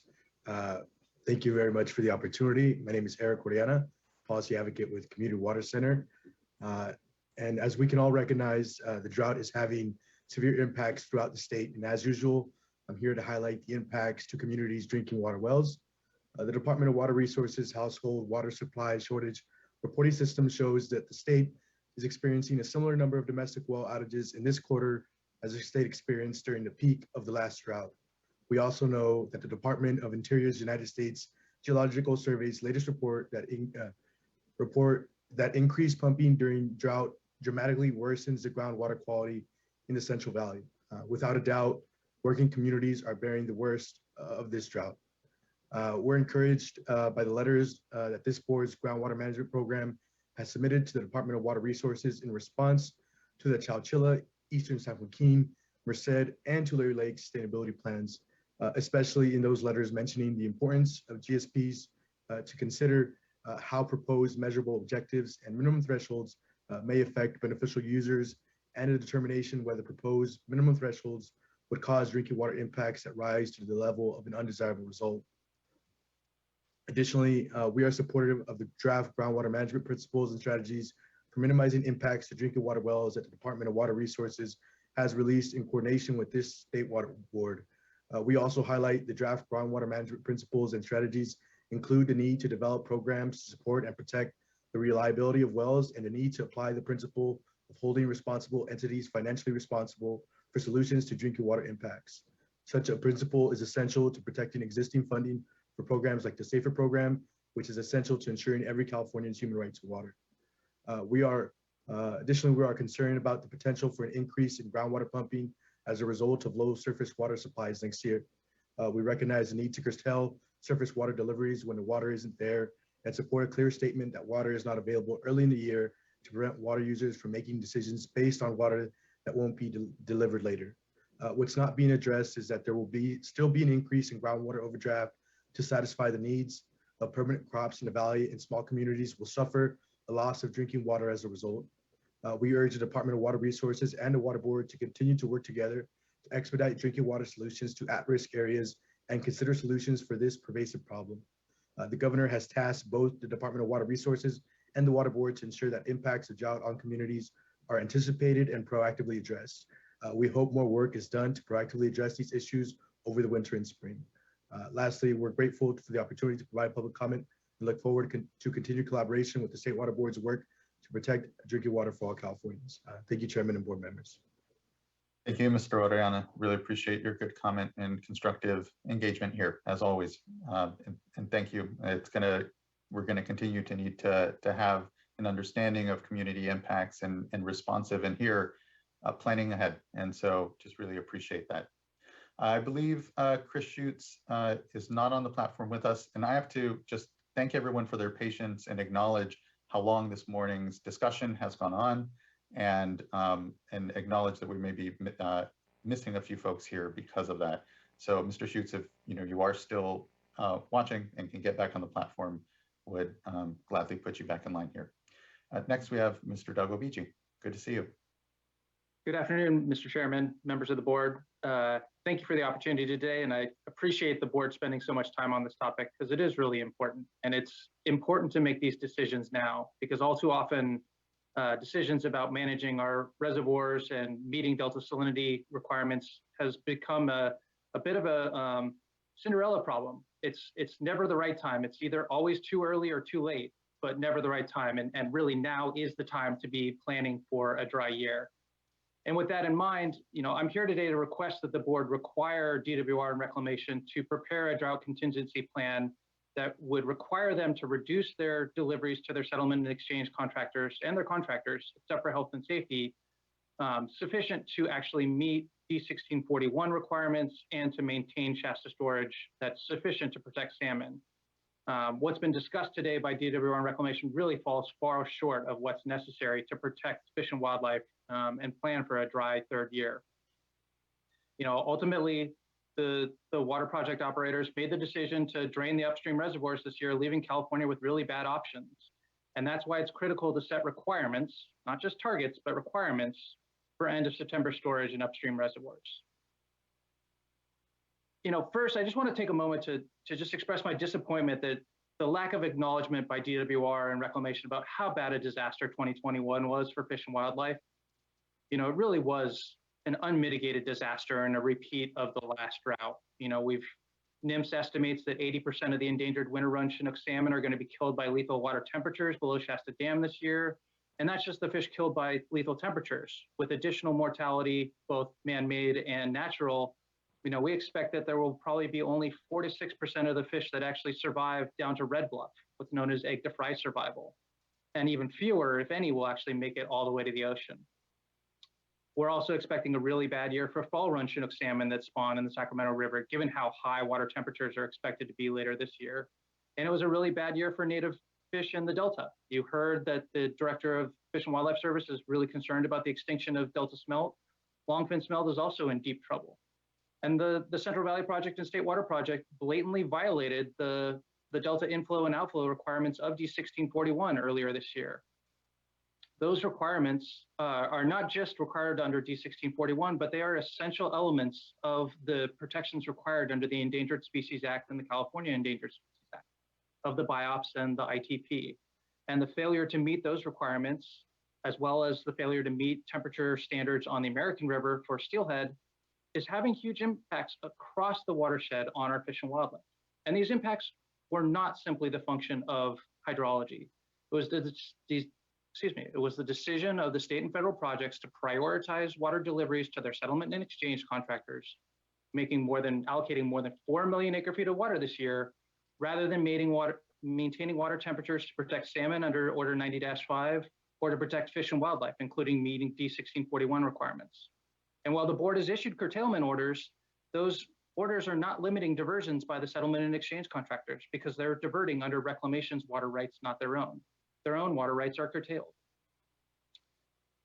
Second, I'm deeply concerned that DWR is already talking about seeking another temporary urgency change petition before curtailing their settlement and exchange contractors. And that really puts the cart before the horse. The priority needs to be about first curtailing those diversions to actually meet D1641 in a dry year, because those protections are necessary for salmon and for Delta smelt and longfin smelt. And the board should consider using its authority under the reasonable use doctrine, like the curtailment orders on Mill and Deer Creek and on the Scott and Shasta rivers, to prohibit all diversions as a waste and unreasonable use unless D1641 and Shasta storage targets are met. Third, the proposed storage targets that DWR and Reclamation mentioned today are wholly inadequate to protect fish and wildlife. Given the really two very bad years for winter run Chinook salmon, even the blatantly unlawful 2019 biological opinion from the Trump administration would be violated if we don't achieve 21% egg to fry survival of winter run Chinook salmon in 2022. And that's going to require a lot more carryover storage in Shasta than what Reclamation is talking about.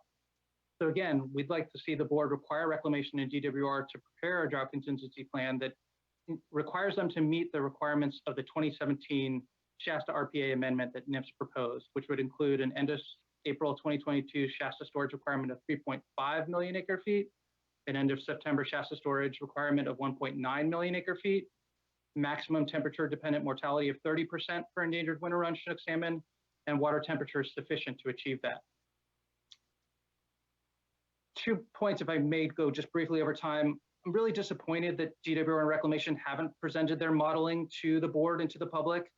Reclamation has modeling from July that shows that Shasta storage next year would be 750,000 acre feet lower than it was in the disastrous year of 2014, largely because they're, at least in that planning model, they were still making large allocations to their settlement and exchange contractors. And we understand that DWR has also presented modeling on operations for next year that they presented to their state water project contractors, but refused to share with us. We had to file a Public Records Act request for that, and they still haven't shared it with us. The board recognized in the last drought in Water Rights Order 2015-0043 that the failure to maintain water quality standards in the Delta and to meet water temperature requirements under -90-5 was, quote, not sustainable for fish and wildlife, and that changes to the drought planning and response process are needed to ensure that fish and wildlife are not unreasonably impacted in the future and to ensure that various species do not go extinct. Accordingly, as it discussed above, this order requires a drought contingency plan that includes a margin of safety for fish and wildlife. We strongly agree that the same is true today. Given how bad things are for our native fish and wildlife after 2 bad years and with species on the brink of extinction, we cannot continue to prioritize deliveries for settlement and exchange contractors over meeting these basic water rights obligations to the public. Providing a 75% allocation to those contractors when they're not meeting D1641 or Order 90-5 constitutes a waste and unreasonable use of water, and we urge the board to actually require reclamation to DWR to plan to curtail those water deliveries to their settlement and exchange contractors before seeking to waive protections for the environment. Thank you. Thank you, Mr. OBG. I appreciate your patience in sticking with us today and for your good comment here. Thank you. Thank you. Next, we have Cindy Charles.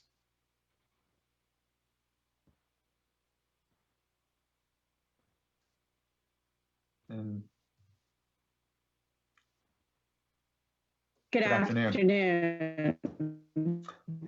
Your audio is a little, you're breaking up a bit. You may want to turn off your video to preserve your bandwidth just for audio, Ms. Charles. Thank you. I will do that. I'm in a rural area. All right. I am Cindy Charles. Is that better? You're still breaking up a little bit. Let's, yeah, I can hear you okay now. Try just going forward. All right. I am Cindy Charles. I'm a board member of the California Sport Fishing Protection Alliance. Chris Schutz sends his apologies. He was unable to stay on for the duration of this meeting. So these are the comments I'm delivering on behalf of CSPA.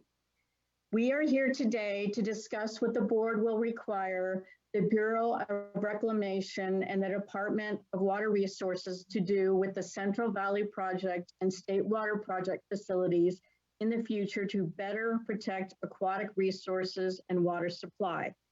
To start, the board should start now to keep the present condition from getting worse. Specifically, the board should act now to end the ongoing water transfers that Bureau of Reclamation is making on behalf of Sacramento River settlement contractors from water sourced in Shasta Reservoir.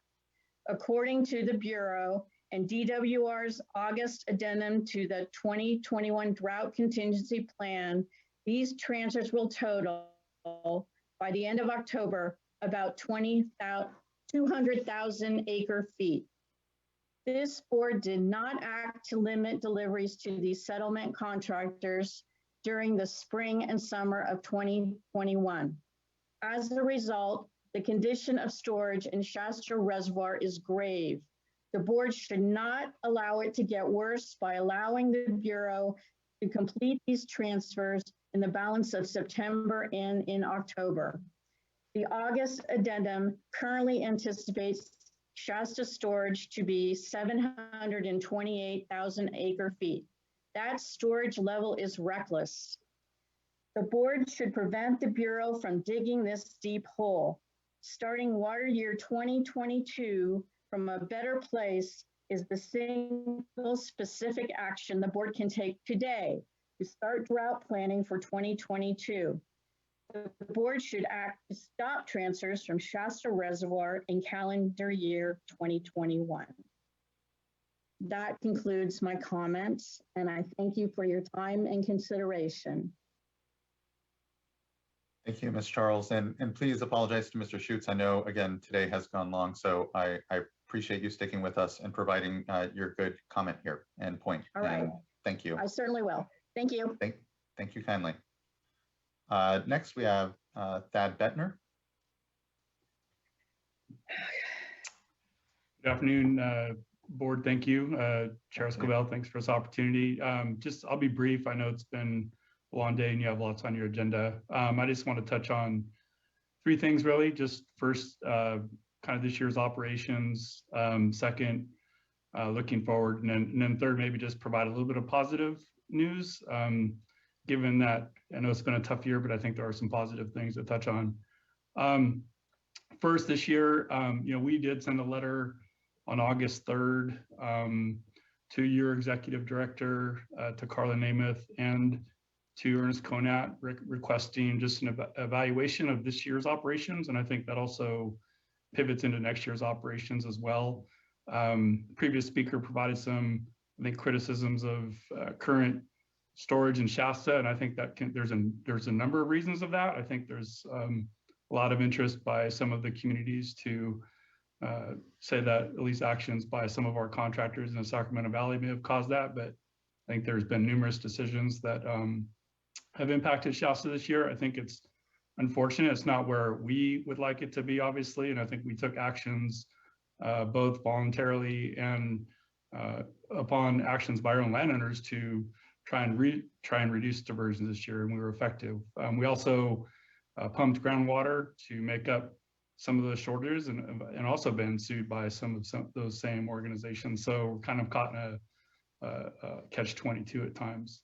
But that being said, again, I think this year sort of pivots into next year, and certainly we look forward to the conversations with both the agencies, both DWR and Reclamation, on what we can be doing for next year. We do understand it's going to be difficult, and starting to have those conversations early will be important to keep our boards and our landowners engaged on what needs to be done for next year. So we certainly understand where things stand and are willing to have that real conversation when the time is needed.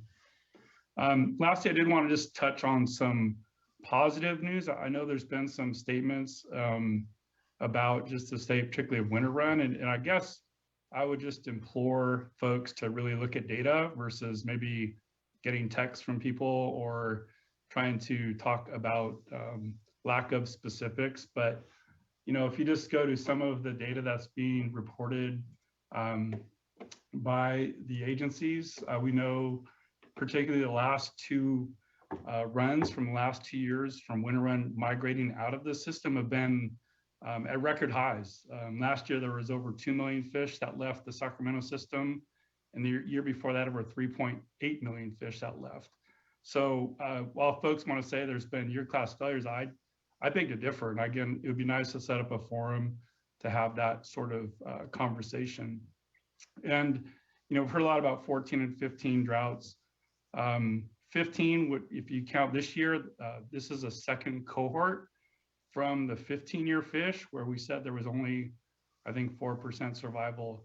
Yet we have 9,000 returning adults into Winter Run adults returning to the upper Sac, which again is a record for this century. So there's some positive things to talk about, and I guess I would just really prefer that we have an environment to be able to talk about those positive things. Again, to touch on some of what good things that are happening and actions that we're all doing to contribute to that. So that'll just end my comments, and thank you. Thank you, Mr. Bettner. And I know what will be really important is just that cross-agency discussion with the operators, but also as we contemplate water rights curtailment, and know that we all just need to circle around the data and the information around the system, and yes, acknowledge that there are places where we're seeing good work and response, even in the face of incredibly difficult circumstances and a lot of concern. It's important to make sure we're understanding it all, but here I think we're really seeing a lot of concern for next year, but the point is taken, so thank you. Next, I'd like to call up Rachel Zwillinger. Good to see you, Ms. Zwillinger. Hi there. Good afternoon. I'm Rachel Zwillinger with Defenders of Wildlife. And as you've heard from many of today's presenters, this year has been disastrous for wildlife, and particularly for endangered species in the Bay Delta and its tributary. Among many other consequences of this year's water management decisions, it appears likely that we'll lose almost an entire year class with the gravely endangered winter run salmon. And so today I just want to briefly underscore the need to do better next year, particularly if it's dry. And I really appreciate today's discussion and the focus on planning for another dry year. And as others have said, that we're having this discussion now rather than several months from now. And one of the things that I heard from the water management agencies was an articulation of dry year priorities that I thought was important. And these priorities included human health and safety, the environment and endangered species, Delta water quality and meeting Delta water quality standards, which we all know is important for species like Delta smelt, longfin smelt, and others, and also for avoiding harmful algal blooms. And then fourth, water deliveries for senior water rights holders. And the agency's presentation also made clear that in dry years, there isn't enough water to meet all of these needs. And I think what happened this year is that we prioritized delivering water to senior water rights holders over these other obligations. We delivered millions of acres feet of water to senior water rights holders, but we completely failed to protect winter run from temperature-related mortality. We waived water quality standards in the Delta and thereby reduced habitat for Delta smelt and other species and increased the likelihood of harmful algal blooms. And next year, I think we need to do better and we need a different approach. That the extinction of winter run, as we heard from our fisheries agencies, is a real possibility, and conditions in the estuary are dire. So the consequences of not improving the situation are profound. I think we need to prioritize water for human health and safety, for species, including temperature control for winter run, refuge water supplies, and habitat in the estuary, and third, meeting water quality standards in the Delta, and that these are foundational obligations to the public.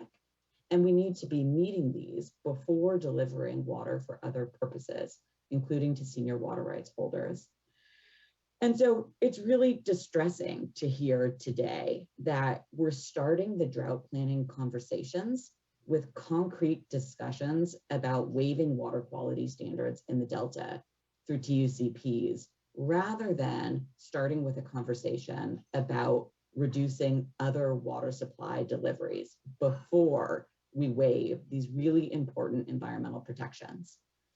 And so, I just end by saying that this board has the legal authority, I think a legal obligation, and I think a moral responsibility to ensure the continued existence of winter run and other Bay Delta species, and to meet water quality protections that are important for communities and for wildlife.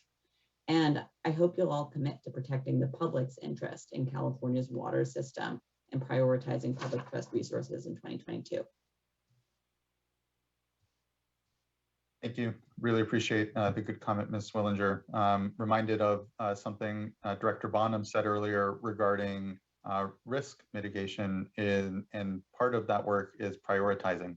And I think that is what we'll be needing to do in discussing these next 2 months as a TUCP is developed and brought then to the board for further then consideration. And I think I'll just say it's clear for me, what I'm looking for is the comprehensiveness of our understanding of the system, and knowing that if this board is going to be asked to relax water quality standards, that there is that balancing that's going on, that not just the board is here called to do, but the water code calls us all to do in our capacities. And so that balancing is one best done specifically with information and numbers and data, and knowing that what we're doing is trying to prepare for scenarios for next year, and wanting to know that we'll need to manage that system in real time. And again, by being honest with our endeavor here and prioritizing, we can prepare ourselves best for that decision making in the teeth of what will be difficult circumstances. So thank you. I appreciate your comments. Next, I believe we have Todd Manley. Good to see you. Good afternoon. Yes, thank you, Chair Esquivel and members of the board. I appreciate this opportunity today to discuss an additional drought issue that we're addressing in the Sacramento Valley. Currently, we are transitioning water management in the region from the agronomic season to the bird season, as the birds traveling along the Pacific Flyway are beginning to arrive as part of their annual migration. This year, that water management has a heightened level of importance, as the birds that are arriving have traveled through a flyway that is in the middle of a west-wide drought. And so in anticipation of this, for almost a year now, a partnership of water managers, refuge managers, and bird conservation organizations have been meeting to discuss actions that could be taken to prepare for this winter. The following items I'm going to mention are what we collectively are implementing now and into the future to create flyway habitat in the Sacramento Valley. So just to start off, surface water deliveries, which are traditionally the lion's share of the habitat is created with surface water. This year, as to be expected with just the critically dry situation that we're in, there's very limited surface water supplies available this fall to irrigate habitat. For the refuges and the refuge water deliveries, the National Wildlife Refuges in the state wildlife areas in the Sacramento Valley received reduced water supply this year in accordance with their contracts, but have been busily working to get that water out on the ground now where it could be providing the benefit to the arriving species. With landowner actions, the California Waterfowl Association and Ducks Unlimited, working with the California Rice Commission, have distributed an informational flyer to rice growing landowners in the region that really allows them, without having a water application, to try and maximize habitat values, including actions like replacing boards and water control structures to retain water in fields if rainfall occurs. And so we're hopeful that, even if there isn't ability to divert water, at least if there is rainfall, we could create some habitat within those lands. Then in groundwater, the California Rights Commission has implemented a reverse auction program this fall in the Sacramento Valley to incentivize the pumping of groundwater to create flyway habitat on harvested rice ground and managed wetlands. And so this is a new program, especially with this breadth of acreage that we're looking to put under it, and really exciting for the region. And then with regulatory actions, we'll be looking to collaborate with you, the board, again this year, and staff, as we did in 2015, to support the timely lifting of Term 91 during rain events and the suspension of water right curtailments when appropriate to provide additional flyway habitat. In 2015, this was truly just a lifesaver for the flyway and for the region. It really got a lot of habitat out on the ground and really did help the species. So just to wrap up, in a dry year like we're currently experiencing, the impacts across the region are severe, with limited water supplies available for all beneficial uses. And so we hope by implementing these actions, we can make the best of a bad situation, working with the resources we have to benefit birds and other Pacific flyway species. Thank you. Thank you, Mr. Manley. I appreciate the comments and the perspective when it comes to not just focusing here on in-river impacts, but also the terrestrial ones as water moves across the landscape, and important to remember. So thank you. Great. Thank you, Chair. Next, we have Wilfred Everts.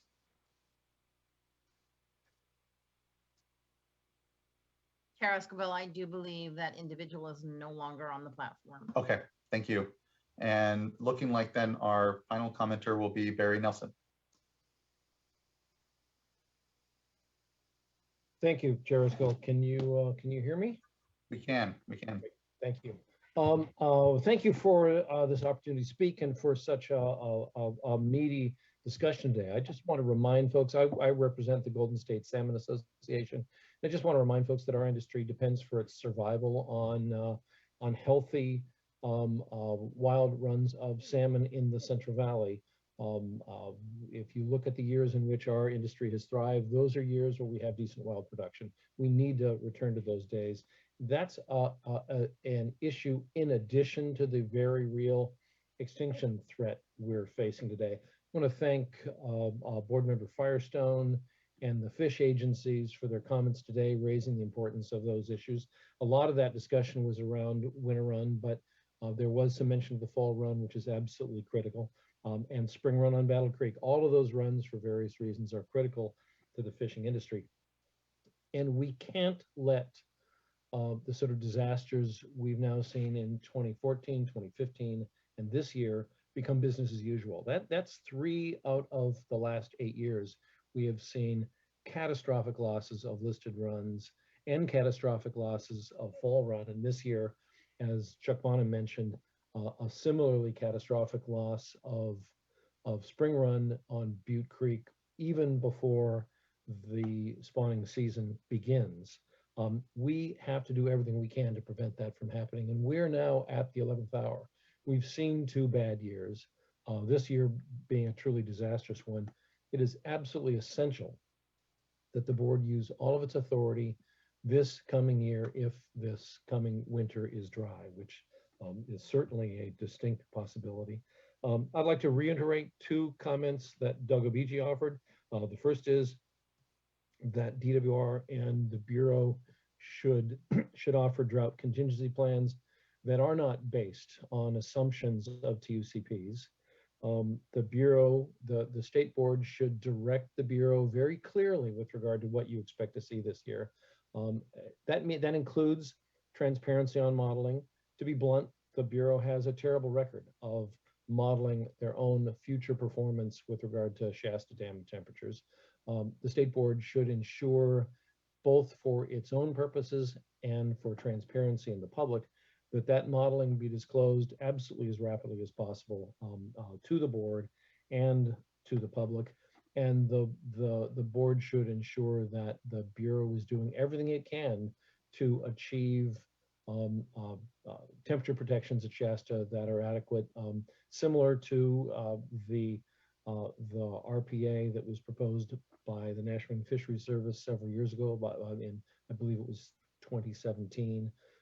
We need to see dramatically improved survival of winter run and fall run this coming year, and that's going to be a challenge if the year is dry. And frankly, it can only happen if the State Board utilizes its authority forcefully and does so early.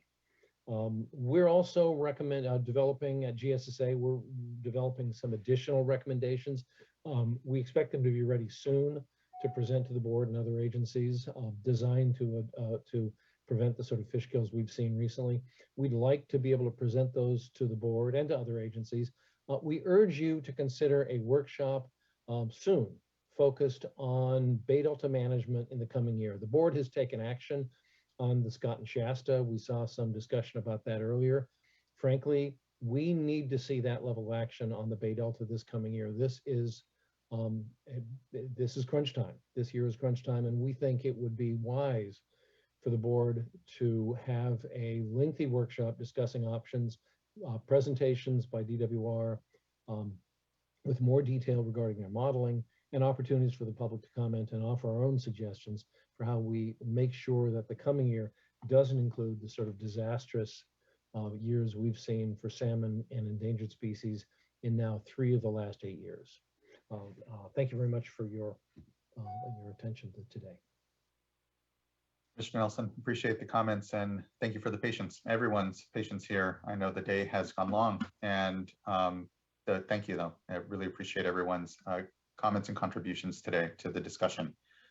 Fellow board colleagues, I don't think I have anything more really to add other than it's about the work up ahead. There's going to be a lot more certainly going on and to be briefed on and discussed. So just I think, teeing off of some of what we've heard, I will just recommend what we do is, as a board, follow up with a letter to the projects, kind of encapsulating some of what we've heard here today. I know Vice Chair has said, it's important to have dates to really have some detail and specificity as to what we're anticipating here in the months and the year ahead, and a friendly letter, if you will, just really emphasizing what we've heard here from all of our sister agencies and commenters, and the feedback, importantly here, of board members around expectations for the months ahead to help just create a framework, if you will, of continued engagement, knowing that there's a lot of moving parts, and it can be helpful to kind of get it down in writing for our own sake, and sort of ensuring that we're viewing the work ahead in the months in the right way. So I'd recommend the development of that perhaps here as a board. But otherwise, any comment or thought or questions here as follow-up? Okay. Well, thank you, board members and everyone for the very good engagement and discussion here. It has been a long morning. We've needed to make sure we do this here before we enter the water year so that we're setting the right expectation. And just thank you everyone for the incredible work that's been ongoing these last months. With that, I will just note that item number 4, we've actually kind of hit at the top. We've combined item 3 and 4. So item 3 and 4 are closed. Let's move to our uncontested items quickly before I give us what is, I know, a late lunch here. And then still a couple of significant items there afterwards. Before I take up or ask fellow board colleagues if there's a motion for items 6 through 9, Mr. Loffer, is there anything you should consider? The only thing I wanted to point out on the consent calendar is we do have 2 commenters on item 7 who requested to speak if necessary. And I would just suggest that we briefly pull them in to see if they have any comments. Otherwise, we should be able to move the calendar in its entirety. So if I could check, we have both Karen Cowan and Gerhard Hübner. Gerhard, I'm going to unmute you for a moment just to see if you needed to speak on this item at all. I do not. I'm just here to answer any questions. Thank you. Terrific. Thanks. And we're going to do the same for you, Karen. Yeah, same for me. Was just here in case it got pulled. Perfect. Thank you so much. So with that, all the speaker cards have been exhausted for the consent items and you're free to proceed. Thank you, Mr. Loffer, for the due diligence there. And thank you for Ms. Cowan and others for being here for the item. And thank you everyone for the good work on these items. Taking them up here as a tranche uncontested doesn't reflect here at the board meeting what I know is the great work that's gone on to these. But would, with that, open it up to the board members for a motion.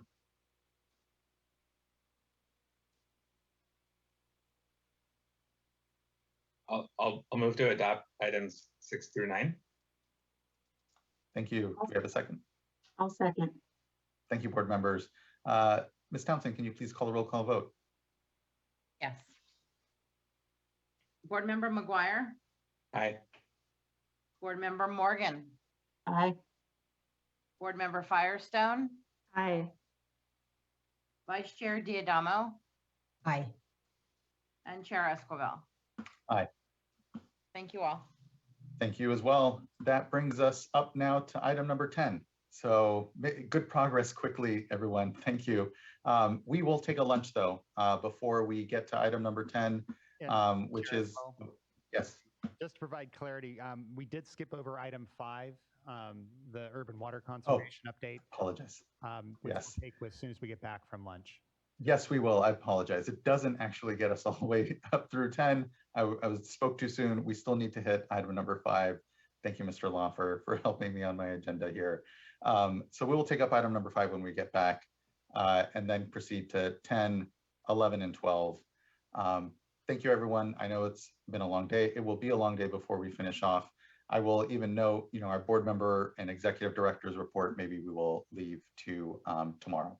But for now, we have a 30-minute break. We will be coming back to item number 5, which is an update on our conservation numbers, an important discussion to have here, followed up after we've heard what we should be expecting for next year. And then again, 10, 11, and 12, we will then do after. Okay, have a good 30-minute break. That means we will be back here at 2:20. And thank you everyone for their time and patience so far this morning and afternoon. See you soon.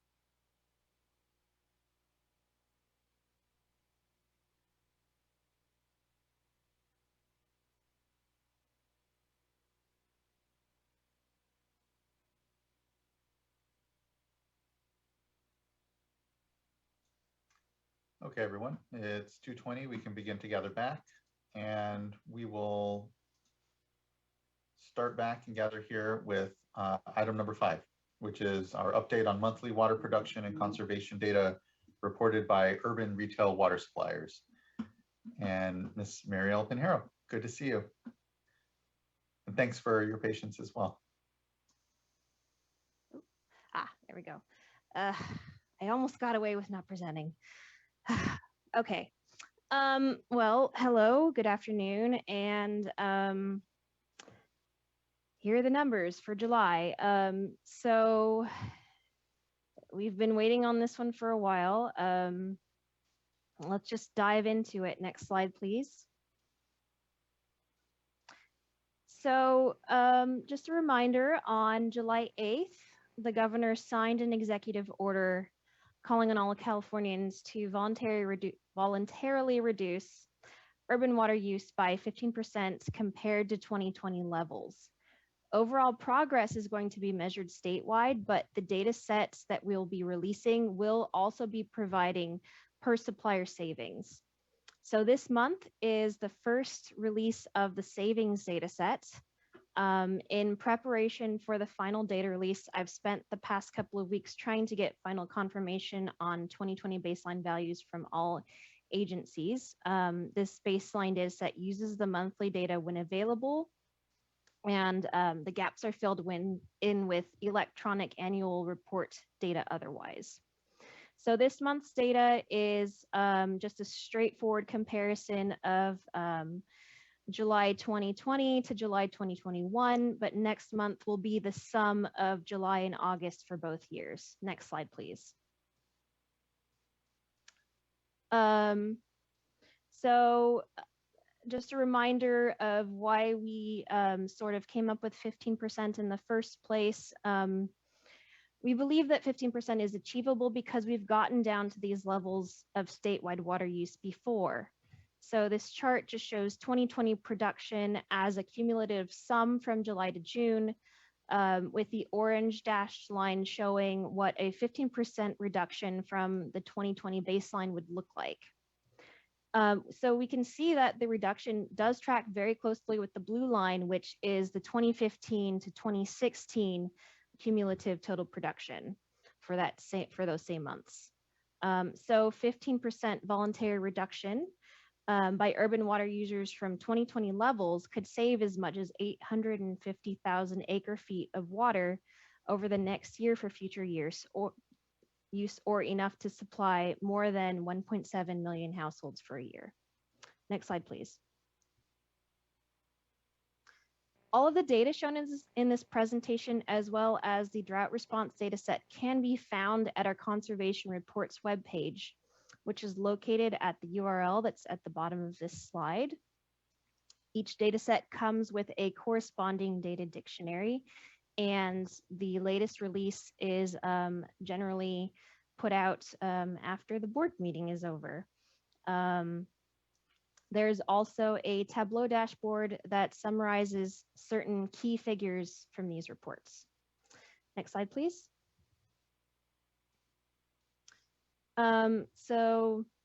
Previous presentation, item number 3, already provided an excellent overview of current conditions, so I won't dive too deeply into it. Just to note that the colors here is the Palmer Drought Severity Index, which combines variables like temperature and soil moisture into a single number that can then be used to quantify things like drought risk. And in the summer months is more useful than rainfall in describing just how we're doing relative to average. So July continues a trend that we already saw in June, where the Palmer Drought Severity Index ranked second only to 2014 of July. So this is a statewide average, just a reminder, and some areas have been more severely impacted than others. Statewide RGPCD at 116 GPCD continues its slight decrease relative to 2020, even given drier conditions. So we're starting to see the impacts of conservation messaging and other measures. And now, the moment that everybody's been waiting for, statewide savings. Next slide, please. So we saw 1.8% savings for July relative to 2020 numbers. These numbers reflect submissions from 376 agencies, which is about 91% of the suppliers on our list and represents about 95% of the population served. While it's not 15%, it's not entirely unsurprising. The call went out on July 8th, and it takes some time for conservation to be reflected in the numbers. So I do still need final confirmation on some of the baseline values. I've reached out to all the agencies on the list, but I do know that some of them didn't see the email for various reasons. People were on vacation, it bounced, it went to the spam box, or it even got sent to somebody else in the agency. So I highly encourage anybody that hasn't yet confirmed the 2020 baseline values to double check the numbers that are going to be in the data set released today, since it will impact resultant savings calculations. As we continue to track this data over time, I'd really like to emphasize that it's more important than ever for reports to be submitted by the deadline of the 28th of the month. When I did the data pool on Friday, we were still missing 9% of July reports. And these reports are mandatory and have been so since October of 2020. And we do allow reporters to provide preliminary estimates of their data if the final billing data is not available by the deadline. Next slide, please. When we break the savings down by hydrologic region, things get a little bit more interesting. So the North Coast region, which as we know is the first area to fall under drought declaration and be impacted by curtailments, they've actually surpassed that 15% target already as of July. The San Francisco Bay region was not subject to similar restrictions, but nonetheless is down about 8%. However, we are measuring things statewide, and more than half of the population served by urban water suppliers is concentrated in the South Coast region, which saw savings of 0.1% for July as a whole. So conservation messaging is going to be a big part of achieving our 15% savings goal. So I'm going to go ahead and pass the mic to Ryan Bailey at this point from DWR to talk about the Save Our Water campaign. So next slide. Good afternoon. I'm Ryan Bailey. I'm the Water Use Efficiency Branch Manager at DWR in the Division of Regional Assistance. And I'm very happy to join you briefly this afternoon to highlight some of the high points here with this Save Our Water campaign. And I'd be happy to follow up with any details that might be needed afterwards. So I really just want to start out by saying we're excited about getting the message out with a lot of how-to information and resources that will help engage all Californians in saving water. And before I advance slides here, I just want to make a few acknowledgements. DWR collaborated with several partners in the development of the program or the campaign. The Water Board's Communications Director, Nefertiri Cooley, Director of Media Relations, Jackie Carpenter, and other key staff in the Water Board's Office of Public Affairs, along with ACWA, the Association of California Water Agencies, all gave us valuable support and input as we built the new campaign. Also, the campaign was made possible by $8 million in funding that was part of the governor's drought resilience proposal in May and was approved recently by the legislature as part of the budget. And I think we can go to the next slide. We did utilize surveys to help inform the campaign to make sure that we were crafting this in a prudent fashion and having the intent that we hope to have. So here are a few key statistics. A high number are concerned about drought conditions. There's a sizable number that can be motivated, understanding the larger context, and that they can do more. So that helped inform our campaign. And I'll ask for the next slide. So the campaign is launching now. You can see the new logo, which has been released, and a number of things are coming out immediately, and I'll talk about a little bit about that. So we, consistent with our commitment to diversity, equity, and inclusion, are making a concerted effort to reach a wide audience. And we're doing that through a number of media channels and venues.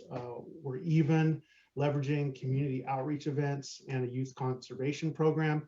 You can see that the logo is available here in both English and Spanish. The September 20th launch is just the beginning. If I could ask for the slide to be moved to the next one. So this is where everything is beginning to be uploaded and released, and there'll be more and more content. So this launch started with the logo. There will be more information in these areas, including the partner toolkit, so that the campaign can be leveraged to have as much reach as possible, both through state efforts and through partners and partner agencies. What is planned is that starting in October, there will be more and more content rolled out.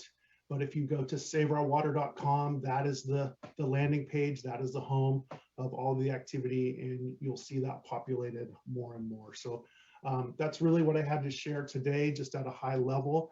If there is any questions, I'm available to answer questions. And if it's about specific details, we'd be happy to connect you up with our program staff that know the most about what is planned. Thank you, Mr. Bailey. All right, so we always try to end things on a helpful note. So let's talk about some tips. So everyone can help conserve water for the places where we need it the most. That's including, firefighting, hospitals, public health. So this slide outlines just some of the simple steps that we can all take. And we've talked about a lot of them before, but I'd really like to emphasize the last one. So just follow the rules, know what's going on in your community, visit your water supplier's website to learn what water uses are restricted in your community. So for example, here in Sacramento, irrigation is limited to 2 days per week. People with even numbered addresses can water on Wednesday and Sunday, and people with odd numbered addresses can water on Tuesday and Saturday. Next slide, please. So during a drought, responsible water use includes watering urban trees, because trees make our communities healthy, beautiful, and livable. And trees and water are both precious resources, and without watering through the dry seasons, we risk losing the benefits from urban canopy, because it will take 10, 20, or even as much as 50 years to grow back mature trees. So for mature trees, just slowly soak the root zone out towards the drip line, which is that area that's under the farthest reaches of the branches, until the water is about a foot below the surface. Don't water close to the trunk, as opposed to young trees where the roots are much closer to the trunk. They need about 5 gallons of water 2 to 4 times per week. And so you can minimize waste by creating a small watering basin with a berm of dirt, drill a hole near the bottom of a 5-gallon bucket, place it near the tree, fill it with water, and allow it to drain into the soil. And finally, just use mulch. 6 inches of mulch or leaf litter can help retain moisture, which will then reduce water needs and protect your trees. There are some local programs that are providing free mulch. So for example, Sacramento Municipal Utilities District offers free wood chips for residential use. All you got to do is bring a truck. That is the presentation. I will now stop here and pause for questions. Thank you, Ms. Pinheiro. And I just want to acknowledge the good work that has gone on into these reports, and how important the data really is to continue to be able to circle back around and understand how best we're conserving, given what we know already has been a very dry summer and dry water year in the preparation for another. It is important to note that conservation takes time to boot up. We saw that certainly in the last drought as well. where Governor Brown's voluntary calls took time to start to see a reaction. And I think importantly, we're wanting to make sure we're supporting communities as they pursue really important conservation goals. I think you look at the Russian River and you look at the watersheds where we most earlier on in this summer were very intentionally and focused on and working with and helping communities manage through difficult conditions, and the response there from communities and has been encouraging. And we see that here in the numbers with 17% reached in the region there. And I know locally, even higher numbers, but it's clear we need to be doing a lot more. And coming into, again, importantly here at the start of the water year, a discussion around how we can emphasize, importantly, the Save Our Water campaign and support all the ranges of sizes of water agencies. It's not lost on me that here the reporting is our 400 largest urban water agencies, but there are many agencies out there who are smaller, less resourced, and more, and just as importantly, need conservation to be an important strategy moving into the dry year. So continuing to emphasize their support here, couching, yes, a 1.8% decrease, thankfully not an increase, which could have been seen as well, but at least, and regional variation in the targets being reached is good to see.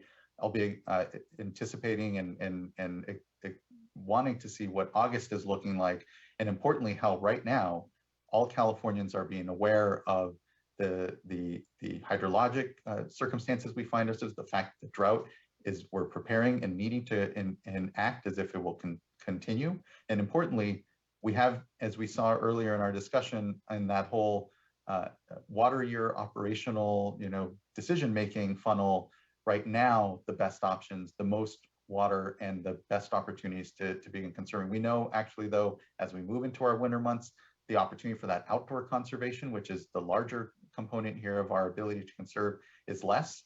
And so it is really booting up the conservation engine machine that all Californians are used to. And we saw, again, and helpful to know, we've reached deep into the need for conservation in the last drought, and we'll continue to need to do so here.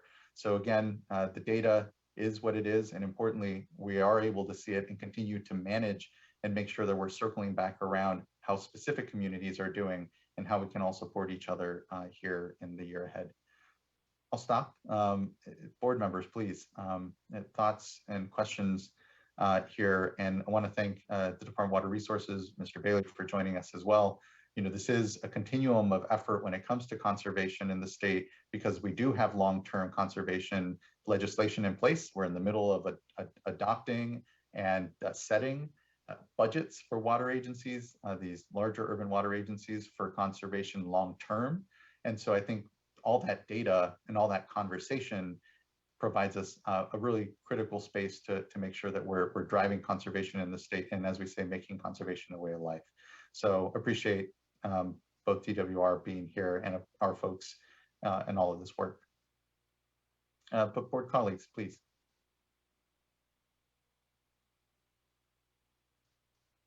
I'll comment. Sorry, yeah, thank you. I've seen if other people did. Thanks. Thank you, board. So just echo what you said. I do. We just saw what a huge crisis we're in, and we are far from even where we voluntarily asked folks to be. And so appreciate that it takes a while to ramp up, but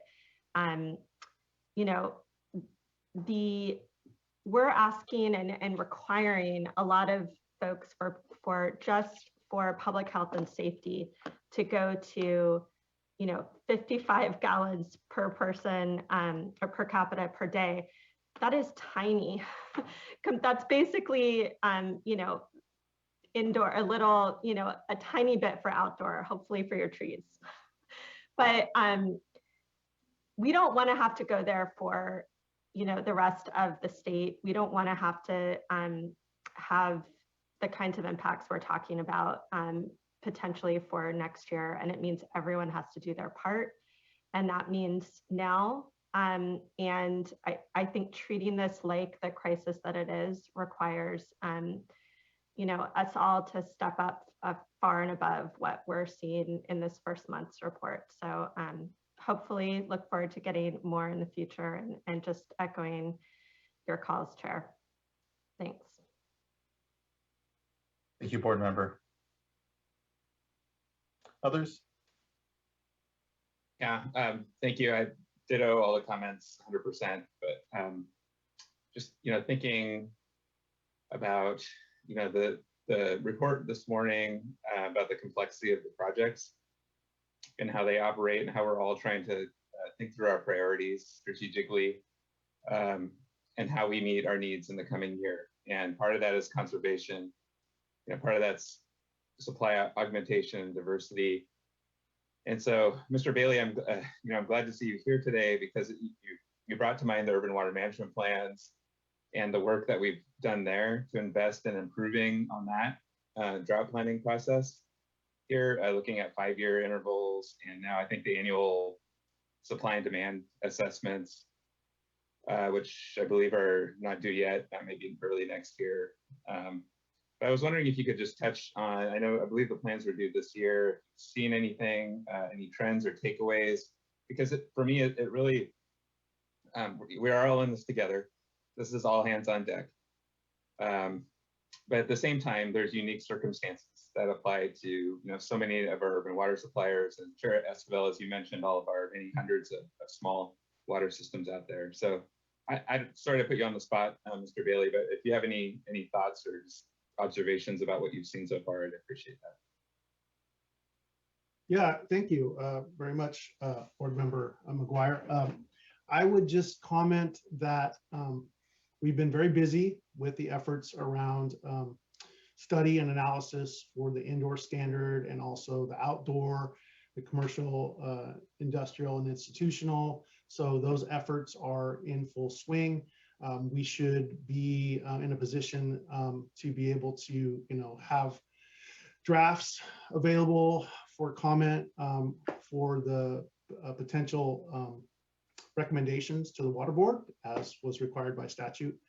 And I think at this point in time, I would just point out that everything that we're working on is we're relying on work groups, public and stakeholder input, and trying to make sure that we are, considering everything that we should and not missing anything. So I think, certainly we would like to be in a better position to say that we're, much further down the road, but we are on a pretty good trajectory, knowing that we don't want to outpace the time that it takes to make sure that we're engaging. So that's really what I would like to say there. I think that, those efforts are part of long-term solutions, but I don't have anything in terms of deliverable to report on today. But I do appreciate the question, and I agree with you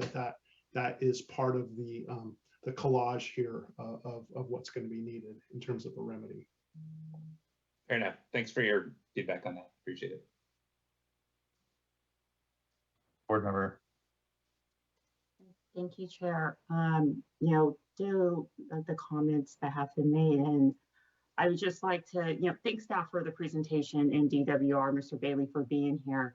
I am appreciative of the, where we are today, and that the ask for conservation came in July, and that these numbers that were presented today by staff are preliminary. I thank Mr. Bailey for being here to give us an update on the Save the Water campaign. I think that this is, a key element of the Water Board and Water Board staff working with DWR on this to roll out this campaign to get the word out about the need, the great need for conservation throughout the state. And believe that as we get that word out, that we will start seeing the numbers elsewhere within the state as we're seeing on the North Coast. So, we just want to thank staff for working with DWR to get this campaign off the ground and now rolling out, and looking forward to seeing how the numbers improve in upcoming reports. Thank you so much, board member. Vice Chair. I don't have anything to add. Okay. I appreciate the comments that my colleagues made. Great, thank you. Yeah, it's I think important to remind ourselves that in the last drought, we saw an incredible response from Californians, and that 16, 17% conservation that is still held from that period is a testament to Californians embracing conservation in their daily life, in their homes, and being more water conscious, but also the investments in collaboration that went on to help get that done. That's going to be the continued spirit that we're going to need in the months ahead as we continue to look at these numbers, as we continue to ensure that our communities are taking serious the threat of this drought and responding accordingly. And I think here now we can go to commenters. I see a number of leaders here and look forward to their perspectives and to hearing how things are looking like on the ground and what folks are seeing. So I think first here, I believe I have on my list, Linnea Alexander from Eastern Municipal Water District. Good afternoon, Chair Escobar and members of the board. My name is Linnea Bowles-Alexander, and I am the Assistant General Manager of Planning, Engineering, and Construction at Eastern Municipal Water District. My comments this afternoon are in response to the request for a 15% voluntary reduction in the water use compared to 2020.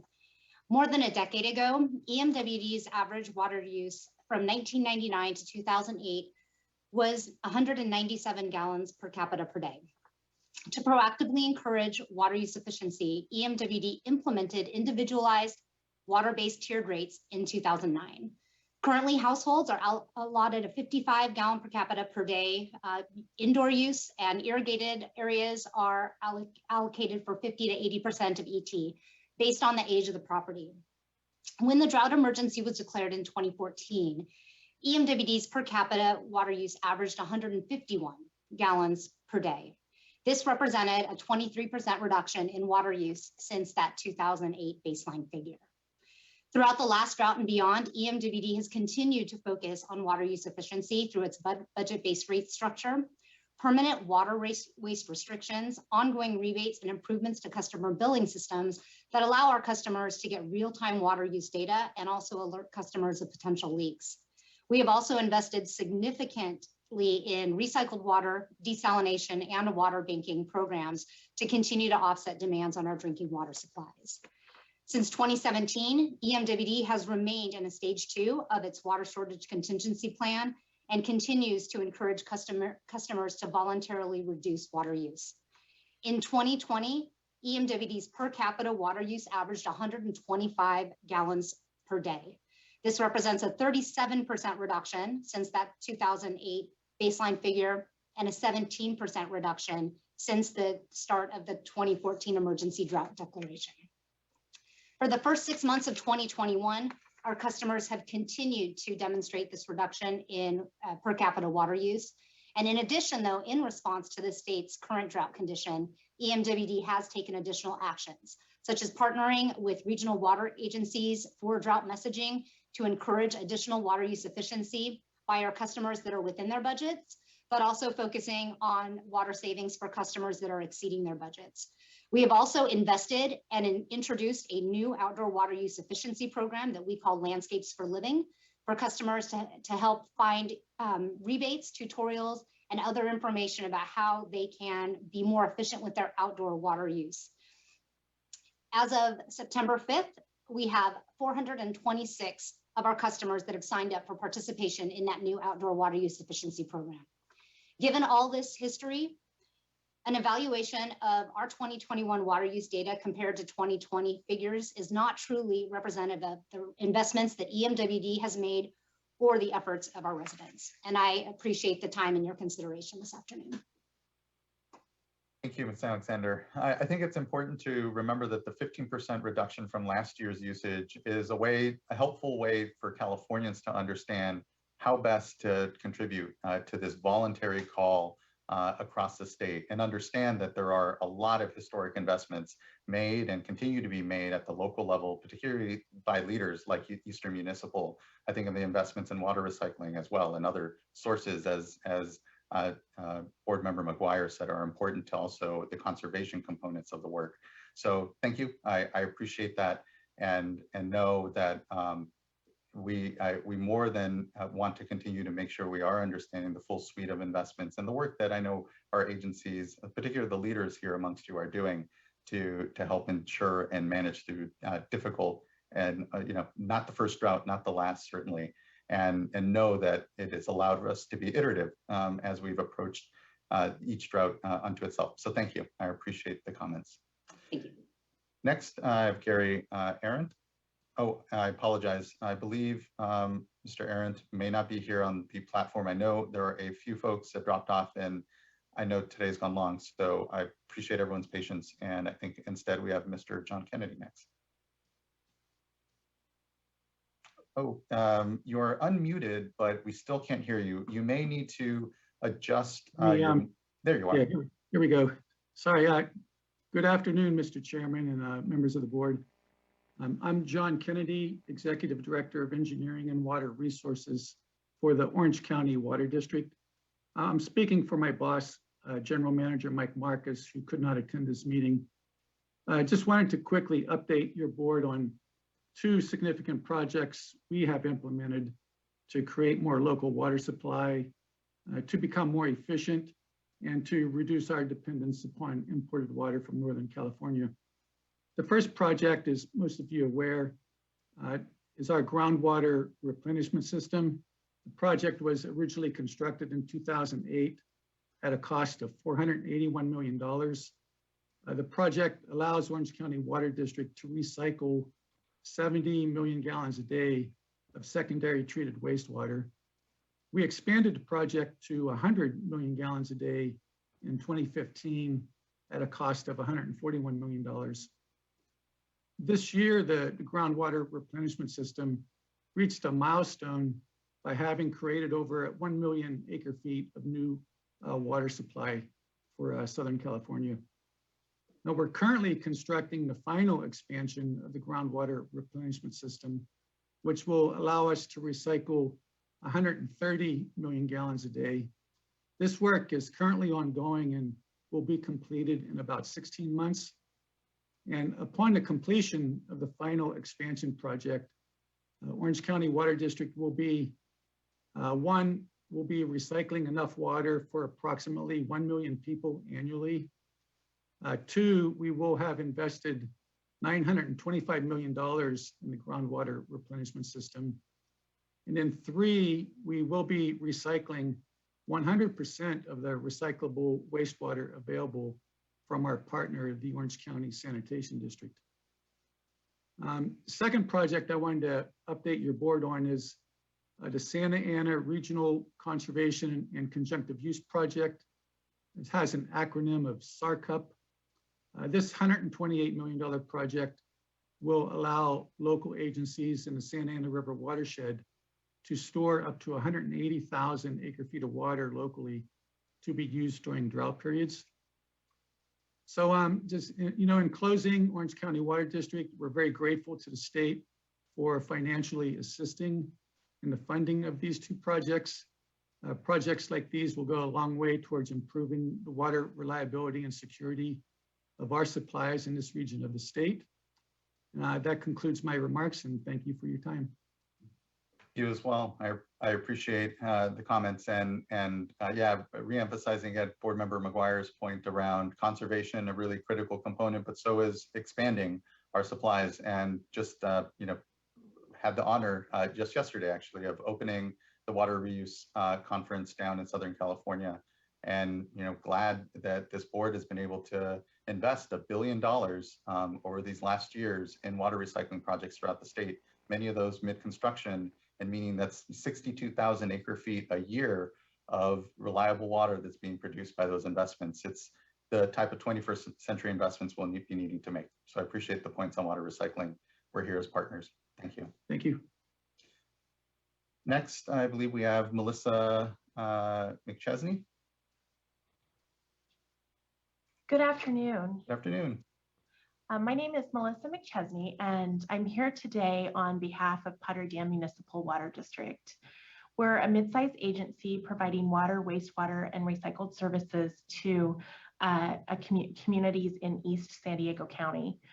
And I'm here to share with you the significant efforts our community has made in reducing water use over the years that's not simply seen through a year-to-year or month-to-month comparison, and what our agency does to ensure reliability and local supply.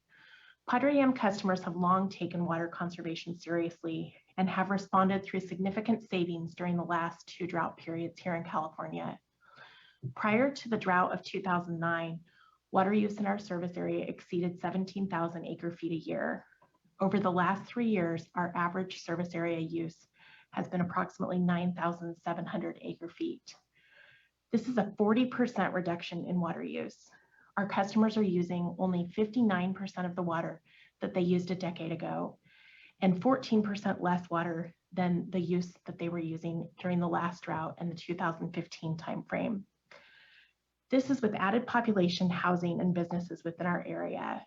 In addition to the efforts during drought periods, our agency has water use restrictions in place at all times and continues to encourage customers to water efficiently while providing incentives and classes to help them with that.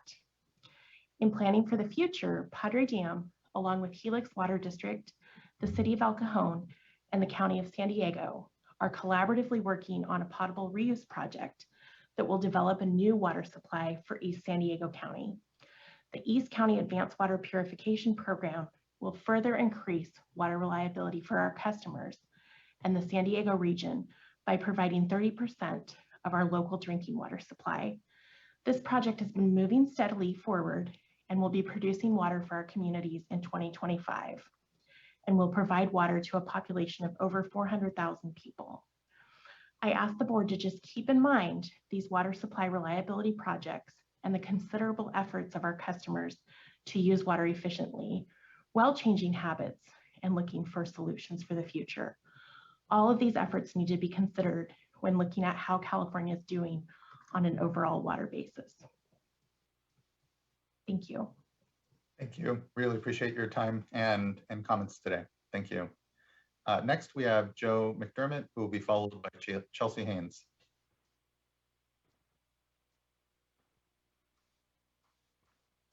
Good afternoon. Let me pull up my notes here real quick.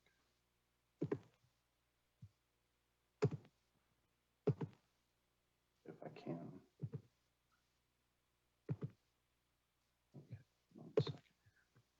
Okay, so good afternoon, Chair Esquivel, board members. My name is Joe McDermott. I'm the Director of Engineering and External Affairs for the Las Virgenes Municipal Water District.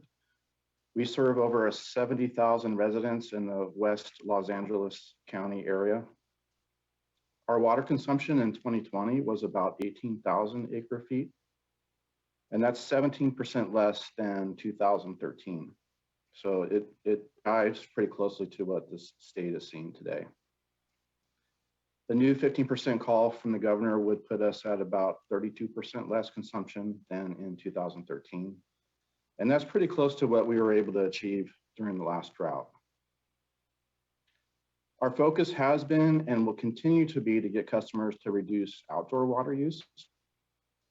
We have and continue to offer rebates for weather-based irrigation control devices and encouraging customers to transform their lawns into drought-tolerant and climate-appropriate landscapes. We are currently deploying over 21,000 smart meters, which will automatically detect leaks and will help customers be more aware of their daily water consumption. And that project is at a cost of about $10 million. Between these programs, increased messaging to our customers to conserve, and with enforcement, identifying and addressing wasteful water use, our confidence is high that we can achieve the 15%. And it's really more of a question of how soon we could get to that number. Messaging at the state level via TV ads, electronic message boards on freeways, digital advertising on popular social media and internet websites would be very helpful and can help achieve the 15% goal sooner rather than later. I will mention our board did adopt a resolution and enacted our water shortage contingency plan back in June. So one of the first in Southern California. So we've started accelerating our messaging with regards to the drought and water savings. And I think as the first your presenter mentioned, I think Californians generally are just a little slow at getting the message, and I think it's going to take a little bit of time. But I do think that we could get there. I also wanted to mention that we too are embarking on a $256 million potable reuse project. Unfortunately, with going through CEQA and all the planning and design that has to go into these types of projects, that will not be online until the year of 2028. So we are investing heavily, both our time and resource, near term, midterm, and also long term. And that concludes my comments. Thank you. Thank you so much. Really appreciate the good comment and the leadership and activating things early, being responsive. I know there is, just candidly, we know the tension between what is a statewide mandatory conservation target versus voluntary versus all the good activity that I know goes on at the local level. And as I said earlier in the board meeting, the difference really is in the local leadership to manage through drought conditions, and we're here to support that. And so just thank you. I think what we can all continue to be focused on are the outcomes that we're really needing to see in our communities as we continue to respond to drought conditions, but also plan for that long-term efficiency, but also the long-term investments in our water systems that build the resiliency to drought and flood to begin with. So just thank you. I appreciate the points. Thank you. Ms. Haynes. Hi, good morning, members of the board, or this afternoon now. It's Yeah, been a long morning. Yeah, thank you. Thank you for the opportunity to comment today on this information item. My name is Chelsea Haynes. I'm the Regulatory Relations Manager at the Association of California Water Agencies. ACWA represents 460 public water agencies that collectively deliver approximately 90% of the water used for residential, commercial, and agricultural purposes in California. ACWA and our members take the drought and the governor's call for water conservation very seriously, and we're engaged deeply as well on the mission to make water conservation a permanent way of life. As Mr. Bailey mentioned, ACWA's been working collaboratively with the state on the Save Our Water campaign, and we'll work hard to amplify that effort to educate Californians about the need to use water wisely. Lessons learned from the last drought have remained on the top of the mind for ACWA member agencies during the last 5 years, and drought and climate change planning is at the very core of what our member agencies do. Currently, we're seeing agencies throughout the state activating water shortage contingency plans. Those plans were submitted to the Department of Water Resources earlier this year. Additionally, as described from the previous speakers, agencies are implementing a host of local resiliency projects that will help ensure a water resilient future. And Chair Escobar, as you mentioned, the state agencies have technical staffs looking at this day in and day out, so do the local water agencies. So we strongly believe that the path forward in responding to the drought is through a continued partnership between the local water agencies and the state and federal agencies, and have really appreciated the administration's engagement with ACWA and our members to understand some of the local challenges and local opportunities. Looking into the next few months and the state's ongoing efforts surrounding conservation, we really think that partnership empowers and builds on the local planning efforts that are underway and rely on those local plans to make informed decision making, and where the state can build on and complement those efforts with additional resources, funding, communication, streamlining efforts. I think that will really be helpful to further conservation efforts and local projects. We're available if you have questions about water shortage contingency plans and those efforts underway. We're happy to connect you with some of the agencies that are doing on the ground work. We think that this month is a promising start for more to come, and just appreciate the opportunity today. Thank you, Ms. Haynes. I appreciate the comments and continued work in this space. Conservation is such a critical component of California's success from the last drought, and then now going into this one as well. So I appreciate the collaboration and leadership. Next, we have Laura Heides. Thank you. Good afternoon, Chair Esquivel and board members. My name is Laura Heides, and I'm the Director of Water Resources at the Alameda County Water District, or ACWD, speaking today on behalf of my agency. ACWD is a retail water provider serving over 357,000 people in the cities of Fremont, Newark, and Union City in southern Alameda County of the Bay Area. Thanks for the opportunity to comment today and share what our agency is doing to respond to the drought. ACWD has been intensifying water conservation messaging since early spring with our One Saves Water campaign, which focuses on individual actions each community member can take to save water. We've asked our customers to save 15% to support the state's voluntary conservation goal. While our customers are very efficient, attributable to the success of our conservation program over 25 years, and they've invested in drought resiliency with a portfolio that includes multiple water supplies, a brackish water desalination facility, offsite groundwater bank storage, and most recently, a $40 million project to implement advanced metering infrastructure for all customers over the next 3 years that will help to achieve additional water savings. We recognize the severity of this drought, and ACWD's board has taken significant further steps to encourage conservation. In June, we doubled our turf conversion rebate to $2 per square foot, and participation has increased by 6-fold for this and several other programs this summer. We have recently enhanced our Water Savings Assistance Partnership Program for income-eligible customers to include leak detection and repair services.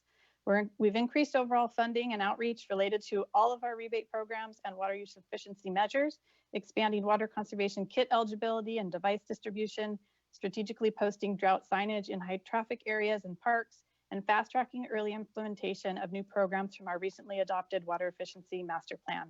Conservation is happening in our service area, and we can see it in the program participation numbers, but it does take time for some of this response to show up in production and demand. Compared to this time period last year, ACWD water demands are down about 8%, and we will continue to encourage and to help our customers do even more. We've also recently updated our water shortage contingency plan and are preparing for a dry 2022. Finally, ACWD greatly appreciates the efforts of the California Department of Water Resources in working with us and others across the state to address this critical drought and in planning for 2022. We also appreciate continued statewide outreach and statewide programs that can help us achieve conservation. A strong message that water waste is not acceptable in the state would also support our own water waste enforcement program. Thank you very much for the opportunity to comment today and for your time. Thank you, Ms. Heides. I appreciate you sticking with us here today. I know it's been long, and for delivering your good comment. Thank you. Next, we have Sarah Davis. Good afternoon, board members. Thank you for the opportunity to speak today. My name is Sarah Davis, and I am with the City of Oceanside. The City of Oceanside is a mid-sized agency in North County, San Diego, and I wanted to provide an update on what Oceanside has been doing for the last 2 decades on water conservation and local supply enhancements. In 2010, Oceanside had a GPCD of 167. Today, we have a GPCD of 116. That is a 30% reduction in water use over the last 2 decades. We have implemented a wide variety of water conservation strategies to ensure our residents continue to implement water use efficiency measures even in times of non-drought. And it's important to note that we have developed and continue to update our water conservation master plan. We just updated that in 2020 with efforts to include outreach throughout the years with workshops, rebates, and resources for our communities. Since the 2014 drought, we have also expanded Oceanside's local supply efforts. Our city council implemented a 50% local water supply goal by 2030. And at the end of this year, we will have built and will be the first fully operational indirect potable reuse agency in San Diego County. We are also expanding our recycled water use, and we are implementing advanced smart water meters for our entire agency. This will continue to allow our residents to view their own water use and better implement water saving strategies. And we thank the board for the opportunity to talk today and hope that we can continue to work together in improving our water efficiency throughout the state. Thank you, Ms. Davis. Definitely feel we'll have much opportunity here to continue to make sure we're coordinated and appreciate the work that's going on here at the local level. Thank you. Next is Elizabeth Lovestead. Good afternoon. Good afternoon. Thank you very much. Chair Escobar, members of the board, I'm Elizabeth Lovestead. I'm the Water Resource Manager at the San Diego County Water Authority. I just want to thank you for the opportunity to speak today. I really appreciate the comprehensive view of current state hydraulic conditions that were presented earlier today and all the impacts that this current drought is having.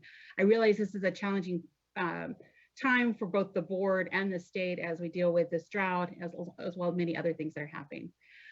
About 5 years ago, we were in a similar drought with many other things with situation, and we made it through that, and we'll make it through again because in part of some of the actions that have been taken since that last drought. In many areas, we are better prepared to face this current drought. After the last drought in June of 2017, the PPIC released a report titled Building Drought Resilience in California Cities and Suburbs. This report includes a review of the state's response during the last drought and lessons learned. It also includes the recommendations on how to proceed in response to the current drought now that we are at this point. I urge everyone to read the PPIC report as we move forward to address this drought. Also, since the last drought, the governor has released his water resilience portfolio approach, which provides a blueprint for the state on how to better prepare for future droughts. This takes a comprehensive approach to develop resiliency and supports the implementation of existing legislation. The Water Authority and its member agencies have made significant investments in both water use efficiency and reliable water supplies to improve the water resiliency in our region. You've heard from several of our agencies today kind of talking about some of those existing and proposed projects that are in the works. Considering those investments, I request that current unique supply and demand conditions for the Southern California regions of the state be presented at a future board meeting as we plan for potential continued drought response.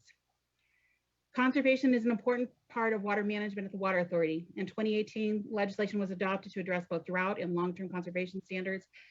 SB 606 and AB 1668 provide a framework for making conservation a California way of life, including a roadmap for efficient water use standards and improvements to urban water management plans and water shortage contingency plans to address droughts. In the San Diego region, a long-term commitment to conservation and water use efficiency has led to a 50% reduction in per capita water use since the early 1990s. This has been achieved through education, incentives, and a focus on the value of water within our region. The Water Authority embraces water use efficiency as a way of life. As we meet the latest challenge, the Water Authority continues to offer a broad portfolio of water use efficiency programs to reduce water use for now and the future. These programs include water use efficiency landscape classes for both residential and professional landscapers, rebates for numerous indoor and outdoor devices and turf replacement, direct install of water saving devices for low-income customers through a partnership with our energy provider, San Diego County Gas and Electric, assistance for professional landscape customers that want to help their customers, for professional landscapers who want to help their customers save water and money. So they can get a rebate directly to them, and then they can pass that savings on to their customer. We've also implemented outreach efforts this summer to encourage customers to reduce their water demand. Efforts include an advertising program asking residents and businesses to keep their water efficient habits up and remind them of rebates, classes, and programs that can help them be more water efficient. Providing a toolkit for our member agencies to communicate with their ratepayers about ways to be more water efficient, and engaging with community organizations to ensure that they are aware of the drought and steps to be more water efficient. We hope moving forward, the tools and lessons learned from the last drought will be utilized as we face this new but similar challenge.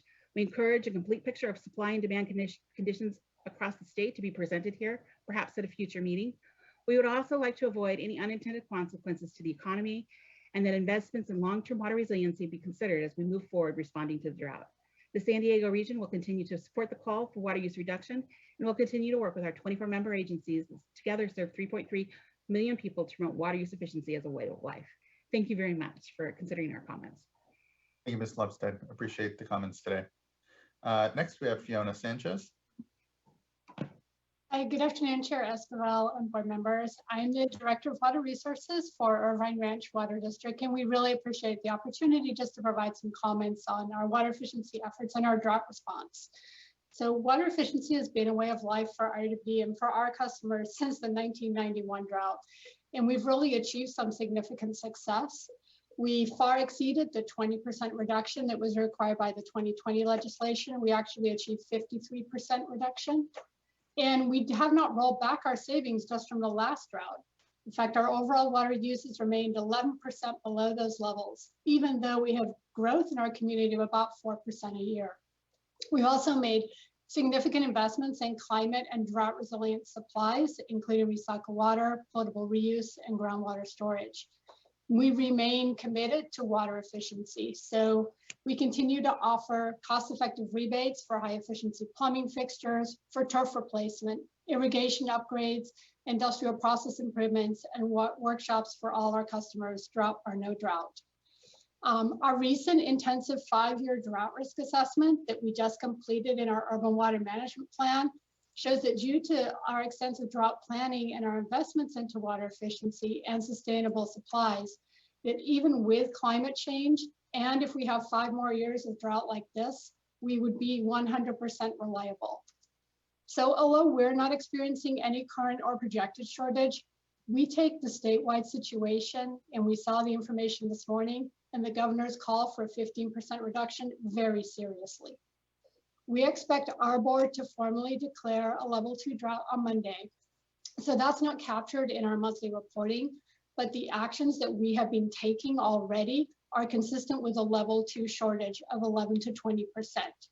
And to do that, we have increased outreach and awareness efforts, including water saving articles and tips.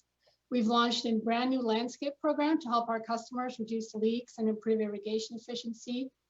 We've launched a drought response 15% savings sweepstakes to encourage our customers to do their part in helping achieve the 15% reduction. We have prohibitions on waterways permanently in place. In fact, we just didn't rescind them after the last drought. And we have expanded and intensive drought messaging now throughout our service area. We are a little concerned that the monthly report data could be a little bit misleading, just since some of the context may be missing. And so a few comments just related to our data. So in 2020, our production data was artificially low. And the reason for that is our commercial and industrial use was significantly reduced due to the lockdown. In fact, it was down by more than 10%. And so now our commercial industrial use is back up to pre-2020 levels, which is great because of the economic recovery, but it may influence when you're comparing to 2020. And residential use is less of a factor than CII in our service area. Also, we're not going to be fully built out until 2035. So we're increasing and have a growth in number of accounts of about 4% over 2020. The other thing, and I heard your staff acknowledge this, and I appreciate that there is a time lag from when we roll out these programs and the messaging to when we see the changes. So we don't think all of our actions are really reflected in the data. And in our case, there's definitely a time lag with billing data and reporting. So we bill every single day of the month, and we do our billing by end date. That's how we report to you. So if we have a bill that covers a period from June 1st to July 1, we would report that based on the end date of July 1 and say that's our July data, even though all of that use occurred prior to the governor's call. So there's definitely a lag in reporting. And then I just want to close with, we just request that any actions that the board might take to respond to the drought situation recognizes and incentivizes the types of actions that we have taken to be resilient. And then also just consider some of the data limitations in the reporting data that doesn't necessarily present the complete picture. So we appreciate you considering our comments, and we hope that we could be a resource to the board and staff as the state deals with this significant drought emergency. Thank you.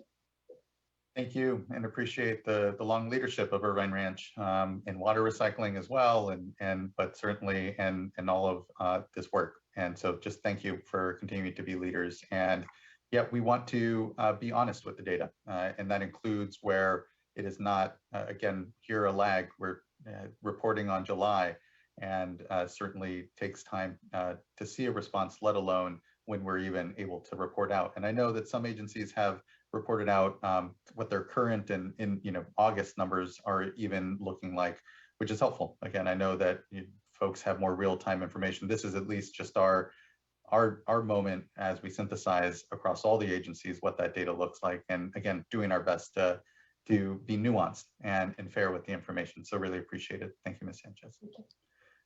And I believe this will be our last commenter. And again, I apologize. I know a few folks had to drop off, but Miss Amy Talbot, good afternoon. Hi, everyone. Hope you're doing well. Just wanted to say thank you for the opportunity to comment today and to close out comments. I'm Amy Talbot, Water Efficiency Program Manager for the Regional Water Authority. We represent 20 water suppliers in the Sacramento region, serving around 2 million people. I just want to start out saying that we understand the severity of the drought and our region suppliers and customers are responding. We are now seeing declining water use from June to August 2021 compared to 2020 numbers. This decrease is happening when we typically see an increasing trend in use during the summertime. Our region's summer use is typically 2 to 3 times our winter use. Compared to 2020, in June 2021, use was up by 6%, followed by a leveling off in July, almost exactly the same as 2020. This was around the same time the governor declared drought and we started our drought messaging. And then that was followed by a 6% decrease in regional use for August 2021. This is exactly the use pattern we would expect to see once we ramp up and start our messaging and declare a drought. You know, as has been said before, drought response is not like a white light switch. It takes time for the message to sink in. It takes time for customers to respond and for that response to show up in local and regional data. We are anticipating increased reductions as the year progresses. We know that 6% in August isn't 15%, but we are just getting started, so please be patient with us. This decreased August use is encouraging as it is happening even with the presence of several challenging conditions. For example, as has been stated before, our regional use is already 13% less than used prior to the 2015 drought. So we're asking for more savings on top of prolonged savings while we're seeing a population growth. As was explained in thorough detail earlier today, it's hot and dry, and weather heavily influences our water use, most of which is outdoors, especially this time of year. We know California is experiencing record summer temperatures in 2021, in order of 5 degrees above historical mean and almost a degree above previous record. Looking at this particular region, both Placer and El Dorado counties experienced 6 degrees above the mean, and Sacramento County 4 degrees above the mean. With the combination of hot and dry weather and reduced water use to respond to drought conditions, we want to make sure we're not causing long-term damage to our landscape, specifically our trees. You know, grass can bounce back after a drought, but trees can't, and they can be lost forever. And we saw a lot of tree mortality after this last drought. And this is really concerning because trees are our most necessary and highest value climate change landscaping. We need more trees, not less trees, especially in our under-canopied communities. So we have to ask ourselves, how can we get this savings but protect our climate change adaptation assets, primarily our trees? So what we're doing is we're working with partners like the Sacramento Tree Foundation on tailoring our drought messaging to account for the complexities of implementing drought response in such an environment. We're taking a stress lawn, save trees approach. RWA has tripled our regular public outreach and media budget with help from state grants. Thank you very much. You may be already hearing our radio ads on Cap Radio and saving tips on ABC News 10 with Monica Woods. You'll be seeing both static and billboards, static and digital billboards in high traffic areas focused on the tree message all around the region. And we're all over social media and news and weather related online ads as well. And we've expanded our messaging to include Spanish language radio and TV markets this year. Furthermore, RWA has released $1 million in rebate funding for use by local suppliers in their own local rebate programs over the next 2 years. And what we're seeing is customers are responding. We're seeing the start of a downward trend in August, right on track. We're seeing increases in water waste calls and rebate participation across the region. Placer County Water Agency saw a 600% increase in rebate applications in August 2021 versus August 2020. The city of Sacramento has seen a 235% increase in water waste reports coming in compared to the same period last year. What we need from the state right now is support as we ramp up our savings. Support means encouraging and promoting local funding for local and regional drought-related programs and messaging. These programs will be based on the implementation of local water shortage contingency plans. We heard from the Save Our Water customer survey that 42% of residents said that local water officials would be the people that would influence them to save more water. That was the #1 response. followed by friends. So we know that local entities are very important in implementing our drought response here. Lastly, we understand the need for savings right now to respond to the immediate dry conditions this year and likely next year, but savings alone isn't going to save us in terms of climate change. We need everything on the table, including longer term measures like alternative supplies, groundwater banks, infrastructure related flexibility, and conjunctive use practices. To that point, many agencies already have these assets in place across the state. And our region has implemented over 17 infrastructure related projects since the last drought, and we are currently working on developing a regional groundwater bank. So I believe we are better off this time around compared to 2015 with all these investments and the experience that we have now. So we need short-term water use reductions for immediate drought conditions, and we need long-term planning so we have less of a need for these short-term immediate saving situations in the future. And then I just wanted to briefly comment on what Marielle talked about earlier. She mentioned the city of Sacramento has a 2-day-a-week watering right now. They do go down to 1-day-a-week watering starting November through February to further match the reduced watering needs of plants during the winter time.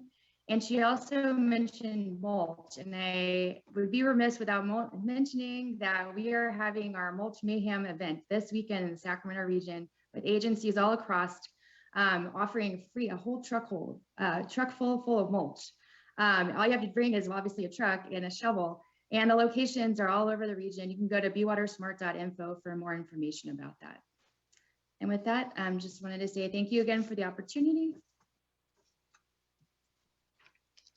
Thank you as well, Ms. Talbot. I appreciate your good comments and a good way to round them out. I also appreciate the emphasis on tree canopy, and you heard from us here, and I know Vice Chair has been an incredible champion in making sure that we aren't allowing conservation to harm, again, these other benefits we know we're needing to have from for our communities, like tree canopy, and needing to do better in making sure we maintain it, knowing that there were unintended consequences ultimately from the last drought, and folks need to be able to make sure we're maintaining these investments in tree canopy. It's not lost on me, being a relatively new Sacramentan these last few years, though, that the city motto used to be City of Trees, and it is. I think we have one of the densest tree canopies even that rival Boston or other East Coast cities, and it is of great benefit to all of our communities and need to be expanded across the state. So thank you for that note and the good work, and the note as well about Mulch Mayhem. Hopefully other Sacramentans here in the region can go, manic on mulch and get themselves some really good resources here to help continue to conserve in difficult circumstances. So thank you. Welcome. Thank you. Thank you. Board members, I don't have anything further. I think we've heard a lot. I've probably said too much at this point. Please, anything further though from folks, either any things that we want to emphasize for further brief here in the conservation space. I again appreciated DWR joining us. I think it's important that, and yes, we have long-term efficiency legislation that we're enacting even as we do work here in this year and needing to respond to the drought emergency and the importance of conservation in that discussion. So just appreciate DWR being here, but board members, any questions, thoughts, direction? Vice Chair. Thank you. I just have a few comments. First of all, thank you all the commenters for sharing what you've been doing. Of course, we know all too well that the best way to achieve these conservation targets and to go further is to have strong local programs. And so this was just a great opportunity to hear from folks throughout the state about some of the exciting things they're doing. And so I think, as we move forward, trying to partner with the agencies on better messaging, seeing what, our role is to collect the information, distribute it so that the agencies can undertake their own drought planning and voluntary actions. And then, as we proceed forward, looking for that space for us at the state level as well, whether it's similar to what we did last time or, a newer improved program. And so I'm very open-minded to how we best can achieve that. And just also really want to thank Amy Talbot and others and Chair for you as well the leadership on tree canopy. I'm just going to use this as an opportunity to say that I have been spending some time with our staff and some of the stakeholders on this issue, and really wanting to make sure that we hit things right as we move forward with urban water use efficiency. So I don't have anything more to say other than it can be very complicated because all trees are different, evapotranspiration needs are different, but of course there's benefits beyond tree canopy, of course, greenhouse gas emissions and sequestration, heat island effect. So I'm really enjoying this opportunity to just learn more about those issues so that we can hit the right target when it comes before us. Thank you, Vice Chair. Yeah, you were here in the middle of what was the board's response and the need to go to mandatory in the last drought. And again, we can speak honestly here around, I know what is the tension sometimes around that work, but I think that what we have is when we last left off mandatory was a stress test, was a range, wasn't one size fits all. And what I keep hearing from water users, which is important, and a consideration for the local investments and where they are. And I think to the data that we have now as well, because of the long-term efficiency work we're doing, outdoor efficiency, indoor, and water loss standards. And so we have the basis to best understand even more granularly where savings are for communities, and still leave by, again, ensuring that we're understanding of those various places a district could go, a more budget approach perhaps, and allow the district themselves to be making the investments where they think they appropriately they can drive toward a goal. And I think that that's really what it is always about, is setting here collectively a goal. And the governor has done so with 15% voluntary call. We're still at the start of this. It's just July numbers. And what we're needing to do is all, again, focus on the outcomes and needing to continue to prepare our communities for these drought conditions. So anyway, thank you, Vice Chair. Really appreciate your points. Others? Okay. Thank you. I appreciate everyone's time and attention on this. I think that wraps up item number 5 for us, our urban water conservation update. And now then we can skip ahead now actually back to we're on item number 10, which is consideration of a proposed resolution approving the 2020 Safe Drinking Water Plan for California and authorizing the executive director designee to submit it to the California legislature. As we wait for folks to appear here on camera, note that we have our Safe and Affordable Fund. We have that program. We have an expenditure plan that's part of it as well. And then we also have this larger requirement from the state legislature around safe drinking water generally. And these things are all complementary to each other, and they're actually really feeding off each other in incredible ways, and appreciate that we still and have then this plan here as well, and would kick it over then to folks to present from the Division of Drinking Water. Thank you guys for joining us. All right, thanks, Board Chair. So in the essence of time, I'm just going to keep my introduction really short. And I just wanted to say that Division of Drinking Water is proposing that the board approve the 2020 Safe Drinking Water Plan. So with that, I'm going to pass this over to Ashley Doomer, who's a senior staff with us in DDW. And she has led the effort to get this document completed, and she knows all the details. So I'm going to turn it over to her. Ashley. Thanks, Randy. Next slide. So the purpose of the Safe Drinking Water Plan, as Board Escobar mentioned, is really to assess the overall quality of the state's drinking water, identify specific water quality, and analyze the known and potential risks that may be associated with drinking water contaminants, and provide specific recommendations to improve water quality. We do submit this report to the legislation once every 5 years. This is our second time coming to the board with this item. Previously, we came here with a draft, and during that time, we solicited public comments. We received a good number of public comments, and we have incorporated a number of those public comments into the final plan before you today. Next slide.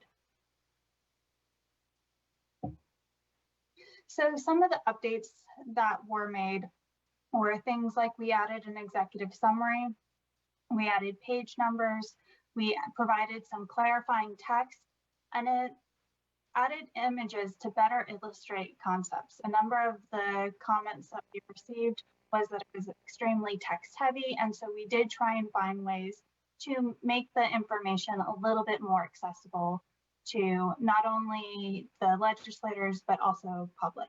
Next slide. In addition to making improvements to the overall safe drinking water plan, we are in the process of developing 4 fact sheets for the 4 major themes of the Safe Drinking Water Plan. And that includes emergency preparedness, sustainability, equity in the human right to water, and program action. In addition, we will be posting the executive summary in translated in Spanish, and all the fact sheets will be posted in Spanish as well. Next slide. So here's kind of just a brief timeline of where we are. So we are today for the board adoption, and our next step will be to submit to the legislature. Next slide. And if you want to take a look at the final Safe Drinking Water Plan and fact sheets and stuff when they're posted, I did post the link there, and then my contact information if anyone has any questions. That's all. Thank you very much. I know when we last discussed the plan, yes, there was a good bit of feedback from folks that it would have helped to have a little more graphics to, kind of break up some of the content with images as well. I appreciate that the work was done to do that. I know that your shop is not primarily a graphics shop, and importantly, we're getting the information out there that is the critical part there. But I think being reflective and having a more accessible document here has really helped. And I just want to say, just thank you for that responsiveness, and let alone the real great content within the plan itself as well. And appreciate that it provides the overarching framework by which we're pursuing safe drinking water here in the state, even as we have, I know, very needing to and have very focused programs that are supporting smaller systems, the smaller failing systems that we know are a challenge, and like how it is appropriately all context and nested all in there. That reminds me of the just incredible amount of work that the Division of Drinking Water is doing in setting and continuing to track things like emerging contaminants of concern and other MCLs that I know are coming up. So just thank you for that good work and synthesis on the document. It really is reflective of the quality there. So thank you. Board members, we don't have any commenters on this item, I'll note. And so is there any further comment from or questions from folks? I know we have a lot on the agenda and it's late, so I'm not going to spend too much time other than echo what you said. Thank you to staff. There's so much amazing stuff in here, and I really look forward to digging into the riches of information and ensuring that they can get out there and be used and help shape things for our state. Thanks. Thank you, board member. Do I have a motion to adopt? I'll move to adopt. Thank you, board member. Second. Second. And Ms. Townsend, can you please call the roll call vote? Certainly. Board Member Firestone. Aye. Board Member Diadamo. Excuse me, Vice Aye. Chair Diadamo. Board Member Morgan. Aye. Board Member McGuire. Aye. And Chair Esquivel. Aye. Thank you all. Thank you as well. The vote carries and the item is adopted. Again, thank you for the good work to everyone on the Safe Drinking Water Plan. Next, we are now moving and coasting along to item number 11. And just, I continue to provide a lot of thanks, I feel, over and over again. It's because there is so much incredible work going on at the agency right now. And on top of everything, we have an arrearage program here that I just have to acknowledge the Division of Drinking Water, the Division of Water Quality Finance folks, everyone. It was an all hands on deck effort, still is, even as we are running to discussion here of this item, which is consideration of a resolution for the arrearage program. And I will just kick it over here to Darren Polhamus. Thank you, Chair Escobar. Could bring the slides up for me. Thank you. I'd be remiss at this point if I didn't clearly state that the reason we're here is the incredible effort staff put forward. Literally, we've had staff working weekends, 9 and 10 o'clock at night. You know, when we talk about public service, this is the kind of effort that generally the public doesn't appreciate state employees putting forward. It's been remarkable. I quipped a joke at the beginning that this was, people have heard the saying that we build an airplane, you know, while it's flying. This was more like a rocket ship with an explosion lit under our feet, and we've been trying to build a rocket on top of the explosion ever since. But I'm so proud that we're here at this moment in time. We've met our schedule every step of the way. It's been a collaboration of divisions between the Division of Financial Assistance, Division of Information Technology, and my own staff in the Division of Drinking Water. So while I'm here presenting, the real heroes are the staff that put the work in behind this. So thank you. Next slide, please. So just a very quick background of, obviously, just for those that are trying to catch up, the board members are keenly aware that this program was passed with the budget of this year, $985 million for this wastewater and water arrearage program that we're implementing. This is the first phase of it for drinking water that we're talking about here today. The legislation required us to survey community water systems. I'm going to go through the survey results here in this presentation in a very summary fashion. I will note that a very detailed analysis of all the data we collected from that survey is up on the website on our program page. And we did launch our survey for this effort on August 10th and did complete it on September 10th and gave everybody 30 days to do that. Next slide, please. So we opened this up. This was 2,871 water systems.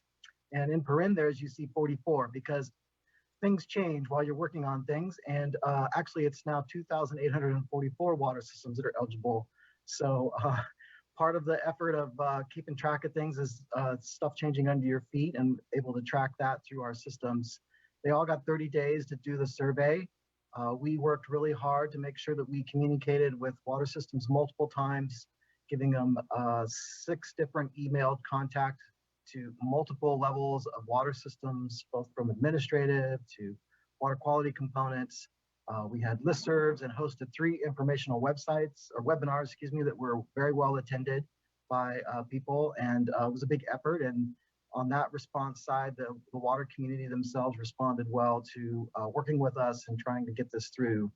But it was a huge, huge effort to make sure that we contacted the water systems. We made personal contact through redirected staff in the division to over 2,504 water systems.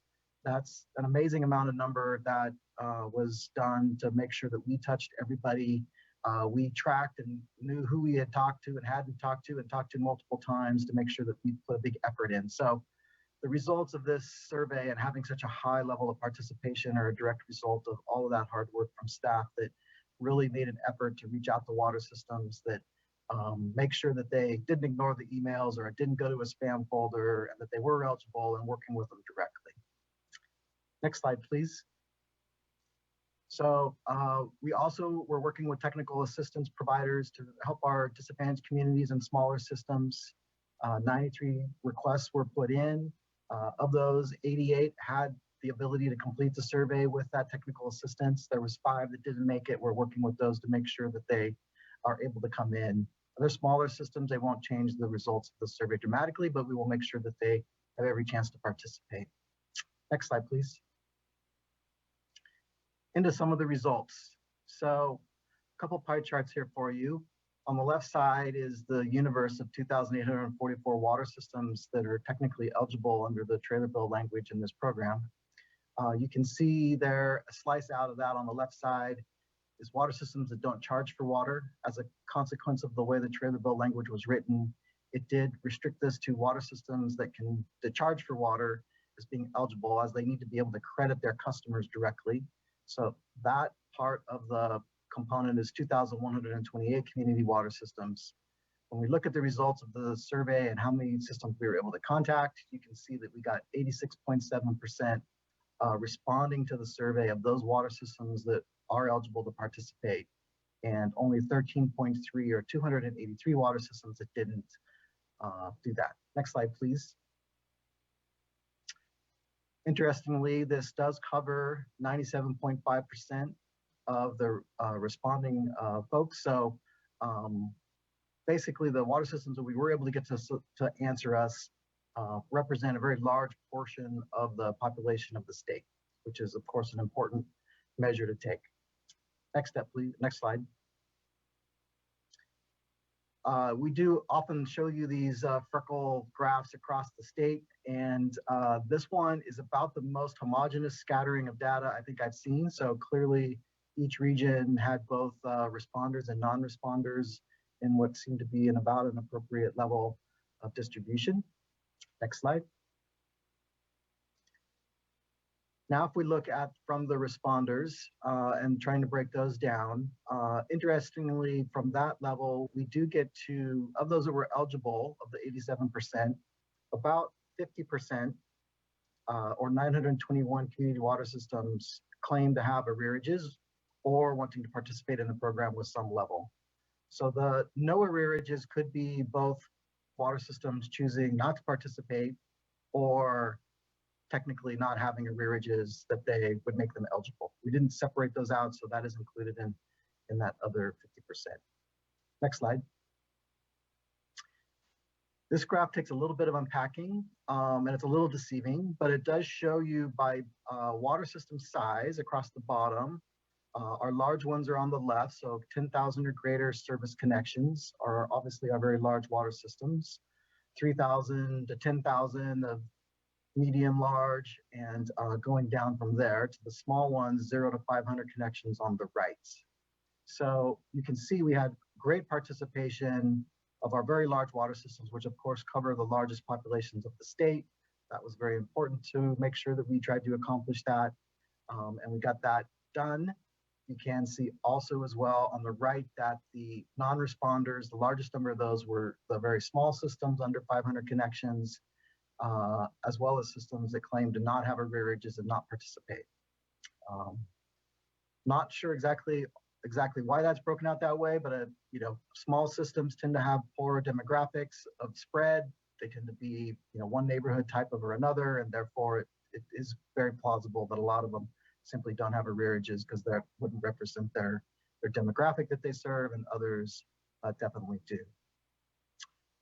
Also interesting to note is if you kind of turn this around and say, what's the population covered in those larger systems, the 207 and the 152, you quickly get to about 80% of the residential service connections in our water systems responded in some way that showed they had arrearages and a level of participation. So that also is a very high number of participation and very confident building about the data we got from the survey. Next slide, please. This one is another freckle graph showing reported arrearage or didn't report arrearages.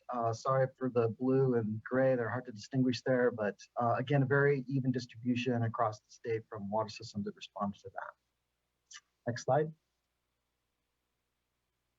Now looking at reported residential accounts in arrears, total residential arrearages, looking at those, you can see that we have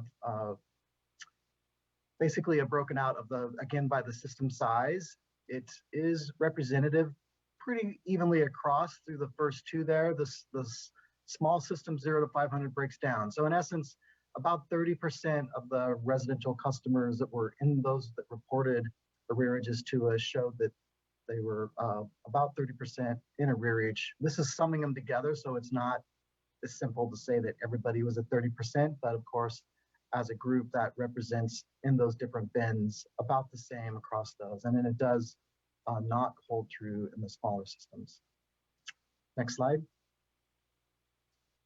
This is commercial accounts, very similar approach there, although you can see a little variation now between how many in arrearage and how many different in a couple of the different size categories. Next slide, please. Now, let me get into reported arrearage excluding late fees. So next, please.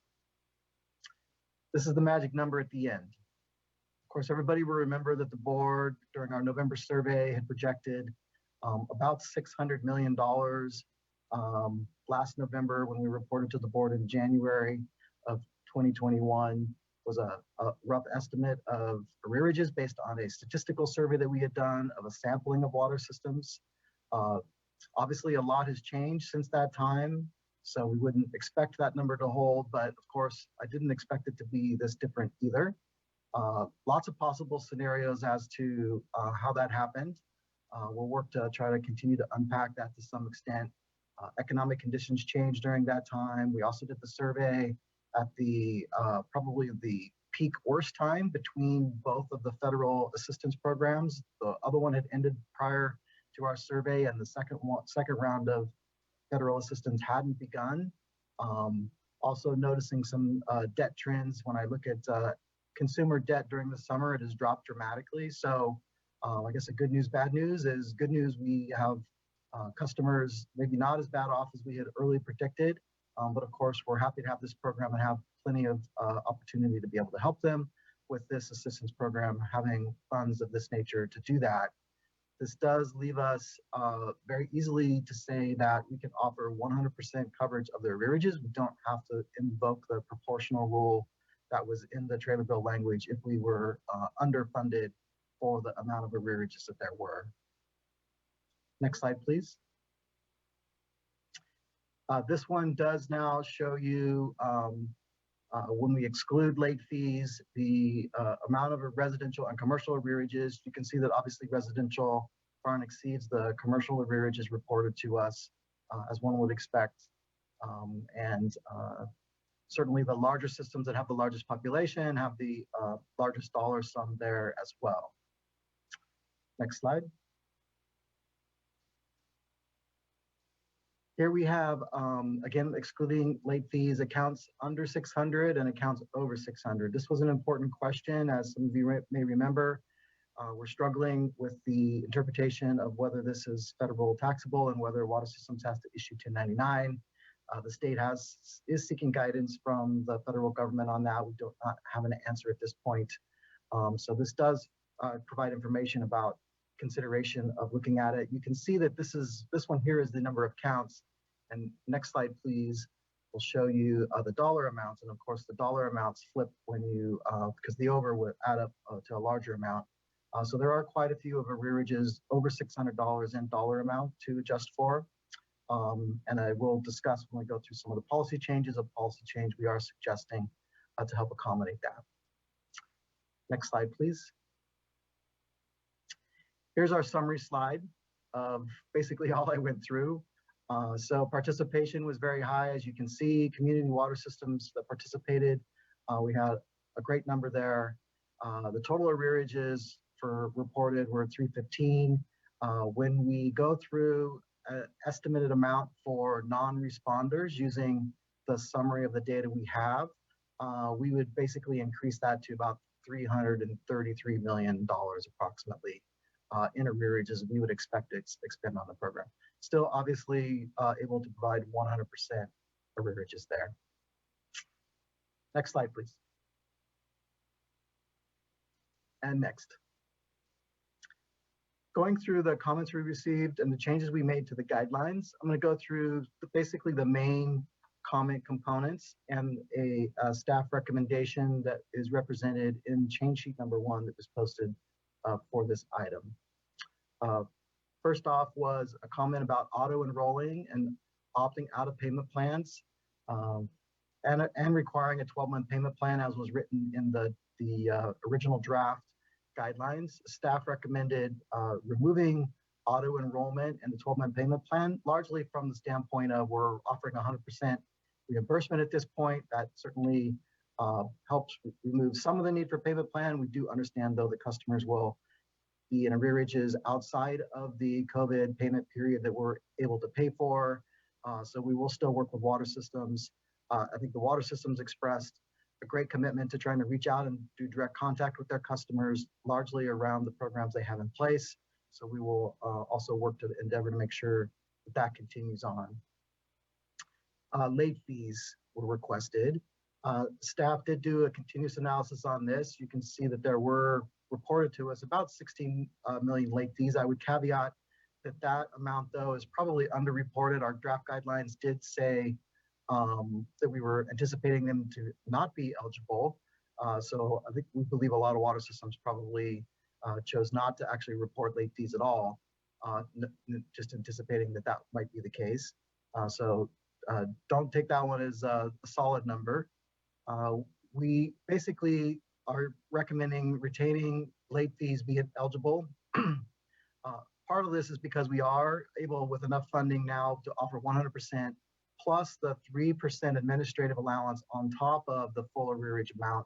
That should assist water systems in the administrative costs they need to do the program and do that forward. So that would be a staff recommendation, and that's represented in change sheet 1. Delete collection of income data for large systems, but refer customers to bill credit notice. Staff is making this a recommendation, but not a requirement for sharing utilization of customer data. We do believe strongly that, we'll basically be coordinating our program with CSD as a follow-on and working with water systems to try to get them to utilize the information that CSD will get from investor-owned utilities under the non-disclosure agreements from the power utilities about what customers are already enrolled in assistance programs, and try to make appropriate referrals and get information to the right customers to sign up there. Next slide, please. Basically prioritization. So there was a tier system in their proposed draft. This was in case we needed to we're not going to have 100% coverage of funding. Because we have 100% funding coverage, we're able to basically eliminate that requirement, since it would be really wouldn't make any sense, since all arrearages will fully be covered. Tax issues, as I mentioned before, the 1099 issue is still present with us until we get further guidance from the U.S. Treasury. We're working hard to hopefully get something that we can do, and as soon as it comes out, blasting that out if we're able to. However, we have basically allowed within our program that water systems can split their bill credits between 2 tax years so that they can stay under the limitations required around the inclusion of a 1099 to customers, following the normal federal tax rules they would normally follow regarding that. We believe this will be hopefully a benefit to water systems to be able to increase the coverage. It is unfortunate that that means some customers may have to wait for a second credit after the new tax year begins, but this does seem to be better than just getting it capped artificially underneath that amount. Expanding the definition of commercial customers. This was a request to include a broadening of that. Staff recommended retaining the definitions we had to not include some of the larger water users in that, so that remained the same. Require water systems directly pay third parties for transfer debt. In this instance, what we've done is we've tried to open this up to make it all possible ways of consideration. So the policy now allows for a water system to do 3 methods. The one that was originally in the draft guidelines was that the water systems would create a positive balance on their customers' accounts, and those customers would then wear down that positive balance with future bills as those came in, accruing in essence the credits from the program. What we included now is 2 other methods. Certainly the water systems, if they're able to and willing to, can do an agreement with the tax entities in order to create a way to pay those taxes directly and cancel it off people's property taxes after they've been transferred into the TETR program. And then there's also a third option. Some utilities probably have internal rules about how much credit they're willing to carry on a customer, and they may issue refunding checks if your balance gets too high. I personally have had that happen occasionally when you pay that bill twice when you didn't mean to. And so certainly we're not requiring it, but water systems can also opt for that option and issue refunding checks to their to basically, after the credits applied to their customers, drop that down. So we hope with those three options, water systems will consider the best outcome for their customers and work diligently to make that happen. Next slide, please. These are the more quick ones. There was a request to replace some places where we had used forgiveness with bill credits. That was a good catch, and we did make those changes. Incorporate the timing of the disbursement priority. We did make that change as well. Remove cross cutters. Our attorneys did go through each of those, and the way we've structured the program, we were able to eliminate all the cross cutters. So those are no longer in the policy as well. And I hear a round of applause from water systems out there about that one. Backfill costs of water rate assistance programs. So staff did agree that this may be an eligible program, but this will take some direct contact with us to make sure that we can figure out how to do that. It's not going to be easy since the legislation does require that water systems must credit their customers' accounts. So there'll be some reverse posting required, but we do think we've identified a possible way to make this happen for water systems that do want to participate in this way. And administrative costs, as I mentioned, we do agree that we have funding enough that we can cover directly the 3% on top of the additional costs, and we'll be providing some template material in order to do that. Next slide, please. Water revenue shortfall definition. We will be covering 100% of the arrearages, so no need to change the definition of water revenue shortfall from that comment. Report non-participants. Staff did agree with this. We have been all along posting the participation of water systems on our program page, so interested people can look up and see that from there's a spreadsheet that lists who participated and who said they had arrearages and didn't. Clarifying discontinuation of service. The trailer bill includes extending the moratorium cutoffs to December 31st. This is a trailer bill that's been passed by the legislature but has not yet been signed by the governor. We will obviously update the guidelines to reflect that once that change happens. There is an authorization in the policy that is before the board for approval that does allow the Deputy Director of Division of Drinking Water and the Deputy Director of Division of Financial Assistance to make some non-substantive changes. I would consider that to be catching up with those, and we'd be able to make that change there. And wastewater program, set aside money to start surveying. Staff agrees. We've already started our wastewater program, knowing that there will be funds remaining from this effort. So that will be there. And extending relief to utilities that collect payments through property tax rolls. So this is another tricky one. We're trying to make it possible for that to happen, but any system that wants to participate in that will also have to consult with us directly. There will be several conditions that are going to have to be met to see whether we can make that an eligible component. So we made some adjustments to see if we can work through and make that fit under the trailer bill language. Next slide, please. I believe that concludes those, and I'm open for discussion with the board members or questions. Thank you, Mr. Bolhamus. And I just am incredibly impressed by the work that folks down in the divisions have been doing and the stakeholders that have been engaging with us. This is an incredibly complicated program, the first in the nation, let alone here the first in the state that we've had to quickly assess, try best to understand how to implement.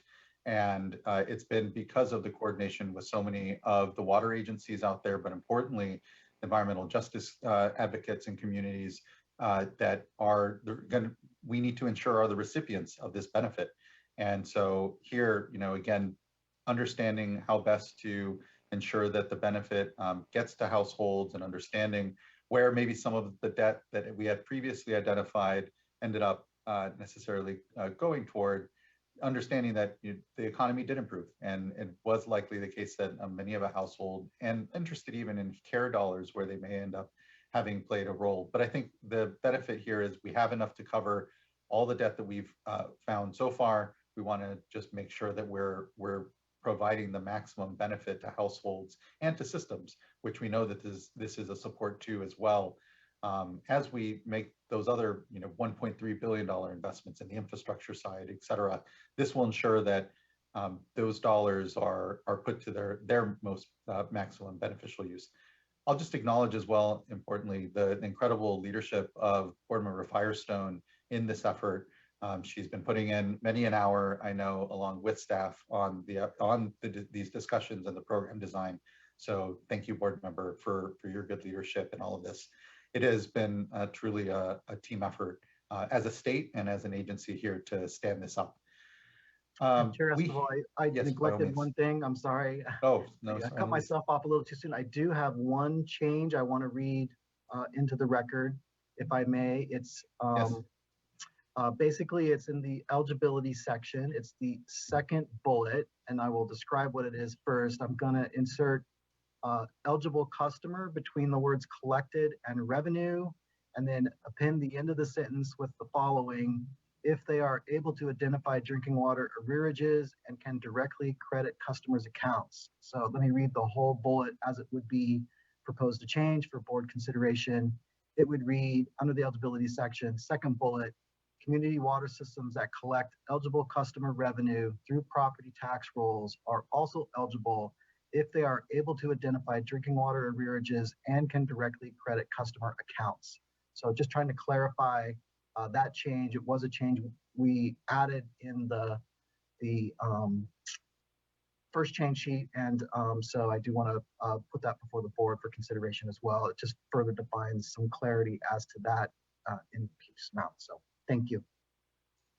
Thank you, Mr. Polhemus. Board members, and we have, I think, about 10 commenters, but it would be good to get folks' questions now as well.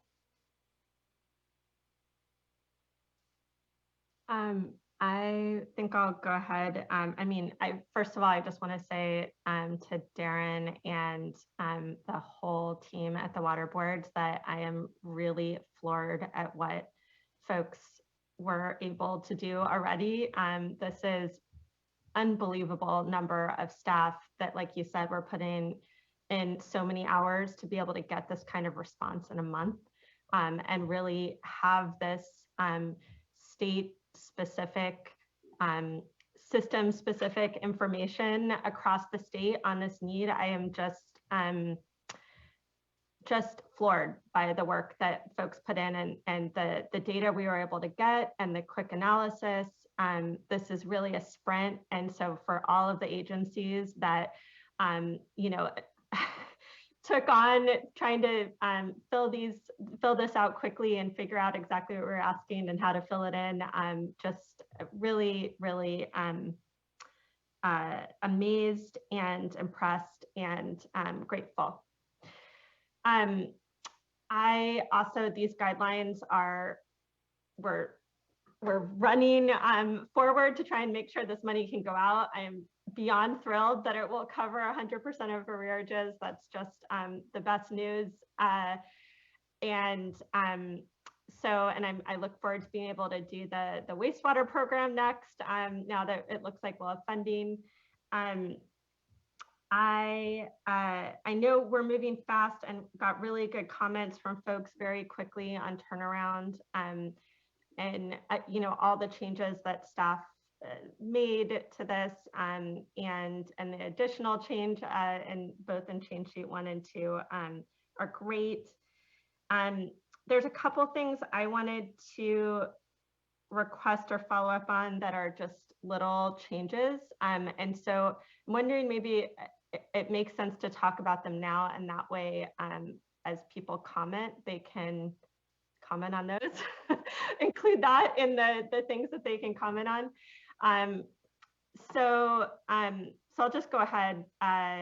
A couple, and I shared some language. I don't know the best way to do this because it's always hard on the fly with language change. But basically, these are changes to starting, there's 3 different ones. One is in the definition section, and under arrearages, I just think we should leave it at arrearage, just delete the last couple clauses. So at the very end of the second sentence, so just ended at arrearage does not include late fees and interest on outstanding balances, period. I think we are trying to, as we said, enable as much as possible flexibility to use this program for credits to customers that were able to benefit from customer assistance programs at those water agencies that were able and willing to do that. And so just want to make sure we can not create confusion there. Second one is for section on the combined bills, section D3. And we use throughout the definitions and at the beginning of this section, just terms around water related charges, water service charges, that kind of thing. And then later in that section, we add the word drinking before water. And I think we should just be going ahead and deleting, just consistently using water service charges and not specifying drinking water. And that is not to suggest that it would include wastewater, since we are doing a wastewater program after this. But I know that agencies have different types of water-related charges on their bills, and it may, I think we have enough money to cover any of the water-related charges. I think that is consistent with the trailer bill. And, one example of that was something we were able to add explicitly, but that Santa Clara brought up around source water protection charges for groundwater users. I think just making sure that we're not overly restrictive than we need to be in terms of water-related charges on drinking water bills. And the last one is in the customer notification section. So under F.2.1. And this is really an opportunity, I think, to enable folks. We're going to be able to cover 100% of debt for these particular dates, which is amazing, and I'm so grateful for. I think we know a lot of folks, both before and after, have accumulated debt that aren't eligible for this program. But they are eligible for benefits through other programs, and specifically CSD has federal funds for this, for low-income customers and renters that pay directly, or renters that can get funding through the HCD program. And so what I'd like us to do is try to make it as easy and clear for folks to be able to get those benefits. So in the second to last paragraph, just changing it to, let's see, after Department of Community Services, CSD, change it from or to and, other low-income assistance programs, and then comma, including a contact number for appropriate service providers or other program hotline to help with enrollment in those programs, period. And that would be the end of the sentence. So again, there may be better language in this, but I'm just trying to make this easy. So just ensuring that water systems are able to provide contact info for those programs to make it easier to enroll. It's really hard for folks to be trying to navigate all these different programs. And so I think that's something we could provide kind of easy information for water systems to be able to include in their bills or in their notification to customers that they're already having to do. And the last change, or the last paragraph in that section, what I propose is really the purpose is to, sorry, I'm making sure I'm getting the right The purpose of that last paragraph is to,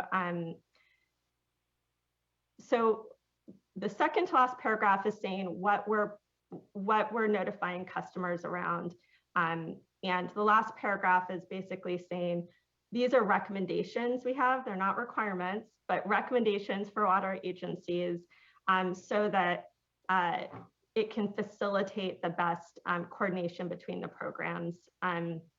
And so what I suggest in language there would be that,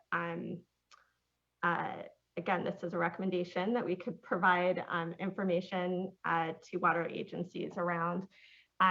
So the language would change from, so it says State Water Board recommends that water systems, and then delete consider coordinating, and instead insert enter into agreements, and then keep with CSD, and then add and other appropriate agencies, and then keep and local service providers to share appropriate information, and then delete and then keep to identify and target assistance to customers at risk of being shut off. And then add, this is a long sentence, but and then add so that eligible customers receive benefits through those and any other assistance programs. And then I have another sentence after that, but I just want to go over what I just read. So basically, in order for customers to be able to benefit from those other programs, they have to, the water system itself has to enter into an agreement with the state agency administering that program, CSD, or if they're participating in HCD, then that's the case. And so in order to facilitate that and enable their customers to participate, they have to enter an agreement. So I just think recommending that and providing information around that is important. It also, part of that agreement would also include, and I think is being developed around just being able to share information to target assistance, both so that the water system can share information with the local service providers on who's at risk of shut off. So there's both a data piece and just a agreement so that their customers can benefit and participate.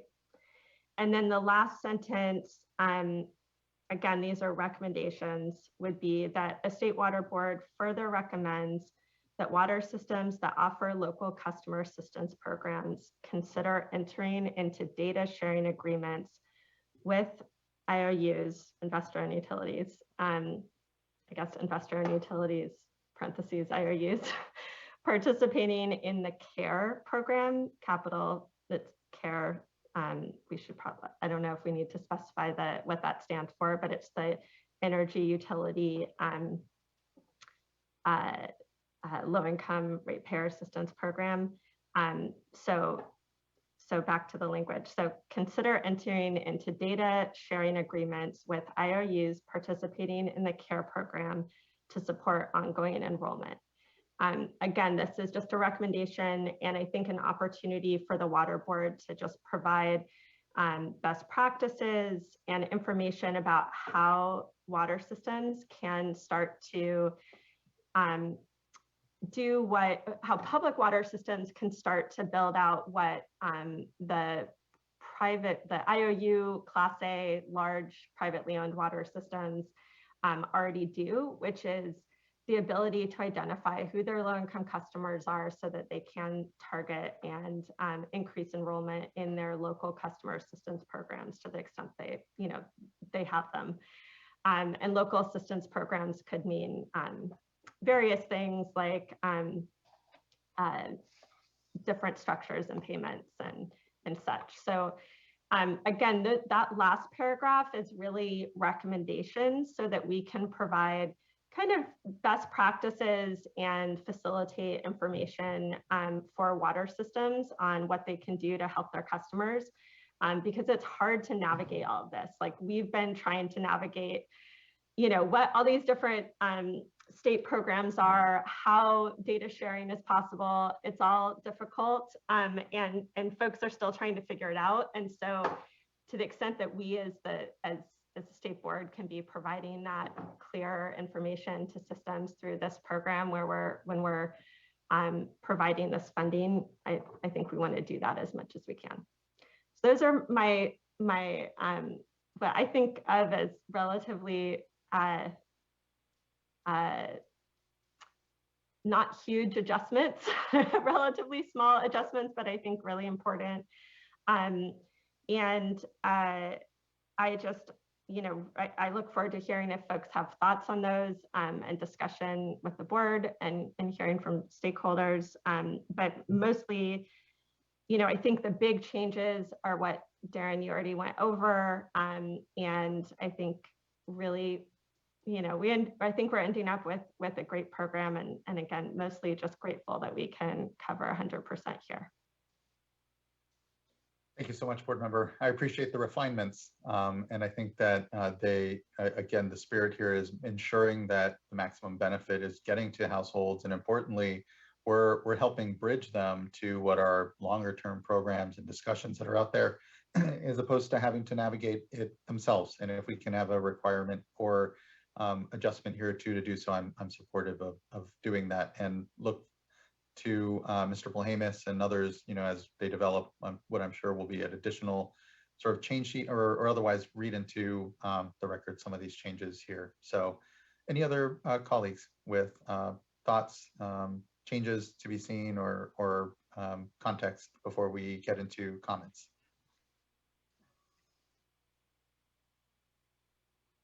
Okay, hearing none from my colleagues. Mr. Bishop, would you like to reflect on the board members' requests? Yeah, I just think that the first one might be more than just a slight clarification, because I believe that would change from allowing to not allowing late fees.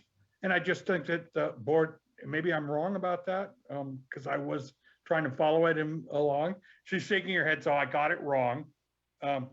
But I think that the easiest way to move through these would be after the discussion that we could propose amendments and make sure we read into the record what those are and get them voted on, so that it's clear that what we're doing, and that at that point.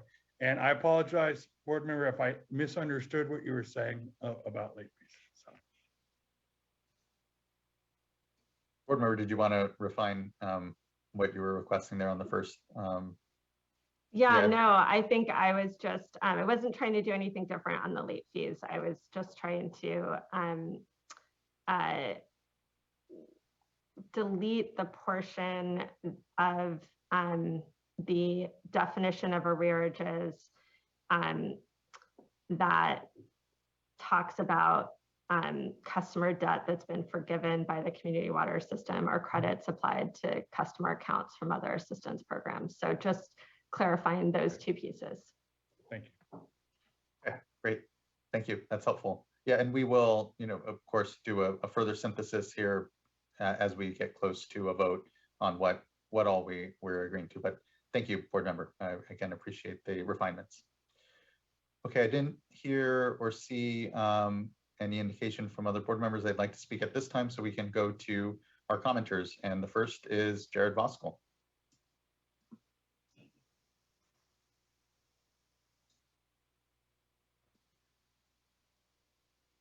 Actually, Chair Esquivel, it is Sandra Jacobs who is first. She has. Oh, I apologize. Okay, then sorry, Mr. Voskuhl. One moment, you'll go second. And Sandra Jacobs, please do go. Thank you.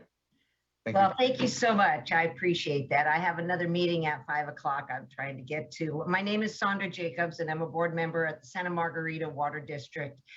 Thank you for your efforts to address this difficult situation so many water districts find themselves in. We participated in the survey, and we're glad to see that the state taking this initial step. Santa Margarita Water District serves about 56,000 households in South Orange County. Our district is facing arrearages totaling nearly $1 million, while our districts across the state are facing greater amounts of arrears. This amount is still significant and poses serious challenges for us and our customers. Our district currently provides opportunities for customers who fall behind in their bills to manage those arrearages in a number of ways, including payment arrangements. We did this well before the state instituted similar requirements, and we routinely take great pains not to disconnect a customer's water service. At least 30% of those customers who are behind in their payments are in payment arrangements or deferral programs. Nevertheless, a number of customers have simply been unable to participate. The last thing we wish to do is disconnect a customer's water service. We know from experience that it is far more fair and certainly more efficient to provide to our customers. The rules and timeframes outlined in 116773.4 are, in our view, appropriate and reasonable, and we appreciate the effort the board and staff have put into developing the program. It is concerning that the funds provided for this program may not be sufficient to meet the total needs of water providers across the state. So we encourage the board to find ways to ensure that water providers are made whole from this process. It is crucial not only that customers suffering legitimate financial hardships are able to be brought current in their accounts, but that water providers who have diligently followed the state guidelines and requirements and assisted customers do not suffer further financial hardship. I thank you all for your time today. Thank you so much, Ms. Jacobs, and thank you for your patience. I know it has been a long board meeting and amongst a lot of important discussions, but this support, the collaboration and coordination across the agencies to support households through the economic downturn, and importantly, as we go and tackle big things like drought and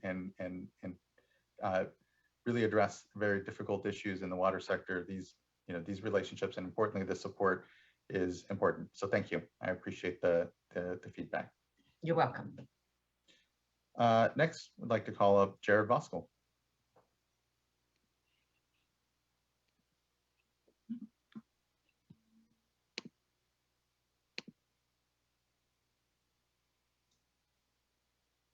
I think you might be able to hear me, but not see me. There we go. Hi, good afternoon, board members. Jared Voskuhl on behalf of CASA, the California Association of Sanitation Agencies.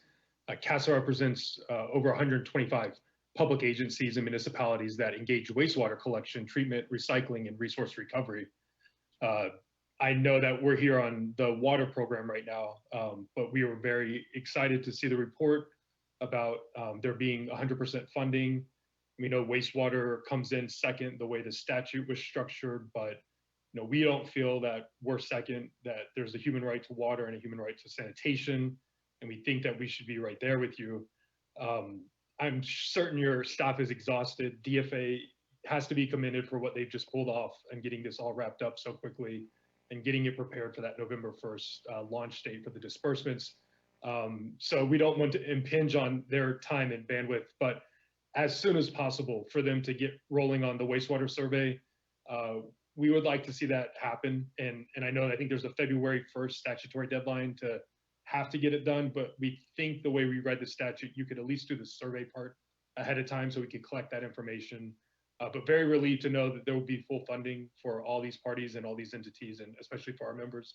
And again, great job to the DFA staff on getting this done. And I think Darren's analogy was a great one with the rocket ship exploding and building an airplane on top of it. So certainly don't want to expect more from you all than you've already done, but as soon as possible on the wastewater survey, we'd be more than happy to collaborate, meet with your staff on it. And I think we've had pretty good success with surveying our members in collaboration with you all. So as much as we can do to help you out on that, we're more than willing to pick up the ball there and help you out. So thank you all for the work, and long meeting today, but we'll see you tomorrow. Thanks. Thank you, Mr. Voskuhl. I appreciate that. Yeah, wastewater isn't number two in my mind. It's co-equal there with drinking water. We just have a lot more data and data points, it feels, on the drinking water side. But importantly, we have that opportunity, as you said, with wastewater sector, not just on arrears here, but continuing to, I think of the sanitary sewer general order and the digitization of place as continued, example of the work that we continue to need to do and have here to be done on the wastewater side. So thank you, and look forward to, yes, already a shifting to even that survey and that work as soon as is humanly possible from our incredible staff. Next, we have Tim Shaw. Mr. Shaw. Thank the board for the opportunity to comment. I'm Tim Shaw, General Manager for Rio Linda Alberta Community Water District. We serve about 15,000 customers in the unincorporated area of Sacramento. And my concerns are on the program requirements, page 8 of your clean draft, and particularly on the waive the strings attached to the requirements that we must waive customer late fees for any arrearages accrued during the COVID-19 pandemic. And the problem we have with that is that we're not an investor-owned utility, we're a community-owned utility.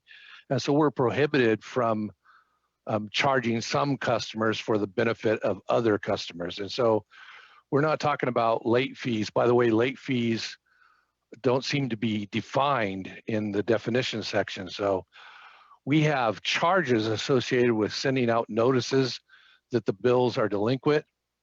And even though the executive order by the governor declared a moratorium on shutoffs, that's a temporary situation. A more long-term situation are the existing statutes that require, before you can shut somebody off, that you abide by all of the prerequisites, including sending them late notices. So if we're required to eat the late fees, we put our elected board members in the position of having to decline this funding. And when this becomes kind of a widespread information put out by the media or what have you, and they'll wonder why our board did not take advantage of this funding. And it's like, well, we had to waive the late fees as a condition to participating. Thank you, Mr. Shaw. I appreciate the good point. I will kick it over to Mr. Polhamus. I think it's maybe, and especially hearing you describe what the charges are here, maybe not a late fee necessarily, but it seems to be as part of your operation and how it's necessarily accounted here within what's being reported. I don't know, Mr. Polhamus, any thought? I can give you a couple points that we investigated. First is that there's no uniformity between water systems on what they do or don't charge for late fees. It's certainly, each of them has derived it in some fashion, following their own accounting principles.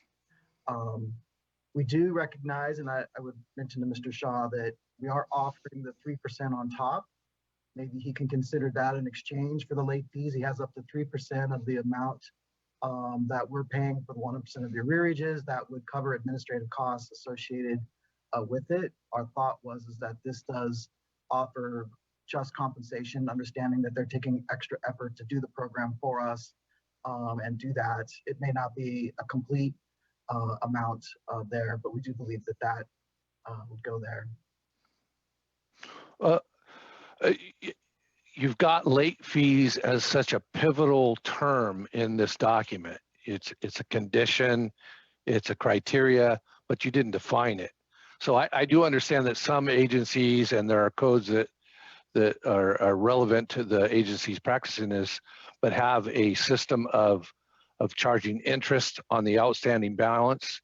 And we're not talking about, we don't do that. We don't charge interest on the outstanding balance, but there is a cost associated with mailing somebody a late notice. And you're telling us we have to eat that in order to be eligible. There's a cost associated with. Sorry, Mr. Shaw, go finish your point first. There's a cost associated with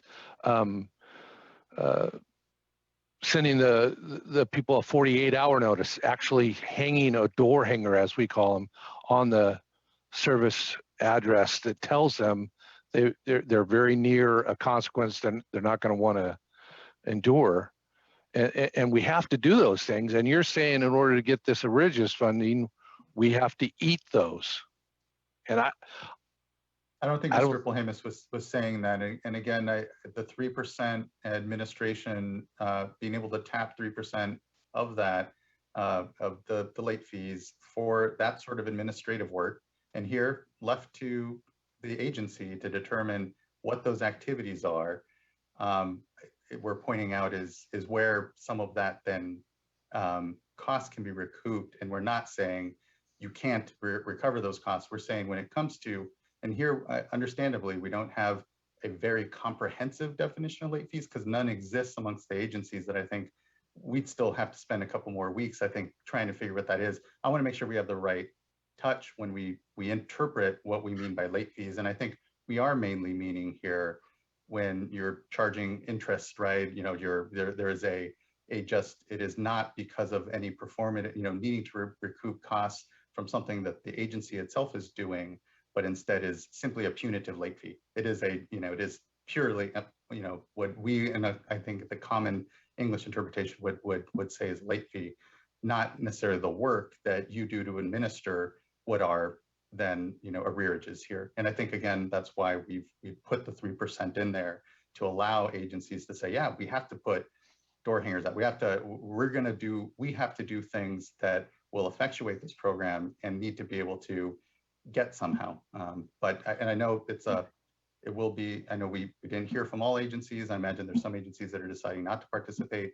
I know we're trying to be just clear and communicative. And I don't want you to feel that what we're saying is that you can't, again, be able to recoup the costs of the activities that your agency would do just in the space here of administering the arrears, and not completing that, and know that here you're saying, well, it's somewhere in your late fees that you guys do that calculation or get recompensated for that staff work. And we're saying there's a 3% here that you can tap and see it hopefully similarly there. The 3% won't cover it, so then we're still faced with that issue.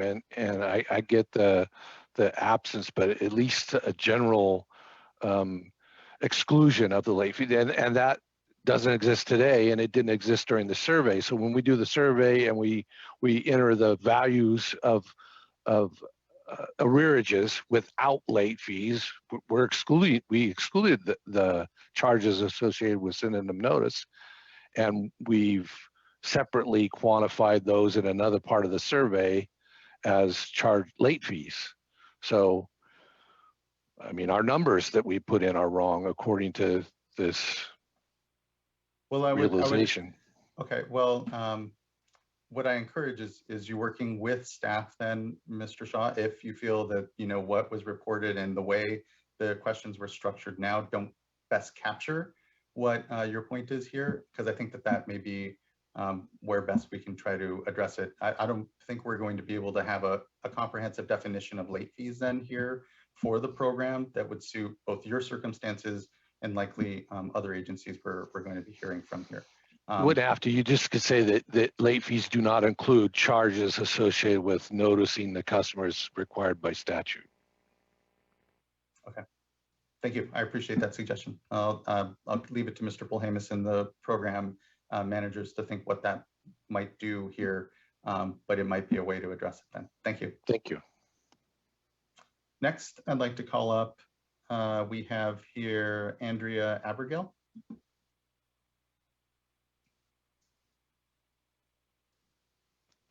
Thank you. Good afternoon, board members. My name is Andrea Abergil. And I'm the Senior Regulatory Advocate at the California Municipal Utilities Association. CMUA represents over 50 public water agencies that provide drinking water to nearly 75% of California. And in the interest of time, I'm going to keep my comments pretty short. CMUA has been intricately involved in the development and now implementation of the California Water and Wastewater Arrearage Payment Program. We would like to thank the State Water Board for quickly developing the program and thank staff for the enormous time that they've dedicated to putting these guidelines together. We also appreciate that staff has taken CMUA's comments into consideration, and we support the revised version of the guidelines. Specifically, we appreciate the revisions to Section F 2.1 regarding payment plans and notifications. And we support the removal of Section I on cross-cutting requirements. One last point, after seeing the survey results, we're very thankful that there's sufficient funding to cover the arrearage need for drinking water and that there will be enough for wastewater as well. But even with the wastewater arrearages added to the total drinking water arrearages, we realize that there may be a surplus of funds. And we know that there is need outside of the pandemic relief period. And CMUA is very interested in being part of the dialogue on finding a way to get the money into as many hands of people of California as possible. Thank you very much for your time today. Thank you to everyone's work on this program, and CMUA is very appreciative. And I will end my comments. Thank you. Thank you. I know that this affordability discussion writ large in California has been one that many of everyone here has been contributing to, and part of this is a huge opportunity. We need to continue to see it as the ability to advance that affordability discussion here in the state, and look forward to just what future discussion we'll be bound to have there. So thank you. Next, we have Adam Quinones from the California Association of Water Agencies. Hello.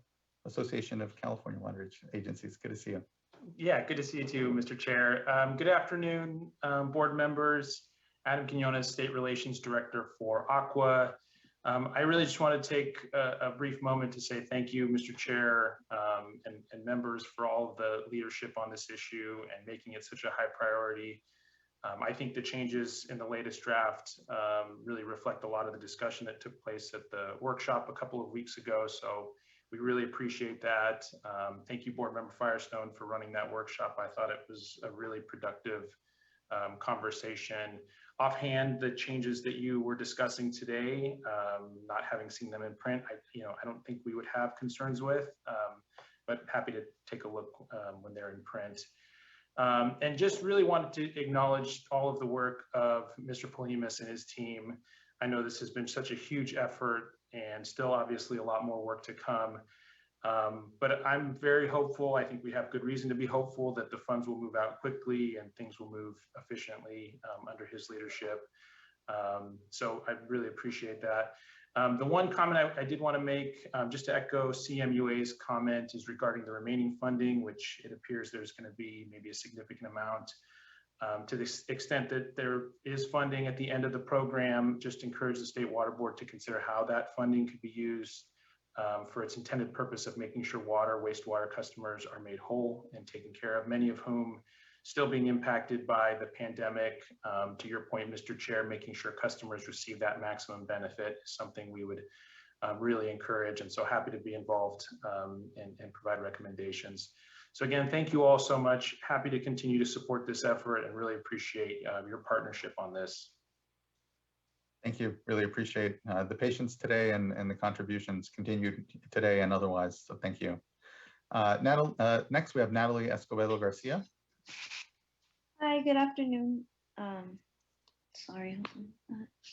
afternoon, everyone. Good evening, everyone. My name is Natalie, and I'm calling on behalf of Leadership Council.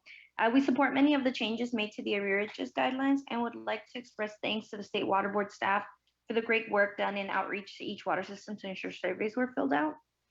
We support many aspects of the draft guidelines, including the requirement that water systems waive late fees and provisions to address debt held by third parties. With respect to third-party debt, the provision should be strengthened to require the water system to reimburse the third party directly, especially where a customer cannot pay the third party without financial hardship. We do, however, recommend some changes. First, as per the repayment plan, language was changed from must allow 12 months or more to should. We urge the board to return to the original language, as it is critical customers have a flexible repayment timeline. Second, we are concerned about the change from auto-enrolling customers to instead requiring water systems to offer extended repayment plan and repayment and customers to opt in. This route could dramatically decrease the amount of customers enrolling in debt relief as a result of administrative obstacles. We ask that the board revert to the auto-enrollment requirement.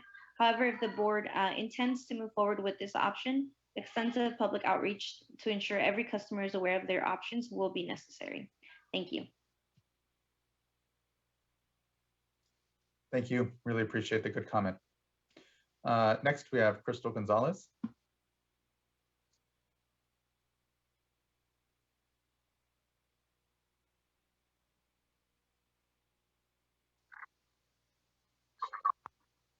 Hi, everyone.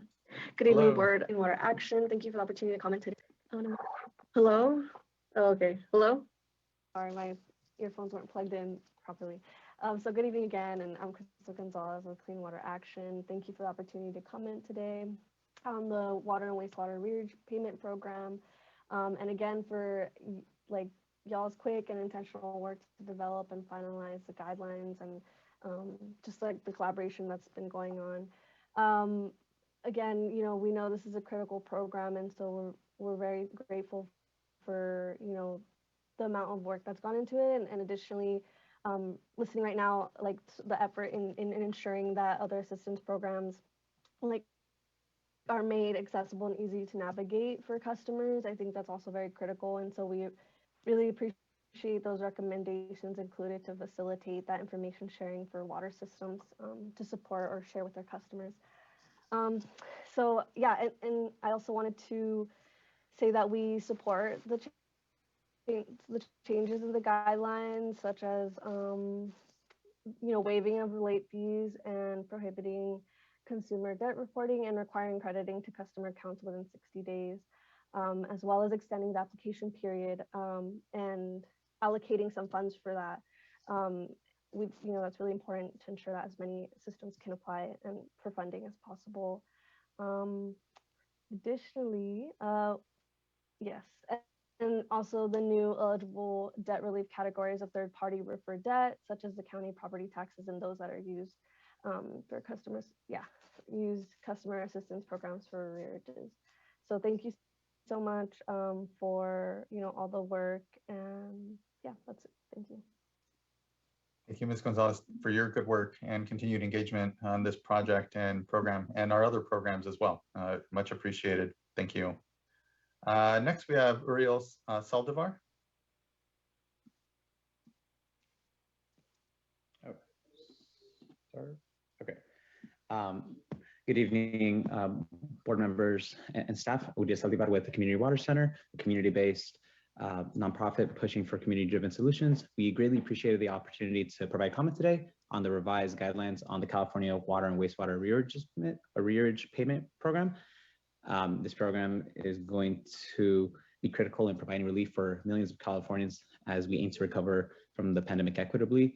And we really appreciated the quick and intentional work from the staff and the Water Board's leadership in developing these guidelines. And we echo many of the comments made by Leadership Council and Clean Water Action. In particular, we really wanted to demonstrate our strong support for the following provisions. First, relating to the new changes in the revised guidelines, we really support extending the application and survey period for systems that could not adequately do so before the September 10 deadline. Also, having the new eligible debt relief categories, such as the third-party referred debt to county property taxes and those that use customer assistance programs for arrearages. And we also appreciated the new guidance on the two-part credit option for water systems to provide assistance to customers in the two separate tax years. And second, we strongly support the final inclusions of critical provisions from the draft guidelines, such as the waiving of late fees, prohibiting consumer debt reporting, and requiring crediting of the customer accounts within 60 days. We really welcome, we really appreciated the discussions so far and welcome any additional, including refinements such as those brought forward by Member Firestone on these very important issues to further the intent of the program and protect the human right to water. Thank you. Thank you. Really appreciate the sticking with us today. I know it's been a long day and the great engagement and comments today. Thank you. Next, we have Christine Compton, and then our last speaker will be Jennifer Capitola. Good afternoon. I'm Christine Compton with Irvine Ranch Water District, and I just wanted to start off by really thanking Mr. Polimas and his team. We know how much they have on their plate on an ongoing basis, and really to pull this together in a way that's been exceptionally constructive and will enable all of us to credit our customers' bills quickly and effectively and provide appropriate notice. Really can't be understated how much of a heavy lift that was and how much it's appreciated, not only by IRWG, but I know many others in the water community. I did want to take a moment, and I really thank Board Member Firestone for her thoughtful comments and suggested revisions. I did want to provide comments on one of them, just because as I'm thinking through on the fly, how it might play out. The suggestion that the language be changed that water systems enter into a contract with CSD and a local service or the local service provider. I'm just trying to think through how that plays out with the balance of customer privacy and the, I'm not trying to throw it up as a red herring, but once we disclose customer information, unless it is with an exemption of the Public Records Act request, then it becomes permanently public.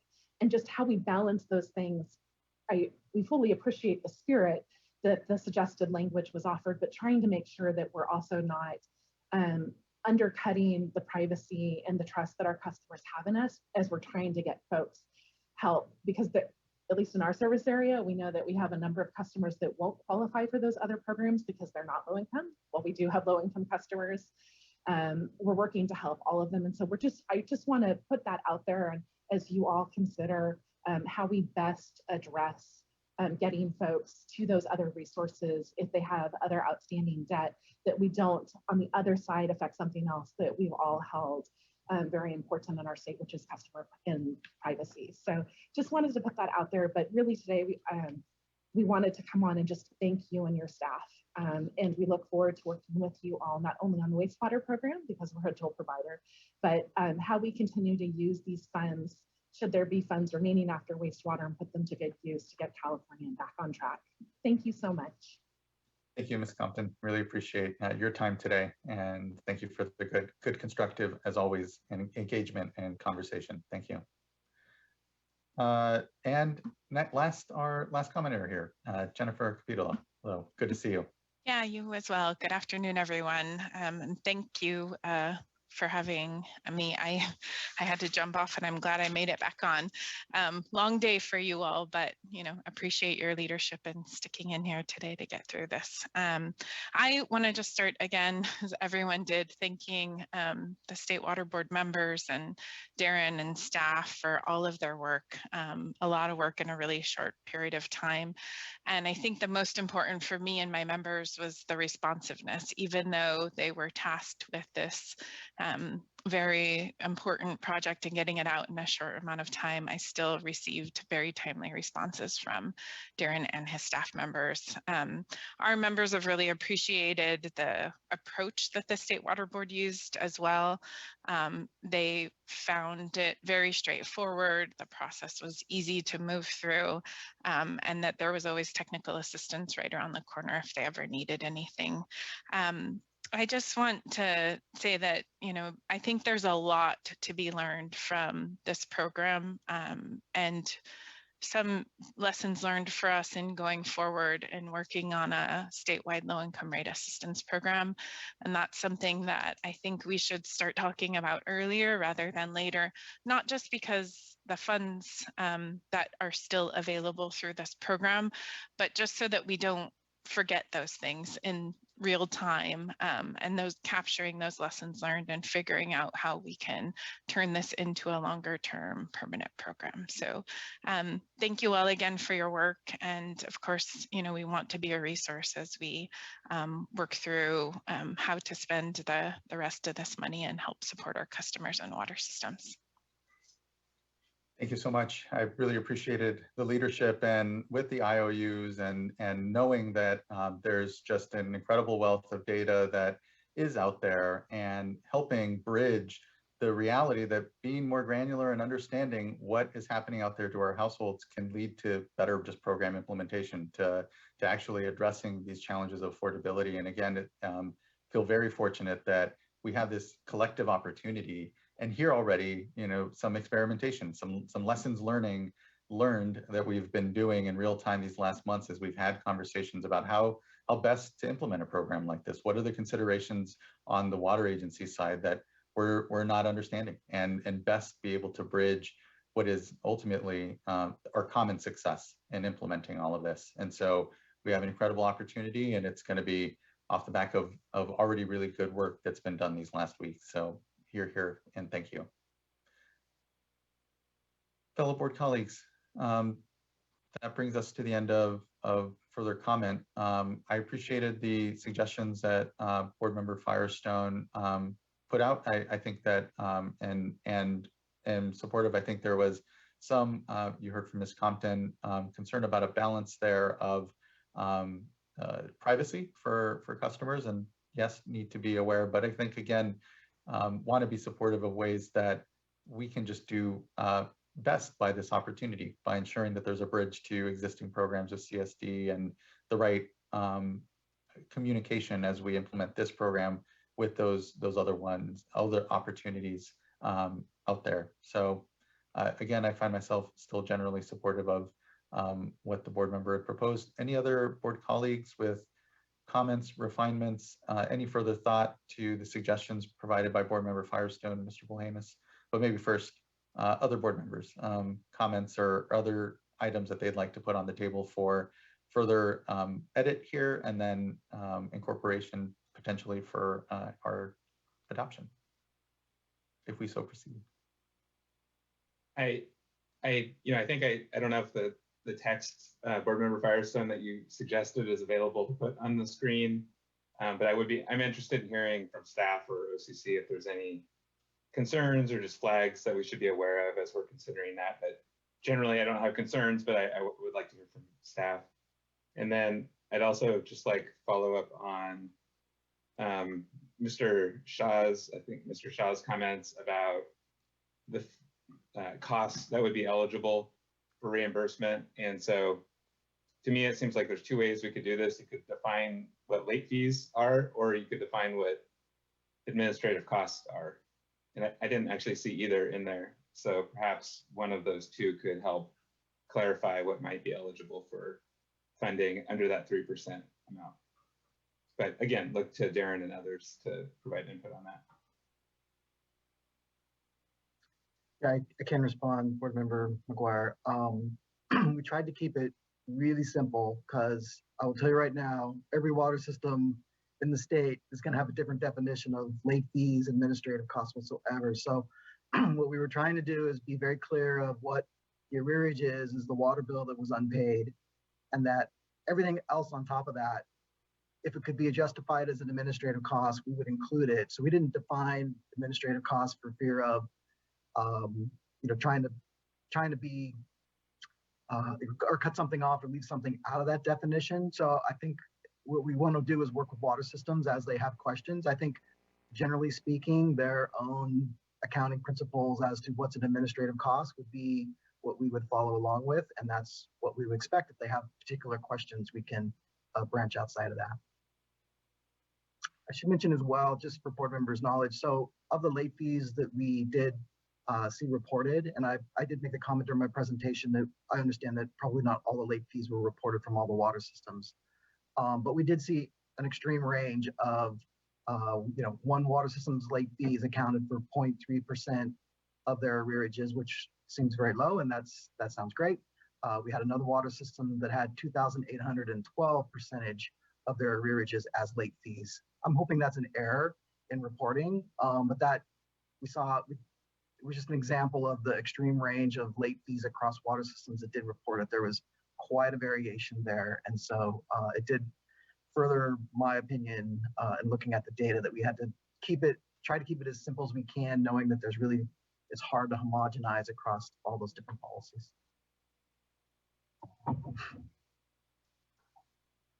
Yeah, hearing a specific desire to not go drill down into all the specifics and allow for us to have the maximum flexibility with agencies. And again, I think it does, we want folks to come to us if they have questions to work with us. We're here to be maximally flexible, not prescriptive. And if we start to be, we may leave something out.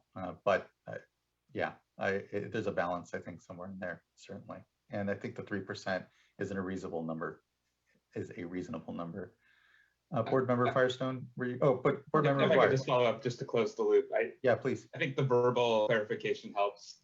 For me, I understand wanting to be flexible and broad, but at the same time, I think it helps for agencies, water agency systems, and beneficiaries to see things in writing. But I think for these purposes, this will work for today. But thank you. Thank you, board member. I appreciate that. Mr. Lawford, did you want to add something to the discussion?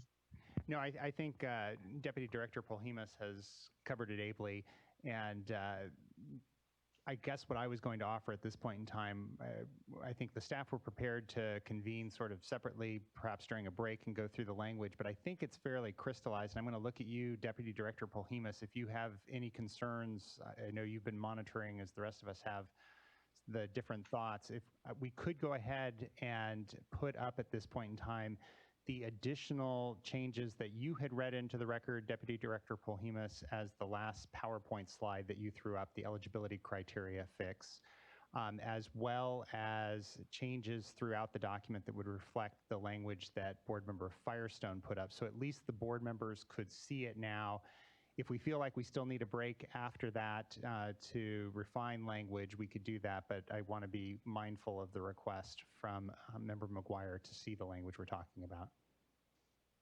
Thank you, Mr. Lawford. I appreciate that. And as that's getting pulled up, look to other board members as well to put out any additional language that they would like to see, or just comments or questions as well to help refine what we should be zeroing in on changes here. I had just one clarifying question based on the comments. One of the things that we deleted in our changes was reference to in the offering to enroll customers with remaining debt into a payment plan. We deleted the minimum repayment period of 12 months. Is that not required under the trailer bill that it be 12 months, or can somebody just clarify why we deleted that? So it was based on a comment from the workshop. A lot of the water systems said that they really wanted the flexibility to work with their customers to have different levels of payment plan and be attuned to their customers. Some of them felt that the minimum 12 could be more of a burden because it could stretch it out if it's a really small amount that's left to be paid, so that it was, $2 or something. And I just thought we would take it out to leave the ultimate flexibility back to the water systems and not have a floor mandated. I thought that was required in the trailer bill. So can we just look that up? Yeah, I'll look it up, but I do not believe Okay. so. Okay, because I remember the discussion being more around flexibility in terms of the auto enrollment and providing flexibility in terms of, some folks are already enrolled in a payment plan and there's different options that people do. But I thought that there was some protection and direction in the trailer bill of doing a minimum of 12 months. That at least is offered so that people get that offer to be able to spread it over 12 months. Yeah, so it doesn't say that. I think what you're thinking of is in the trailer bill language, which is, let's see, it's 116773.4, small e1, where reads that community water systems shall provide customers with arrearages accrued during the COVID-19 pandemic period a notice that it may enter into a payment plan and that they have 30 days from the date of the notice to enroll in the payment plan. The payment plan and its associated rule offered by a community water system of any size shall conform with Chapter 6, commencing with Section 116900, notwithstanding limitations in that chapter relating to a community water system size. A community water system shall not discontinue water service to a customer that remains current on a payment plan. And I don't believe there's any 12-month reference that I can find. Okay, I don't know if, can somebody share with me the language? Because I definitely don't think I think we didn't make up ourselves the 12 month in what we provided here. That wasn't something that we just came up with on our own, so. So I believe either Leslie Loudon or myself typed that in, and it was based on, when we typed it in, it was a comment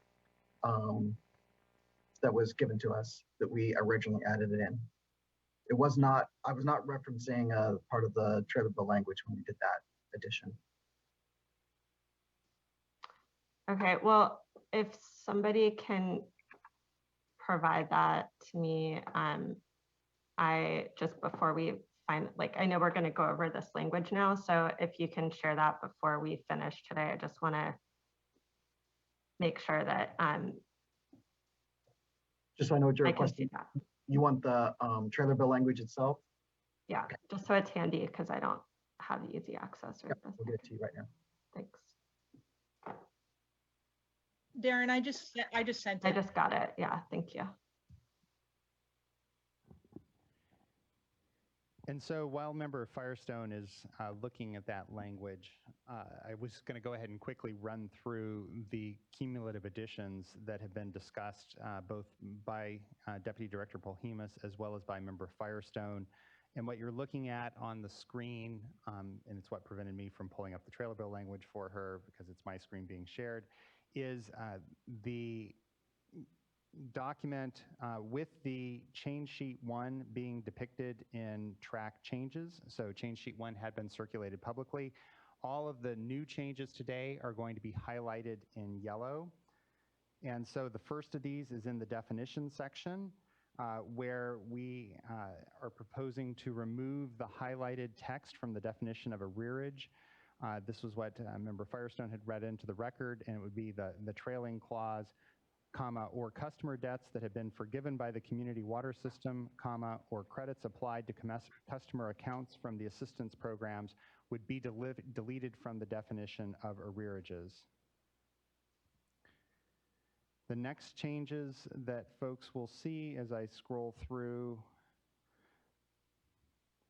are the section A eligibility criteria that Deputy Director Polhemus had read in at the tail end of his presentation. And this was designed to deal with customers who have been, whose arrearage had been shifted off of the books of the community water system to potentially tax rolls. And so it would add the language, community water systems that collect, and then add in eligible customer, the highlighted language there, and then continue revenue through property tax rolls are also eligible, and then add in the trailing clause if they are able to identify drinking water arrearages and can directly credit customers' S' accounts.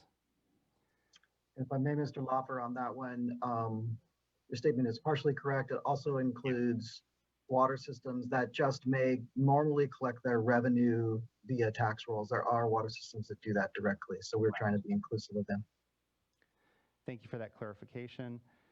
Then the next series of changes that people will see will be striking, and the first we see is at the bottom of page 7, striking drinking before water, and this gets to the issue that Member Firestone had discussed during her comments on the item, that we didn't want to exclude, or she didn't want the proposal to exclude other water, non-wastewater, but other water-related charges that may have been passed on by community water systems.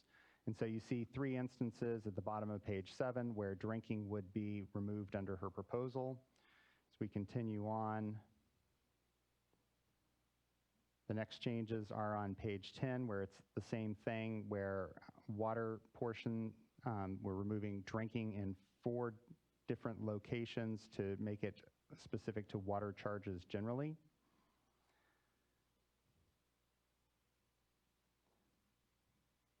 And then the final sets of changes are on page 13, and these are related to the relationships with the Community Services District and other local service providers. The first change is in the paragraph that begins, water systems must also. The highlighted text, adding the clause, including a contact number. Well, actually, there are 2 changes here. I won't read them all back into the record because they were already done by Member Firestone, but it would be to delete the or and make it an and I'm just highlighting for clarity. I'm trying to. Delete the or after CSD and then add and other low-income assistance programs, and then add in the highlighted text, including a contact number for appropriate local service provider or providers or other program hotline to help with enrollment in those programs. The next change is 2 paragraphs later.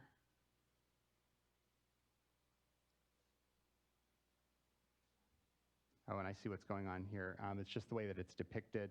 And for clarity, essentially everything that I'm going to highlight here in blue is essentially being stricken and replaced with,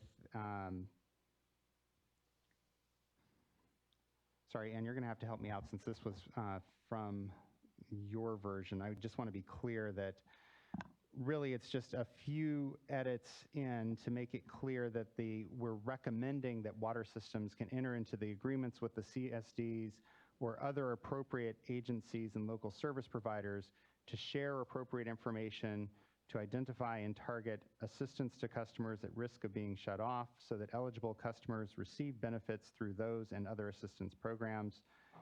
State Water Board further recommends that water systems that offer local assistance programs consider entering into data sharing agreements with IOUs, participating in the California Alternate Rates for Energy Care Program to support ongoing enrollment.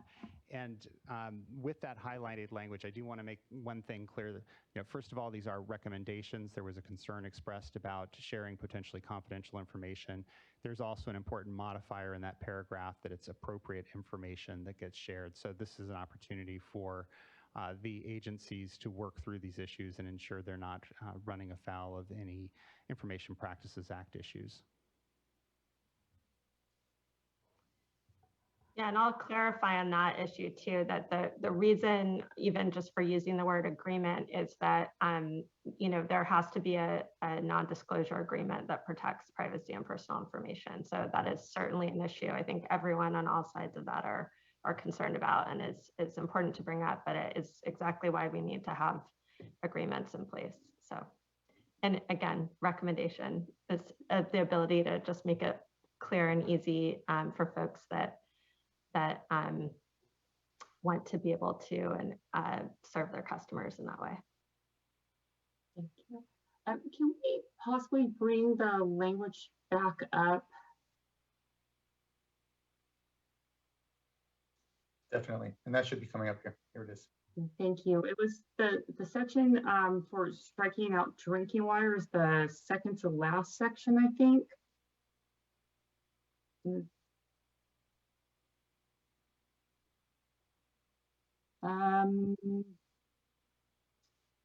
Go up.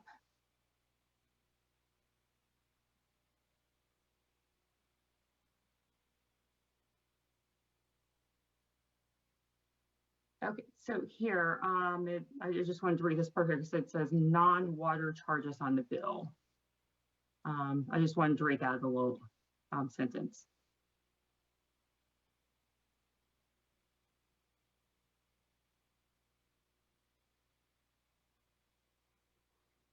Is that correct?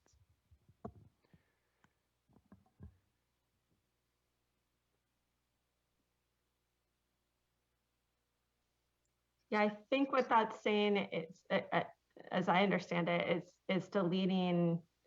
So saying if you can't disaggregate the water-related charges from the non-water-related charges, since a lot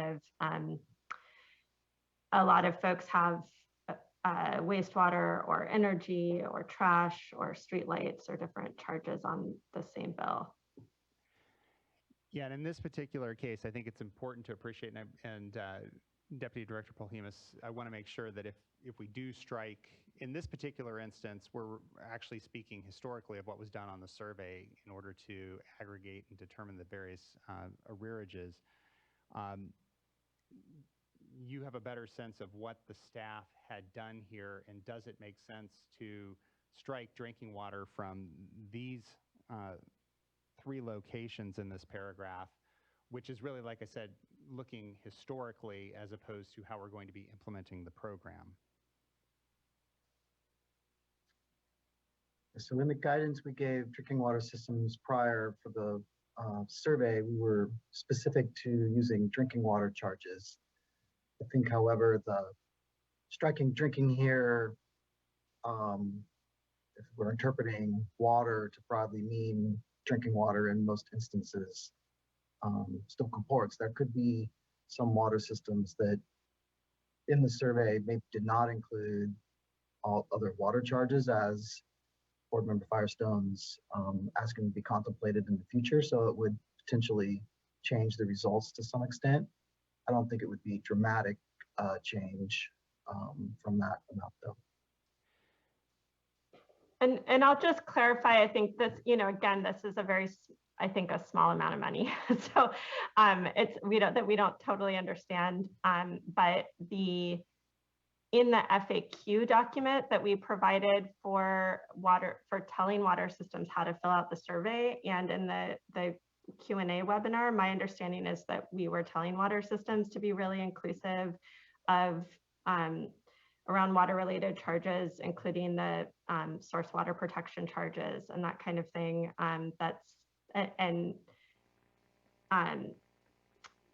So, again, this is like a very small area, probably not much money, but it is this somewhat ambiguous issue. I mean, my quick gut reaction, considering this particular paragraph is operating sort of retrospectively to describe what we did in the survey, is that we could leave drinking water in these three instances, and the changes that are important are elsewhere in terms of how we're implementing the program. So if you would be willing to take that as a friendly amendment, Member Firestone, I will go ahead. Oh yeah, totally, that's fine. Those deletions here. And just for the record, if there is subsequently a motion, the highlighted text here will not be part of the motion.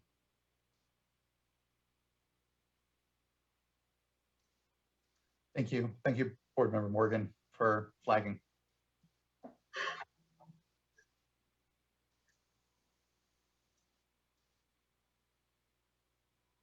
Any other comment or feedback, either on this language here or other things board members would like to see?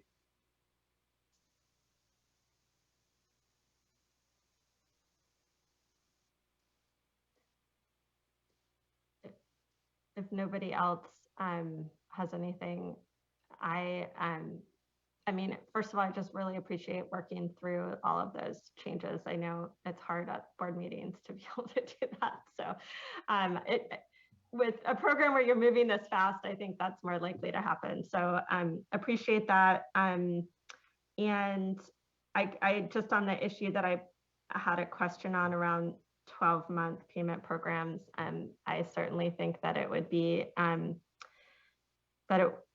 that systems should offer at least 12-month payment plans. I think that would help consumers and be a good practice. I also think, given that we're doing 100% of debt forgiveness for this, that would really be applying to debt before or after this COVID period. So it's a little less, I feel a little less comfortable kind of requiring things around it through this program.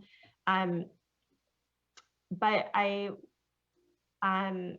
do just want to recognize a number of people mentioned that we will likely have funding left over after we do this in the wastewater program, and that there is, this debt, like what would we be including, what water systems would need to be including in payment plans here, that are not covered under this program, that will be remaining. And I also I think ongoing needs for customer assistance benefits. And so I just really look forward to working with the stakeholders that participated in getting this program and making it successful, and that we're here today to try to make sure that funding can reach the folks that need it most and continue to benefit this area. I do think that's going to need to be something that the legislature acts on to enable that. So I think that's something we can continue to look forward to working on together in the future. And I think, I I guess I'll make a motion unless, because I know we've got a lot going on here, unless folks want to comment. So I can move to adopt with change sheet 1 and 2 and the text read into the record and shown on the screen. Do you want to help me amend that if That's a fine motion. okay? Thank you, board member. Any comments and or otherwise seconds? I just really appreciate the discussion and everybody's contributions today in this whirlwind program. Having worked in DFA at one point earlier in my career as staff, I appreciate the complexity of getting a new program up and running, and it's not a trivial matter. And so there have been a lot of things to go around, but I would be remiss not to add mine as well. So I'll do that and leave it at that. And thank you, Board Member Firestone, for all your work here and digging into the details and really thinking about how this will work, not only for this program and this unique opportunity, but also going forward into the future and how we can better address these affordability issues in the long run. So with that, I'll second the motion. So thank you. Thank you, board member. Vice Chair, anything? Okay, I thought maybe you wanted to add before I went to Ms. Townsend for the roll call vote. Sure. Board Member Firestone? Aye. Board Member McGuire? Aye. Board Member Morgan? Aye. Vice Chair Diadamo? Aye. And Chair Esquivel? Aye. Thank you all. Thank you. Really appreciate the incredible work, everyone. Just echo the thanks. And know that as in all great things, this doesn't spell the end of it. This is actually just a moment, because now it's implementation. And there we have still a lot of work to do. But thank you. It's a moment to rest and just reflect on the critical moment to even get here to approve this program, and now look forward to the continued work ahead. So thank you all. That leaves us now with our, it's not our last item because there is board member reports and executive director afterwards, but the last substantive item. Let's take a break. We've been going since our last lunch break. I'll note I have to transition at 6 o'clock over to a convening and a discussion that Senator Dodd is pulling together. I will quickly do my duties there, if you will, and try to transition back, but we'll be handing the gavel over to the vice chair. And we can just go ahead and cleanly do that as we have, let's say, do we want a 20-minute break or a 15? I don't know. I don't want, it's already late. We'll be doing a 15-minute break and then we can come back in. So, I'll round it out with, and change. So let's say come back here at 5:40, and then we'll continue on to our next item, which is the consideration of proposed resolution around MS4 permit and basin plan amendments here with the Los Angeles region. So we'll be back here doing item number 12 again at 5:40. I apologize and thank everyone for their patience. I know it's been a long day, and this is an important item still yet. So we'll see you all here soon. Have a nice, good 15-minute break, and thank you.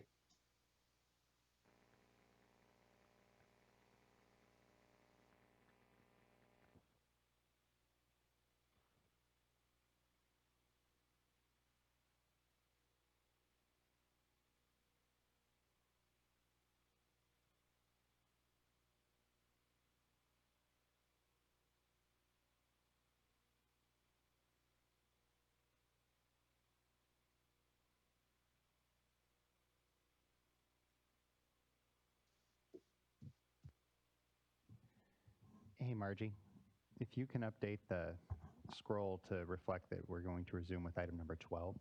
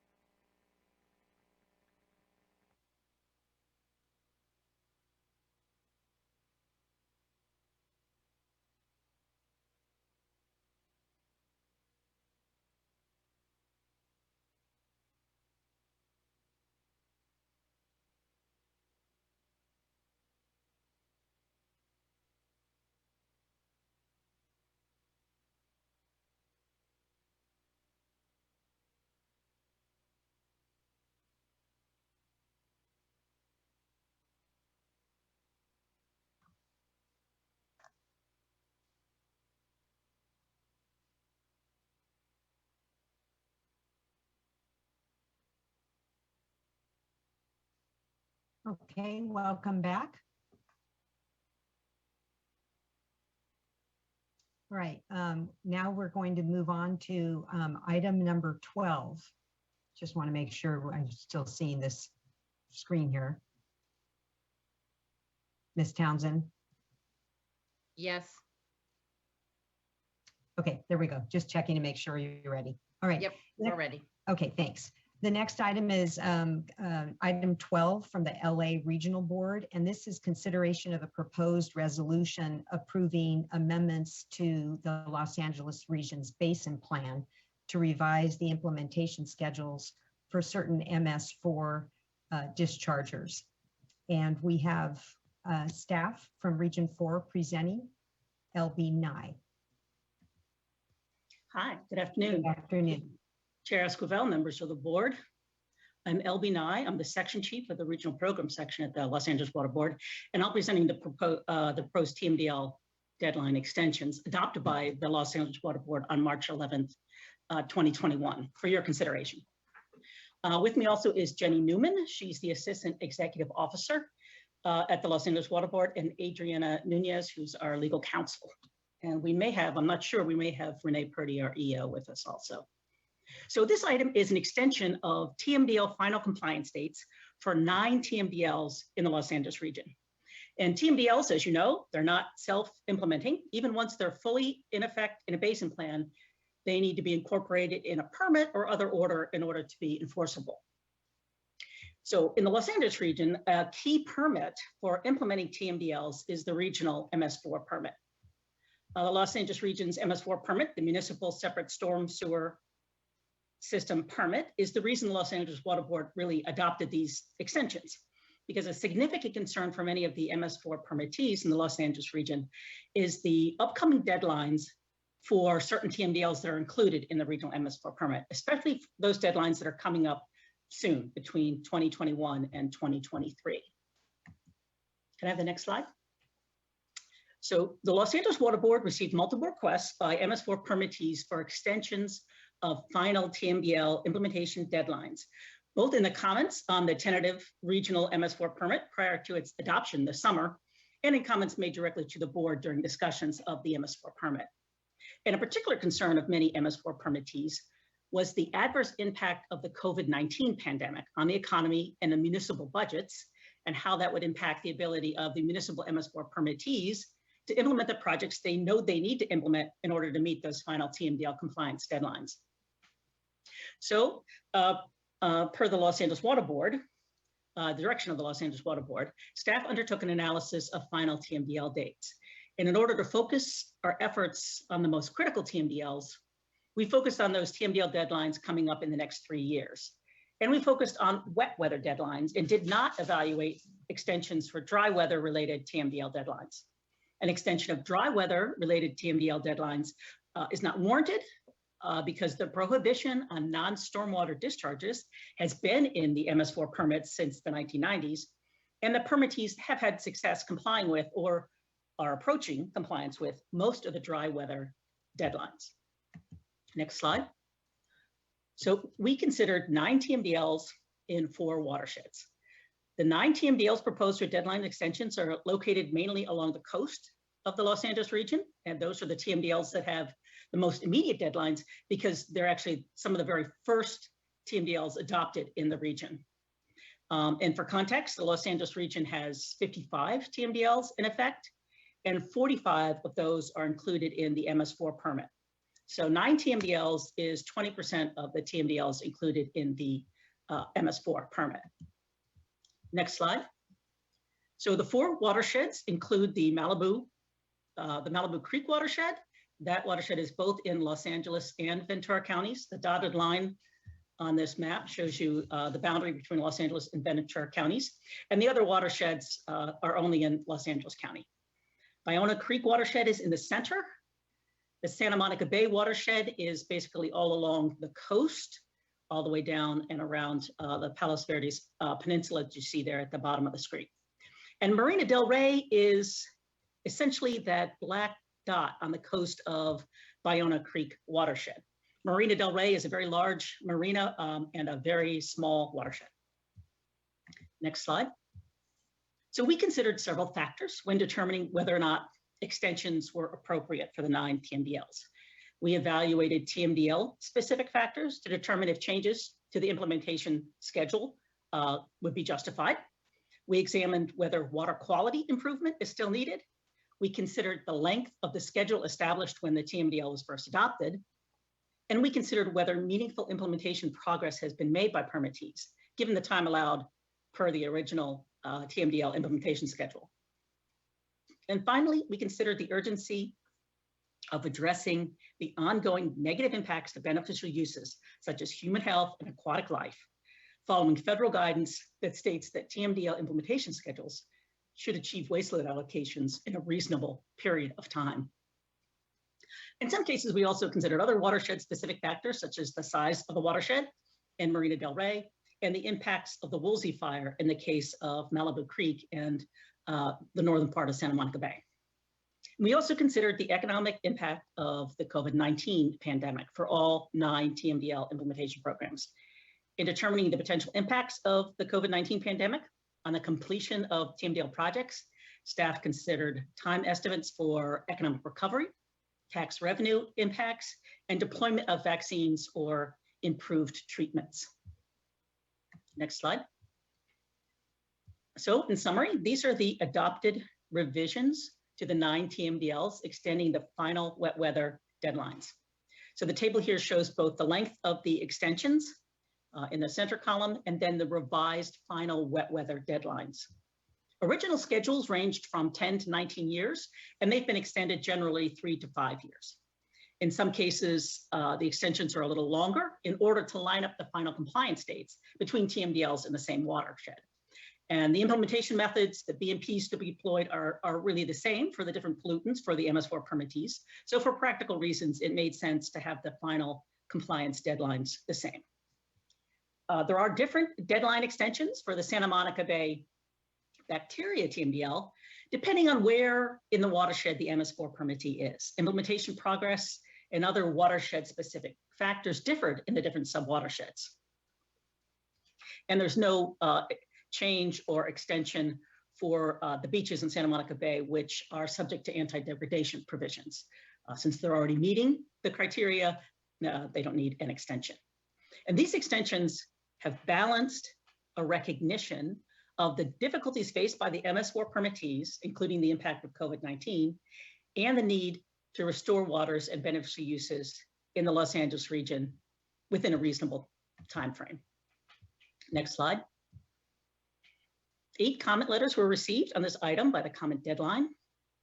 5 letters were submitted on behalf of municipalities, and that included a letter from the County of Los Angeles and Los Angeles Flood Control District, a letter from County of Ventura, City of Thousand Oaks, and Ventura County Watershed Protection District, the City of Norwalk, the City of Rosemead, and the MS4 permittees, the municipal MS4 permittees within the lower Los Angeles River Watershed Management Group. 2 letters were submitted on behalf of nonprofit organizations, the Gardena Valley Democratic Club, and then 1 letter from the Los Angeles Waterkeeper, Heal the Bay, and the Natural Resources Defense Council. And 1 letter was submitted on behalf of a private entity, TECS Environmental. Next slide. A full response to the comments is available on the State Board website, but I will review 2 comments where the bulk of the discussion was from the municipalities and the NGOs. So the municipalities, the MS4 permittees that commented are in support of the approval of the Basin Flood amendments. However, the MS4 permittees remain concerned about the sufficiency of the time provided, commenting that 3 to 5 years may not be enough. However, we find that the revisions to the schedules balances the implementation needs and the water quality protection needs. And we also note that time schedule orders, if appropriate, can be issued to allow for more time if necessary. The NGOs, the Los Angeles Waterkeeper, Heal the Bay, and Natural Resources Defense Council, commented that the extensions go far beyond any delays that would be caused by an economic downturn caused by the COVID-19 pandemic, and that the financial impact of the COVID-19 pandemic is significantly less than expected. And also, while these groups have often not been in favor of the use of time schedule orders to allow for more time for permittees to come into compliance with a permit requirement, they commented that for this particular action, TSOs might be a superior approach. And in response, we know that the financial impact of the COVID-19 pandemic on municipal budgets may not be as severe as projected at the time when the Los Angeles Water Board adopted these amendments early last spring.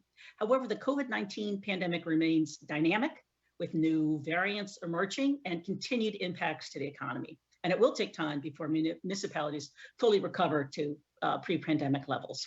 So a 3-year extension is appropriate to give the municipalities time to recover from the financial impacts. Next slide. So in summary, we recommended you approve the 9 basin plan amendments for extensions to TMDL wet weather final compliance deadlines. As I showed you today, I do have another 4 slides if you want more detail on each of the TMDLs watershed by watershed, or I can just stop here with our recommendation. Thank you. Okay, thank you, Ms. Nye. Let's turn to my colleagues, see if there are any questions before moving on to public comment.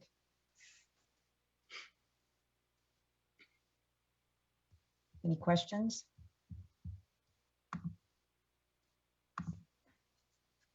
I'm here. Okay. Well, let's move on to public comment then. We have 4 speakers. First off is Annalisa Moe with Heal the Bay.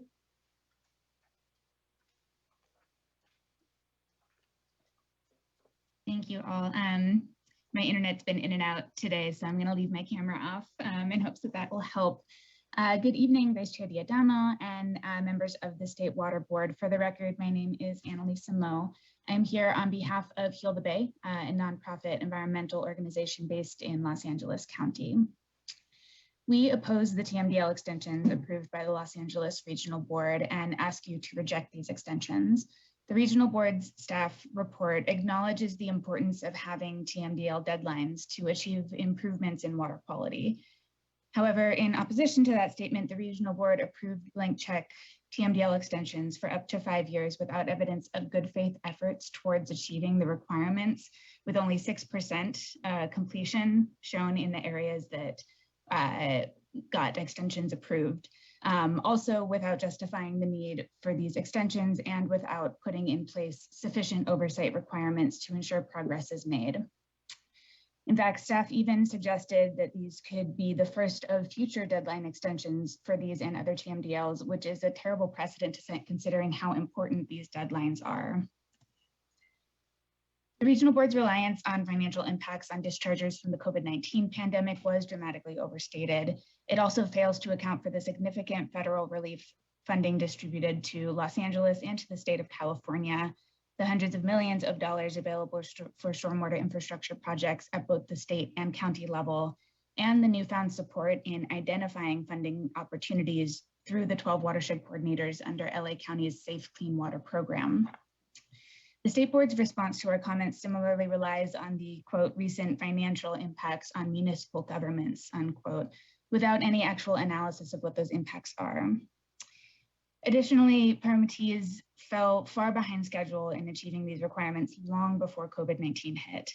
Simply put, the TMDL extensions are far too long and widespread to be reasonably related to the COVID-19 pandemic as claimed. Additionally, the proposed TMDL extensions are an overbroad remedy to the challenges that some municipalities are currently facing. Permittees that are struggling to raise enough money for stormwater capture projects can apply for individualized time schedule orders or TSOs by providing specific evidence justifying the extensions and agreeing to annual reporting on progress. TSOs are far from perfect. They allow for prolonged water pollution in our communities and in our environment, but they do at least create pathways for much needed accountability. Our comments to the Regional Board called for TSOs as a more acceptable and appropriate alternative to TMDL extensions, but the Regional Board did not properly consider TSOs as a viable alternative for the extensions they approved. Furthermore, the Regional Board offered no explanation as to why these blanket TMDL extensions adequately balance the Regional Board's mission with the struggles that the permittees face. Just because the approved TMDL extensions are shorter than what permittees originally requested does not automatically make these extensions reasonable. The TMDL's deadlines that the regional board extended were developed many years ago, in some cases a full 2 decades, through intensive negotiations with the intention to make meaningful progress on water quality improvements over time, eventually achieving water quality limits before the deadlines pass. But after 20 years of TMDL implementation, or lack thereof, and almost 50 years after the 1972 Clean Water Act amendments were enacted, water quality in Los Angeles has remained stagnant over the past decade, or even worsened in some areas, which is absolutely unacceptable. Everyone deserves safe and clean water. The state board must hold the Los Angeles Regional Board accountable to their mission and hold permittees accountable to the Clean Water Act requirements. And this must happen now, not several decades from now. We also provided to you a group sign-on letter originally sent to the regional board, but not taken under consideration as it was submitted after the deadline, which urges regulators to maintain existing deadlines and instead pursue alternative methods to provide additional time, such as TSOs. This letter was signed by 15 groups in total, including Amigos de los Rios, Nature for All, 7th Generation Advisors, Social Eco Education, and Pacoima Beautiful. Please consider these community voices. We urge you to reject the proposed TMDL extensions. At the very least, please hold your vote until there is a proper economic assessment and a more thorough review of alternative methods for providing additional time, such as through the use of TSOs. Thank you very much for your time and consideration, especially at the end of a very long day. Thank you, Ms. Moe. All right, our next speaker is Mark Lombos with LA County Public Works. Good evening. Good evening, Vice Chair Diadamo, members of the board. My name is Mark Lombos, and I'm an acting assistant deputy director with Los Angeles County Public Works. And thank you for the opportunity to speak on this very important topic today. Los Angeles County and the County Flood Control District support the approval of the proposed basin plan amendments, which strike the right balance between the need for ambitious regulatory deadlines and consideration of very real permittee challenges. Next slide, please. Since the adoption of these TMDLs, we have invested significant resources in our efforts to comply. The 2012 LA County MSWR permit created groundbreaking opportunities for permittees to work collaboratively and develop watershed management programs, which resulted in the identification and implementation of dozens of projects throughout Los Angeles County to address stormwater quality and enhance water supply. The map on the left shows the projects completed prior to the 2012 permit, which primarily consisted of low flow diversions projects for coastal watersheds. The map on the right shows the 100+ priority projects identified under the 2012 MSWR permit program, many of which are currently in the construction phase or in the design phase. Next slide, please. The county and the flood control district alone have spent almost $800 million over the last 9 years to comply with the 2012 permit, which includes the implementation of several regional multi-benefit projects. Here are 6 projects that cost the county over $120 million to build. While these projects are intended to help the county and flood control district meet water quality standards, they also achieve other benefits, such as opportunities for water conservation and recreational opportunities for local communities. Many of these projects are located in disadvantaged and underserved communities in LA County. Many of the 80+ cities are also making progress, and the region overall is headed in the right direction. Still, there is more to be done. The proposed basin plan amendments have recognized this need and provides time for permittees to continue designing, constructing, and implementing these highly effective multi-benefit community projects. Next slide, please. The passage of Measure W in November 2018 and the establishment of the Safe Clean Water Program have been a huge success for the region and stormwater quality. For the first time ever, there is a sustainable funding source to support the efforts of implementing projects and programs to improve water quality in our region. Every year, there's approximately $285 million to fund critically needed projects. However, these stormwater projects require the investment of time and money. The proposed time extensions are necessary to enable the Safe Clean Water Program to increase available funds and build upon the momentum of the MS4 permit while creating opportunities for our communities to prepare for existing and future droughts and decreasing water supplies. If the extensions are not granted, the permittees' focus will be diverted away from designing and constructing multi-benefit projects in disadvantaged communities, because the focus instead will necessarily be on projects that merely help meet the TMDLs with the most immediate deadlines, not the projects with the most long-term benefits. Such a shift in focus benefit neither water quality nor water quantity in the long run. For these reasons, we request that you approve the proposed basic plan amendments. Next slide, please. This concludes my remarks, and thank you for the opportunity to speak to you today. Thank you, Mr. Longmos. Okay, our next speaker is Benjamin Harris with Los Angeles Waterkeeper. Good evening. Good evening. Thank you, Vice Chair Dudamo, and thank you, State Board members, for the long day. My name is Benjamin Harris, and I am the staff attorney at Los Angeles Waterkeeper. LA Waterkeeper and our partners Heal the Bay and NRDC strongly oppose the 9 TMDL extensions approved by the Los Angeles Regional Board and ask you to reject these extensions.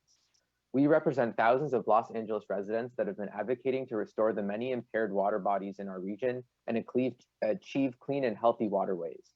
We have fought endlessly for the Los Angeles Regional Board to make meaningful progress to clean up our impaired waterways through strong water standards and meaningful enforcement. But instead, the Regional Board has consistently pushed out compliance deadlines, relaxed water standards, and catered to the desires of dischargers in almost every regulatory context, abdicating its responsibility to protect human health, aquatic life, and the environment above all else. The Regional Board's TMDL extensions are yet another example of this dismal trend. I fully support the comments from my colleague Annalisa Moe with Heal the Bay and want to again note that the Regional Board did not offer legitimate justifications for its decision to extend 9 TMDL deadlines for up to 5 years for water bodies in 4 different watersheds. But even further, granting extensions for 20% of existing TMDL deadlines is particularly egregious because of the sluggish pace that municipal permittees have exhibited to date when investing in stormwater infrastructure in order to meet existing TMDL deadlines. During workshops held by the Regional Board, some permittees admitted to making only 2 to 3% of necessary investments even before the COVID-19 pandemic. Based on our analysis of selected enhanced watershed management plans, since 2012, municipal permittees have achieved an average implementation progress of only 9% of the necessary stormwater volume to meet TMDL waste load allocations. The Regional Board acknowledges the lack of meaningful progress in its response to our comments. Indeed, the Regional Board's own analysis revealed only 6% completion for the areas receiving deadline extensions.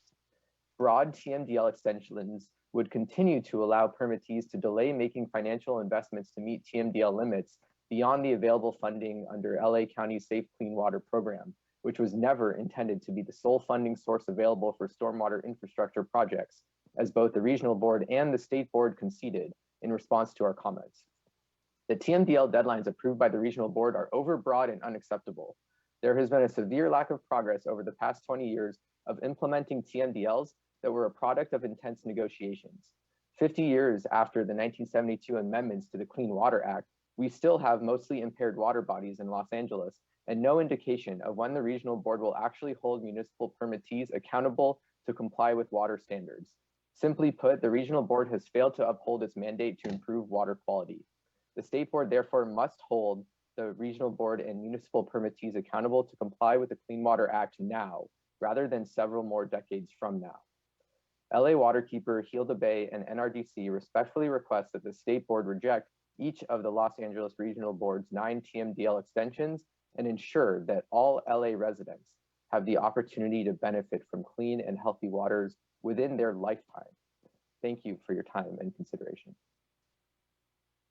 Thank you, Mr. Harris. All right, and then our last speaker is Ray Tahir with TECS Environmental.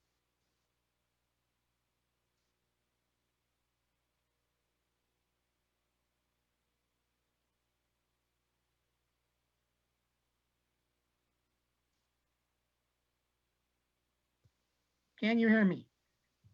There we go. Yes, good All right. evening. Great, great. Good evening, Vice Chair Diamo and board members. To begin with, according to Title 23 of the California Code of Regulations at 3779F, the comment period for submitting TMDL based on plan amendments is 30 days. However, I was only given 10 days notice. In any case, I appreciate the time. I submitted comments. Oh, I'm sorry. Next slide, please. Next slide, please. I submitted comments by the June 21st, 2021 deadline, opposing the LA Board's proposed basin plan amendment, extending the TMDL deadlines. Other cities submitted similar, you know, I can't see the rest of it because my picture's up there. Let me see if I can get through this. Other cities submitted similar comments by the state. I also raised this issue at a regional board MS4 workshop on August 20th, 2020. And you can see this in the last 3 slides. The state board responded to the comments saying that they were not timely. The primary comment raised in my and other comments to the state board is that amending the compliance schedule to extend TMDLs violates state regulation 2918, a policy for compliance schedules and NPDES permits. As mentioned to the LA board on several occasions, compliance schedules only apply to permittees subject to the Clean Water Act 301, not MS4s, which are subject to Clean Water Act 402P. And as I mentioned on several occasions, even the regional board admitted in a letter to US EPA in 2016 that MS4s are not subject to compliance schedules. The state board and the regional board unfortunately ignored this. It makes no difference if the regional board failed to comply with Regulation 2918 vis-a-vis an MS4 permit or the Basin Plan Amendment. The fact remains it did not comply with its own regulation, which applies to both. And if the state board follows suit, it too will be in violation. And by the way, it should not be up to the public to tell the water boards what their legal responsibilities are. Next slide, please. In response to comments regarding compliance schedules, the state board said if a permittee wanted to make an issue over the matter, it can file an administrative petition with the state board. Actually, in the case of a basin plan amendment, the Office of Administrative Law will be responsible for dealing with this issue. OEL may deal with the fact that the basin plan, again, I can't, hold on for a sec. OEL may deal with the fact that the Basin Plan Amendment did not comply with CEQA as required by Title 23 Code of Federal Regulations 377. Which says substitute environmental documentation, requirements for adoption or approval of plans or policies, any water quality control plan, state policy for water quality control, and any other components of the California Water Quality Management Plan as defined in the Code of Federal Regulations, sections 130.2, 130.6, proposed for board approval or adoption must include or be accompanied by a substitute environmental document. Although the SEDS were prepared by the regional board, they were not specific to TMDL extensions, only their inclusion in the basin plan, and were over a decade old. The dated SEDS were prepared before the 2012 MS4 permit was adopted. And the recently adopted permit requires projects that, for example, divert runoff from water bodies, which could have an adverse impact on the downstream habitats and reduce runoff discharge to groundwater recharge basins.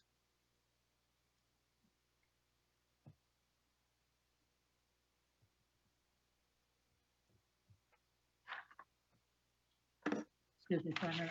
Once again, I can't see. There we go. Next slide, please. And I'm almost finished. It is understood that the purpose of extending the subject TMDLs is to enable permittees to avoid violation. It could have done this as a time schedule order, which is referenced in the MS4 permit.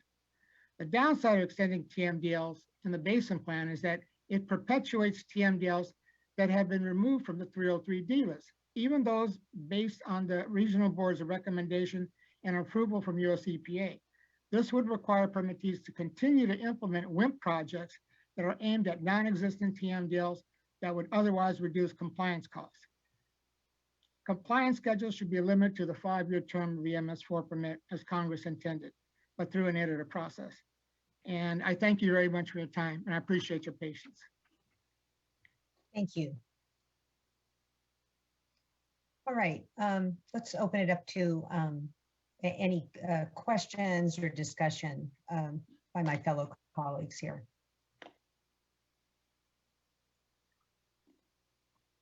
Okay, hearing no questions, I do have a question. I go have ahead. a question. Looks like Go Board ahead. Member Firestone has a question too. Do you want me to go first? Okay. Sure, go ahead, So- Board Member McGuire. So sure. So appreciate the comments here, and I think one tenet of all this that's very important to me is, in fact, the accountability piece. So whether we're talking about different compliance mechanisms, whether it's a basin plan amendment like we're talking about today, or a TSO, or some other approach, I do want to ensure that we have appropriate levels of accountability for our permits, whether it's MS4 or anything. And so I'm very conscious of this particular MS4 permit. We considered this in an order last year, specifically targeting the enhanced watershed management plans, and taking discrete measures to ensure that there's greater accountability and rigor implemented in those processes, the timelines that go with implementation. So I guess I think I'd like to hear from regional board staff a bit more about that accountability piece and how they arrived at that balance. And do you feel, regional board, that this approach gets us and continues to provide us with those accountability tools to ensure that if we approve this today, that 3 years down the road or 5 years down the road, those watershed groups that are only 2% or 6% of the way through their projects actually are going to be held responsible for their permits and complying with them.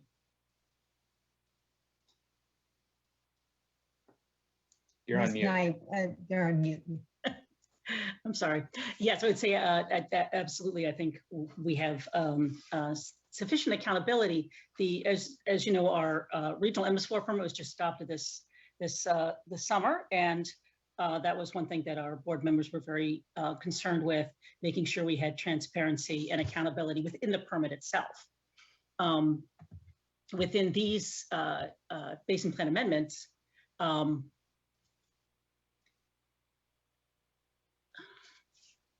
they're pretty short extensions, and we know exactly pretty much exactly what their plans are in using this time, because these are all MS4 permittees who have, most of them have watershed management programs and modeling, which lays out very precisely what implementations they're going to take in order to achieve the criteria. And if I may add, Board Member McGuire, to what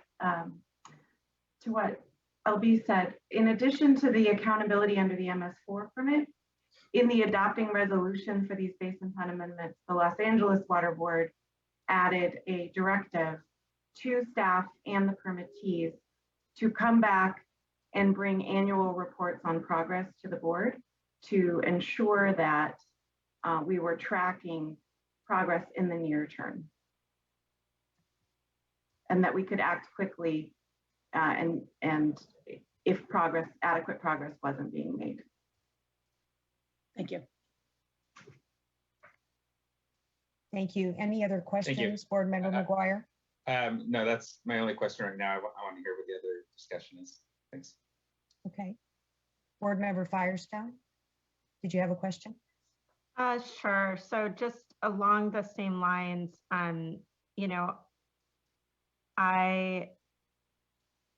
in general, I know the water boards have really made clear that COVID pandemic is not a reason to reduce water quality protections or delay implementation of regulatory requirements. And so it's a big deal to do that with a basin plan amendment. And I am wondering, you know, to me, this is, as board member McGuire said, it's, I mean, a major concern how far we are from compliance. And I think even just the comments from dischargers saying that it's not realistic for them to comply in the extension that this would be enacting is concerning. So, you know, I understand the expectation here is that this would really enable acceleration and give some, in some ways, some breathing room to the regional board and the dischargers to really focus on implementation of the new MS4 permit and of the projects they have on this. But I guess I'm wondering if you can talk a little bit about how the updated MS4 permit requirements, do you see, can you explain to me better how the MS4 permit requirements and the implementation of that meets the needs of maybe what otherwise we would be doing through sort of negotiating separate TSOs for the same time period? I don't know if that question is clear, but.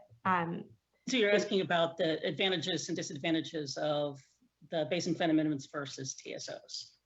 Yeah, and how the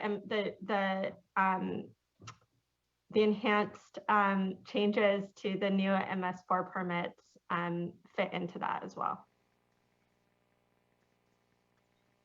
Okay, so the TSOs do have a number of advantages. They're very specific, and they have, you know, a very accountable actions that permittees need to take.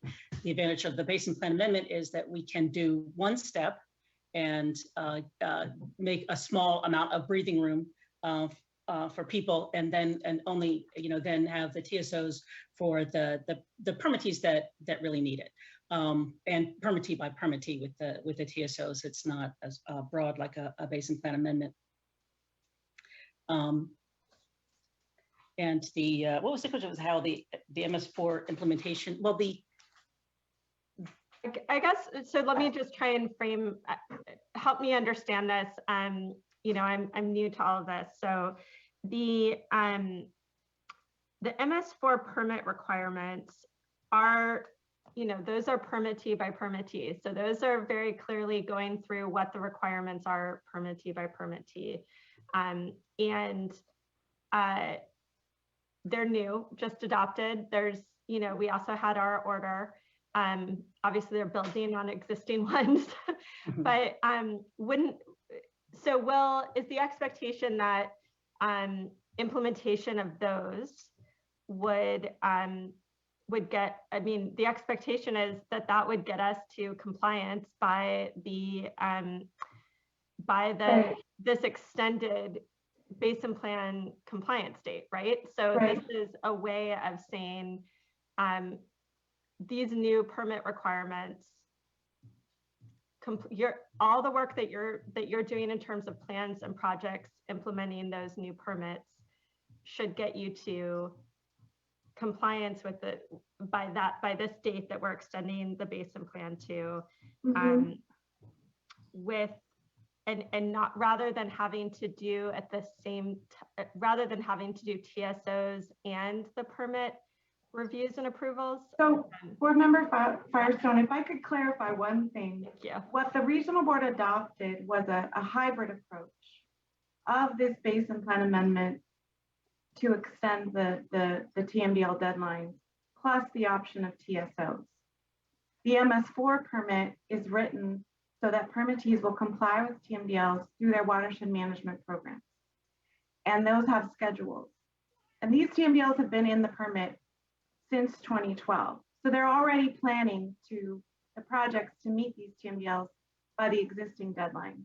What this basin plan amendment does is it extends the deadlines in the TMDLs so that the permittees can put those new deadlines in their watershed management program. And then if that's still not enough time, they can get time through time schedule orders. And as LB was explaining, the time schedule orders are enforcement orders and have more accountability than the time extended through the basin plan amendment. But what I was saying earlier is that in the adopting resolution for these basin plan amendments, the board put in annual checks to make sure that, you know, through this period of a 3 to 5 year extension, there is that accountability. And then if the permittees still need more time, they can apply for, and if appropriate, be granted time schedule orders that then they can include in their watershed management programs so that they have the full amount of time that is warranted to complete the project. So I hope that helps explain how the basin plan amendment, the time schedule order, and the permit all work together. Thanks, Ms. Newman. And I see Mr. Bishop and Ms. Purdy, you joined. Did you have anything to add? So I just wanted to make sure that I think that Jenny did a great job of explaining how these work together. But keep in mind that TMDLs are basin plan amendments. They are the standards which permits then are written to meet. And so the way the MS4 permit in Los Angeles is structured, that TMDL deadlines are required to be met, final deadlines by the watershed management plans that the permittees develop. So the cascade from this is that they will be those deadlines, final deadlines for the TMDLs, will be expended 3 to 5 years, which means that they will have the opportunity to change their watershed management plans to extend those from 3 to 5 years. They will still have interim milestones that they must meet. Pretty clear in our presidential order from earlier that they were unsuccessful in the past in doing that. And so it's understandable that they're requesting more time than this, but it's all also wrapped up in deemed compliance during the time that they're implementing this. And so we're essentially saying that they can get 3 to 5 more years of deemed compliance to work through this process. Okay, thank you for that. Any other questions?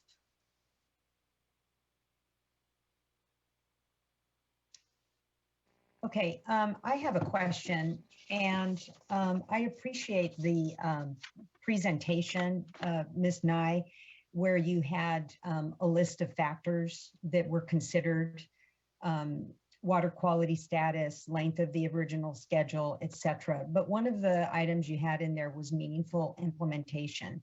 And I know that a couple of the commenters did raise that concern that, you know, they felt that there has not been meaningful implementation. And I know that in my briefing with staff, this issue came up, and I'd just like to have a little discussion on this. And that is that with these watershed management plans, you know, sort of this newer approach, and I know at this point it's not as new as it was when it was originally adopted in 2012.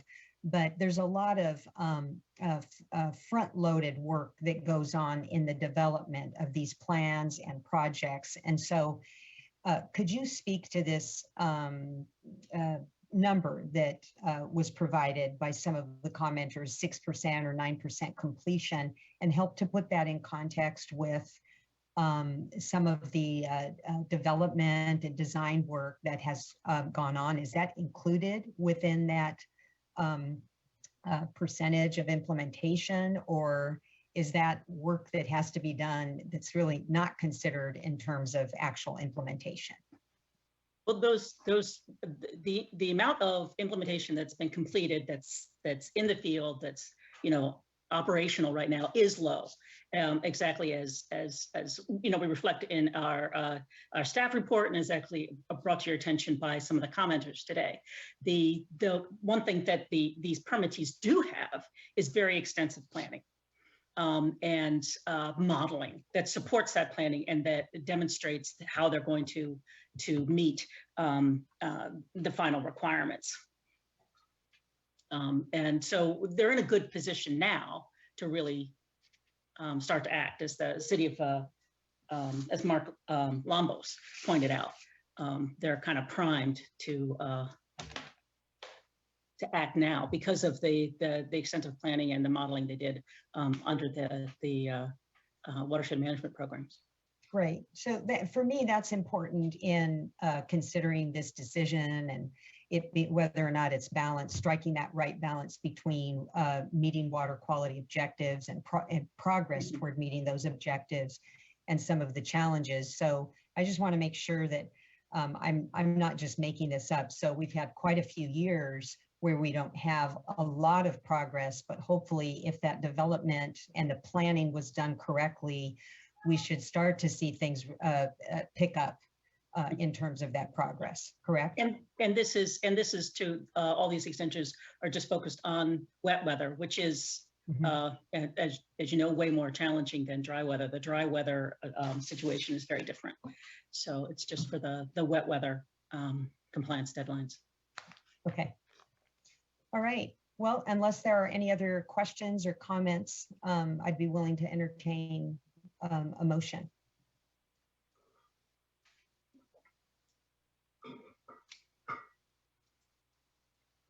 I can move, and I'll just reiterate, I am uncomfortable with using the COVID pandemic to delay significantly implementation of water protection programs, and I feel like in this case, it's not just, I think the regional board has laid out a number of factors and reasons, and COVID-19 is, a very real context that all of this is in, but I think that isn't the lone reason here. And I also feel like it's, a relatively short extension in a program where there's a lot of updated and increased requirements and accountabilities in annual reporting, which makes me feel, more comfortable with it. So, I am concerned, as we said in our order, and I think I've heard from everyone here that there's really hasn't been the implementation and concern about getting where we need to get, even with this extended timeline. And so I think just being clear that this approval doesn't mean that there's the expectation that can be delayed indefinitely and just extended and extended.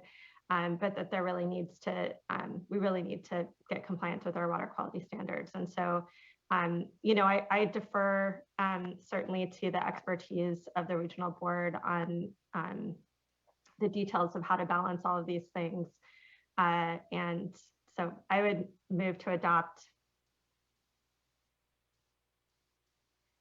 All right, do we have a second? Yeah, I will second, and my caveat will just be that I concur with Board Member Firestone and Vice Chair Diadamo in your opinions on this. This gives me a lot of pause because we do have TMDLs around the state. The Los Angeles region is a leader and is looked up to as a leader in the MS4 programs. You're progressive, you've accomplished so much. And some of that has come with growing pains, learning through this experience. And I can see that here. And we have this confluence of the additional rigor you've added to the MS4 program with your recent adoption, the significant updates that happened this past year or so in the enhanced watershed management plans and the watershed management plans, and everyone trying to play catch up with that. So I get that, and I do have some comfort with the additional reporting, the annual check-ins, all the reporting with the watershed management plans that come with these permits. So that's helpful. But what I don't want to do is set up an expectation that this is a rubber stamp situation, that any TMDL that comes in for any, sure, take 3 or 5 more years or take all the time you need to meet water quality standards. That's not where I want this program to go ultimately. But what I do want is careful thought of the factors that lay into that, and I think you've done that here. But perhaps as we go forward with other extension requests that may come down the pipe or other regions, just some more thought to what those factors are and how we can best articulate them. Whether it's a pandemic, whether it's other unforeseen disasters or circumstances that invariably will pop up, wildfires. There's a lot going on in our world these days, and so we can all expect that there's going to be more challenges ahead. So we should be thinking that way. So I'll leave it at that. And just to summarize, I do second the motion. All right, we have a motion and a second. Ms. Townsend, could you please call the roll? Certainly. Board Member Firestone? Aye. Board Member McGuire?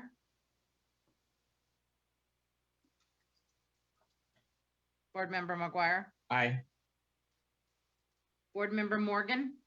Aye. Vice Chair Diadamo? Aye. Thank you. Thank you. And with that, the resolution is adopted. Thank you very much to all the participants from the regional board and the commenters. We appreciate your leadership and your participation. All right, well, moving right along so that we can get to dinner here. We've got item number 13, which is board member reports. Does anyone have a report that they'd like to provide?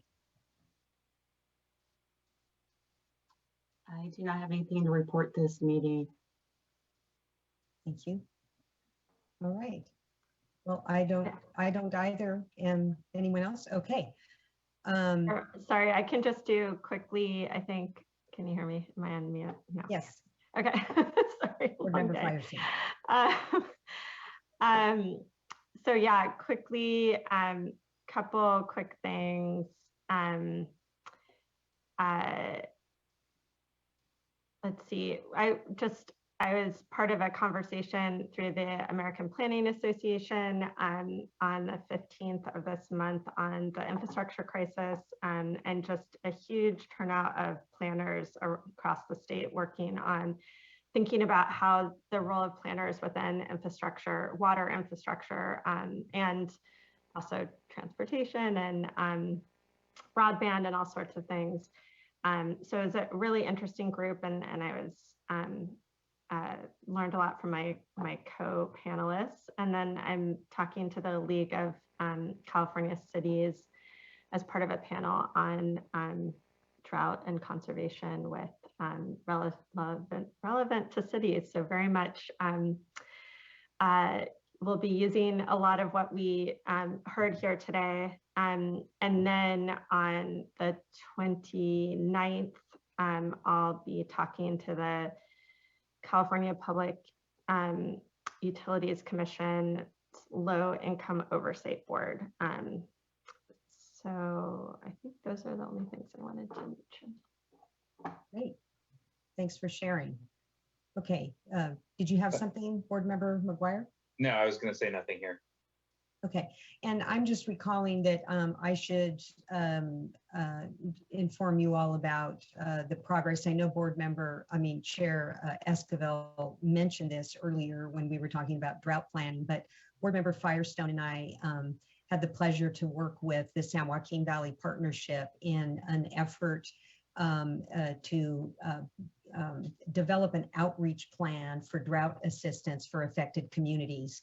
And this was a quick turnaround, and it was just really amazing to see the partnership from the San Joaquin Valley, Fresno State, Self-Help Enterprises, Supervisor Silvera from Merced County, come together along with great assistance from our staff, OES and DWR, to put together a pretty effective outreach plan in short order. And so, and now they're working with representatives from all of the counties to see if they can just continue some of the discussions about lessons learned regarding permitting, you know, just a shared information platform. And so I bring this up not just to say kudos to the San Joaquin Valley Partnership, but also that we now have a nice little regional template that's been developed. So for those of you that think that it might be helpful in other regions, I'd be happy to share it with you. So, and, you know, maybe just get some tidbits of information there and maybe pass it along to others that might be interested. I did share this at the most recent chairs meeting. Okay. That's fantastic. I would love to see that, Vice Chair. Great. Okay. When you get a chance. Yeah. Thank you. Thank you. Will do. Okay, now our last item for the day before we go into recess and come back tomorrow. Good evening, Executive Director Sobek, the Executive Director's report. Did you have anything that you wanted to call out? I do not have anything to add to the written report, unless anybody has any questions. Well, I know you've been really busy on some of the items we worked on earlier today, and you've kind of been in the background there, but I know you've been front and center on a lot of those discussions and meetings, and it's taken up a lot of time. So just thank you so much for all of your work on the drought planning. Okay, any questions of Ms. Sobek? All right, well, thank you all for an amazing day, getting through quite a bit here. Enjoy your evening, and we will see you tomorrow morning at, just making sure here that we're coming in at 9 o'clock. I just want to make sure. That is correct. Closing out, yep, okay, so we'll see you at 9 a.m. tomorrow. Thank you and have a good night.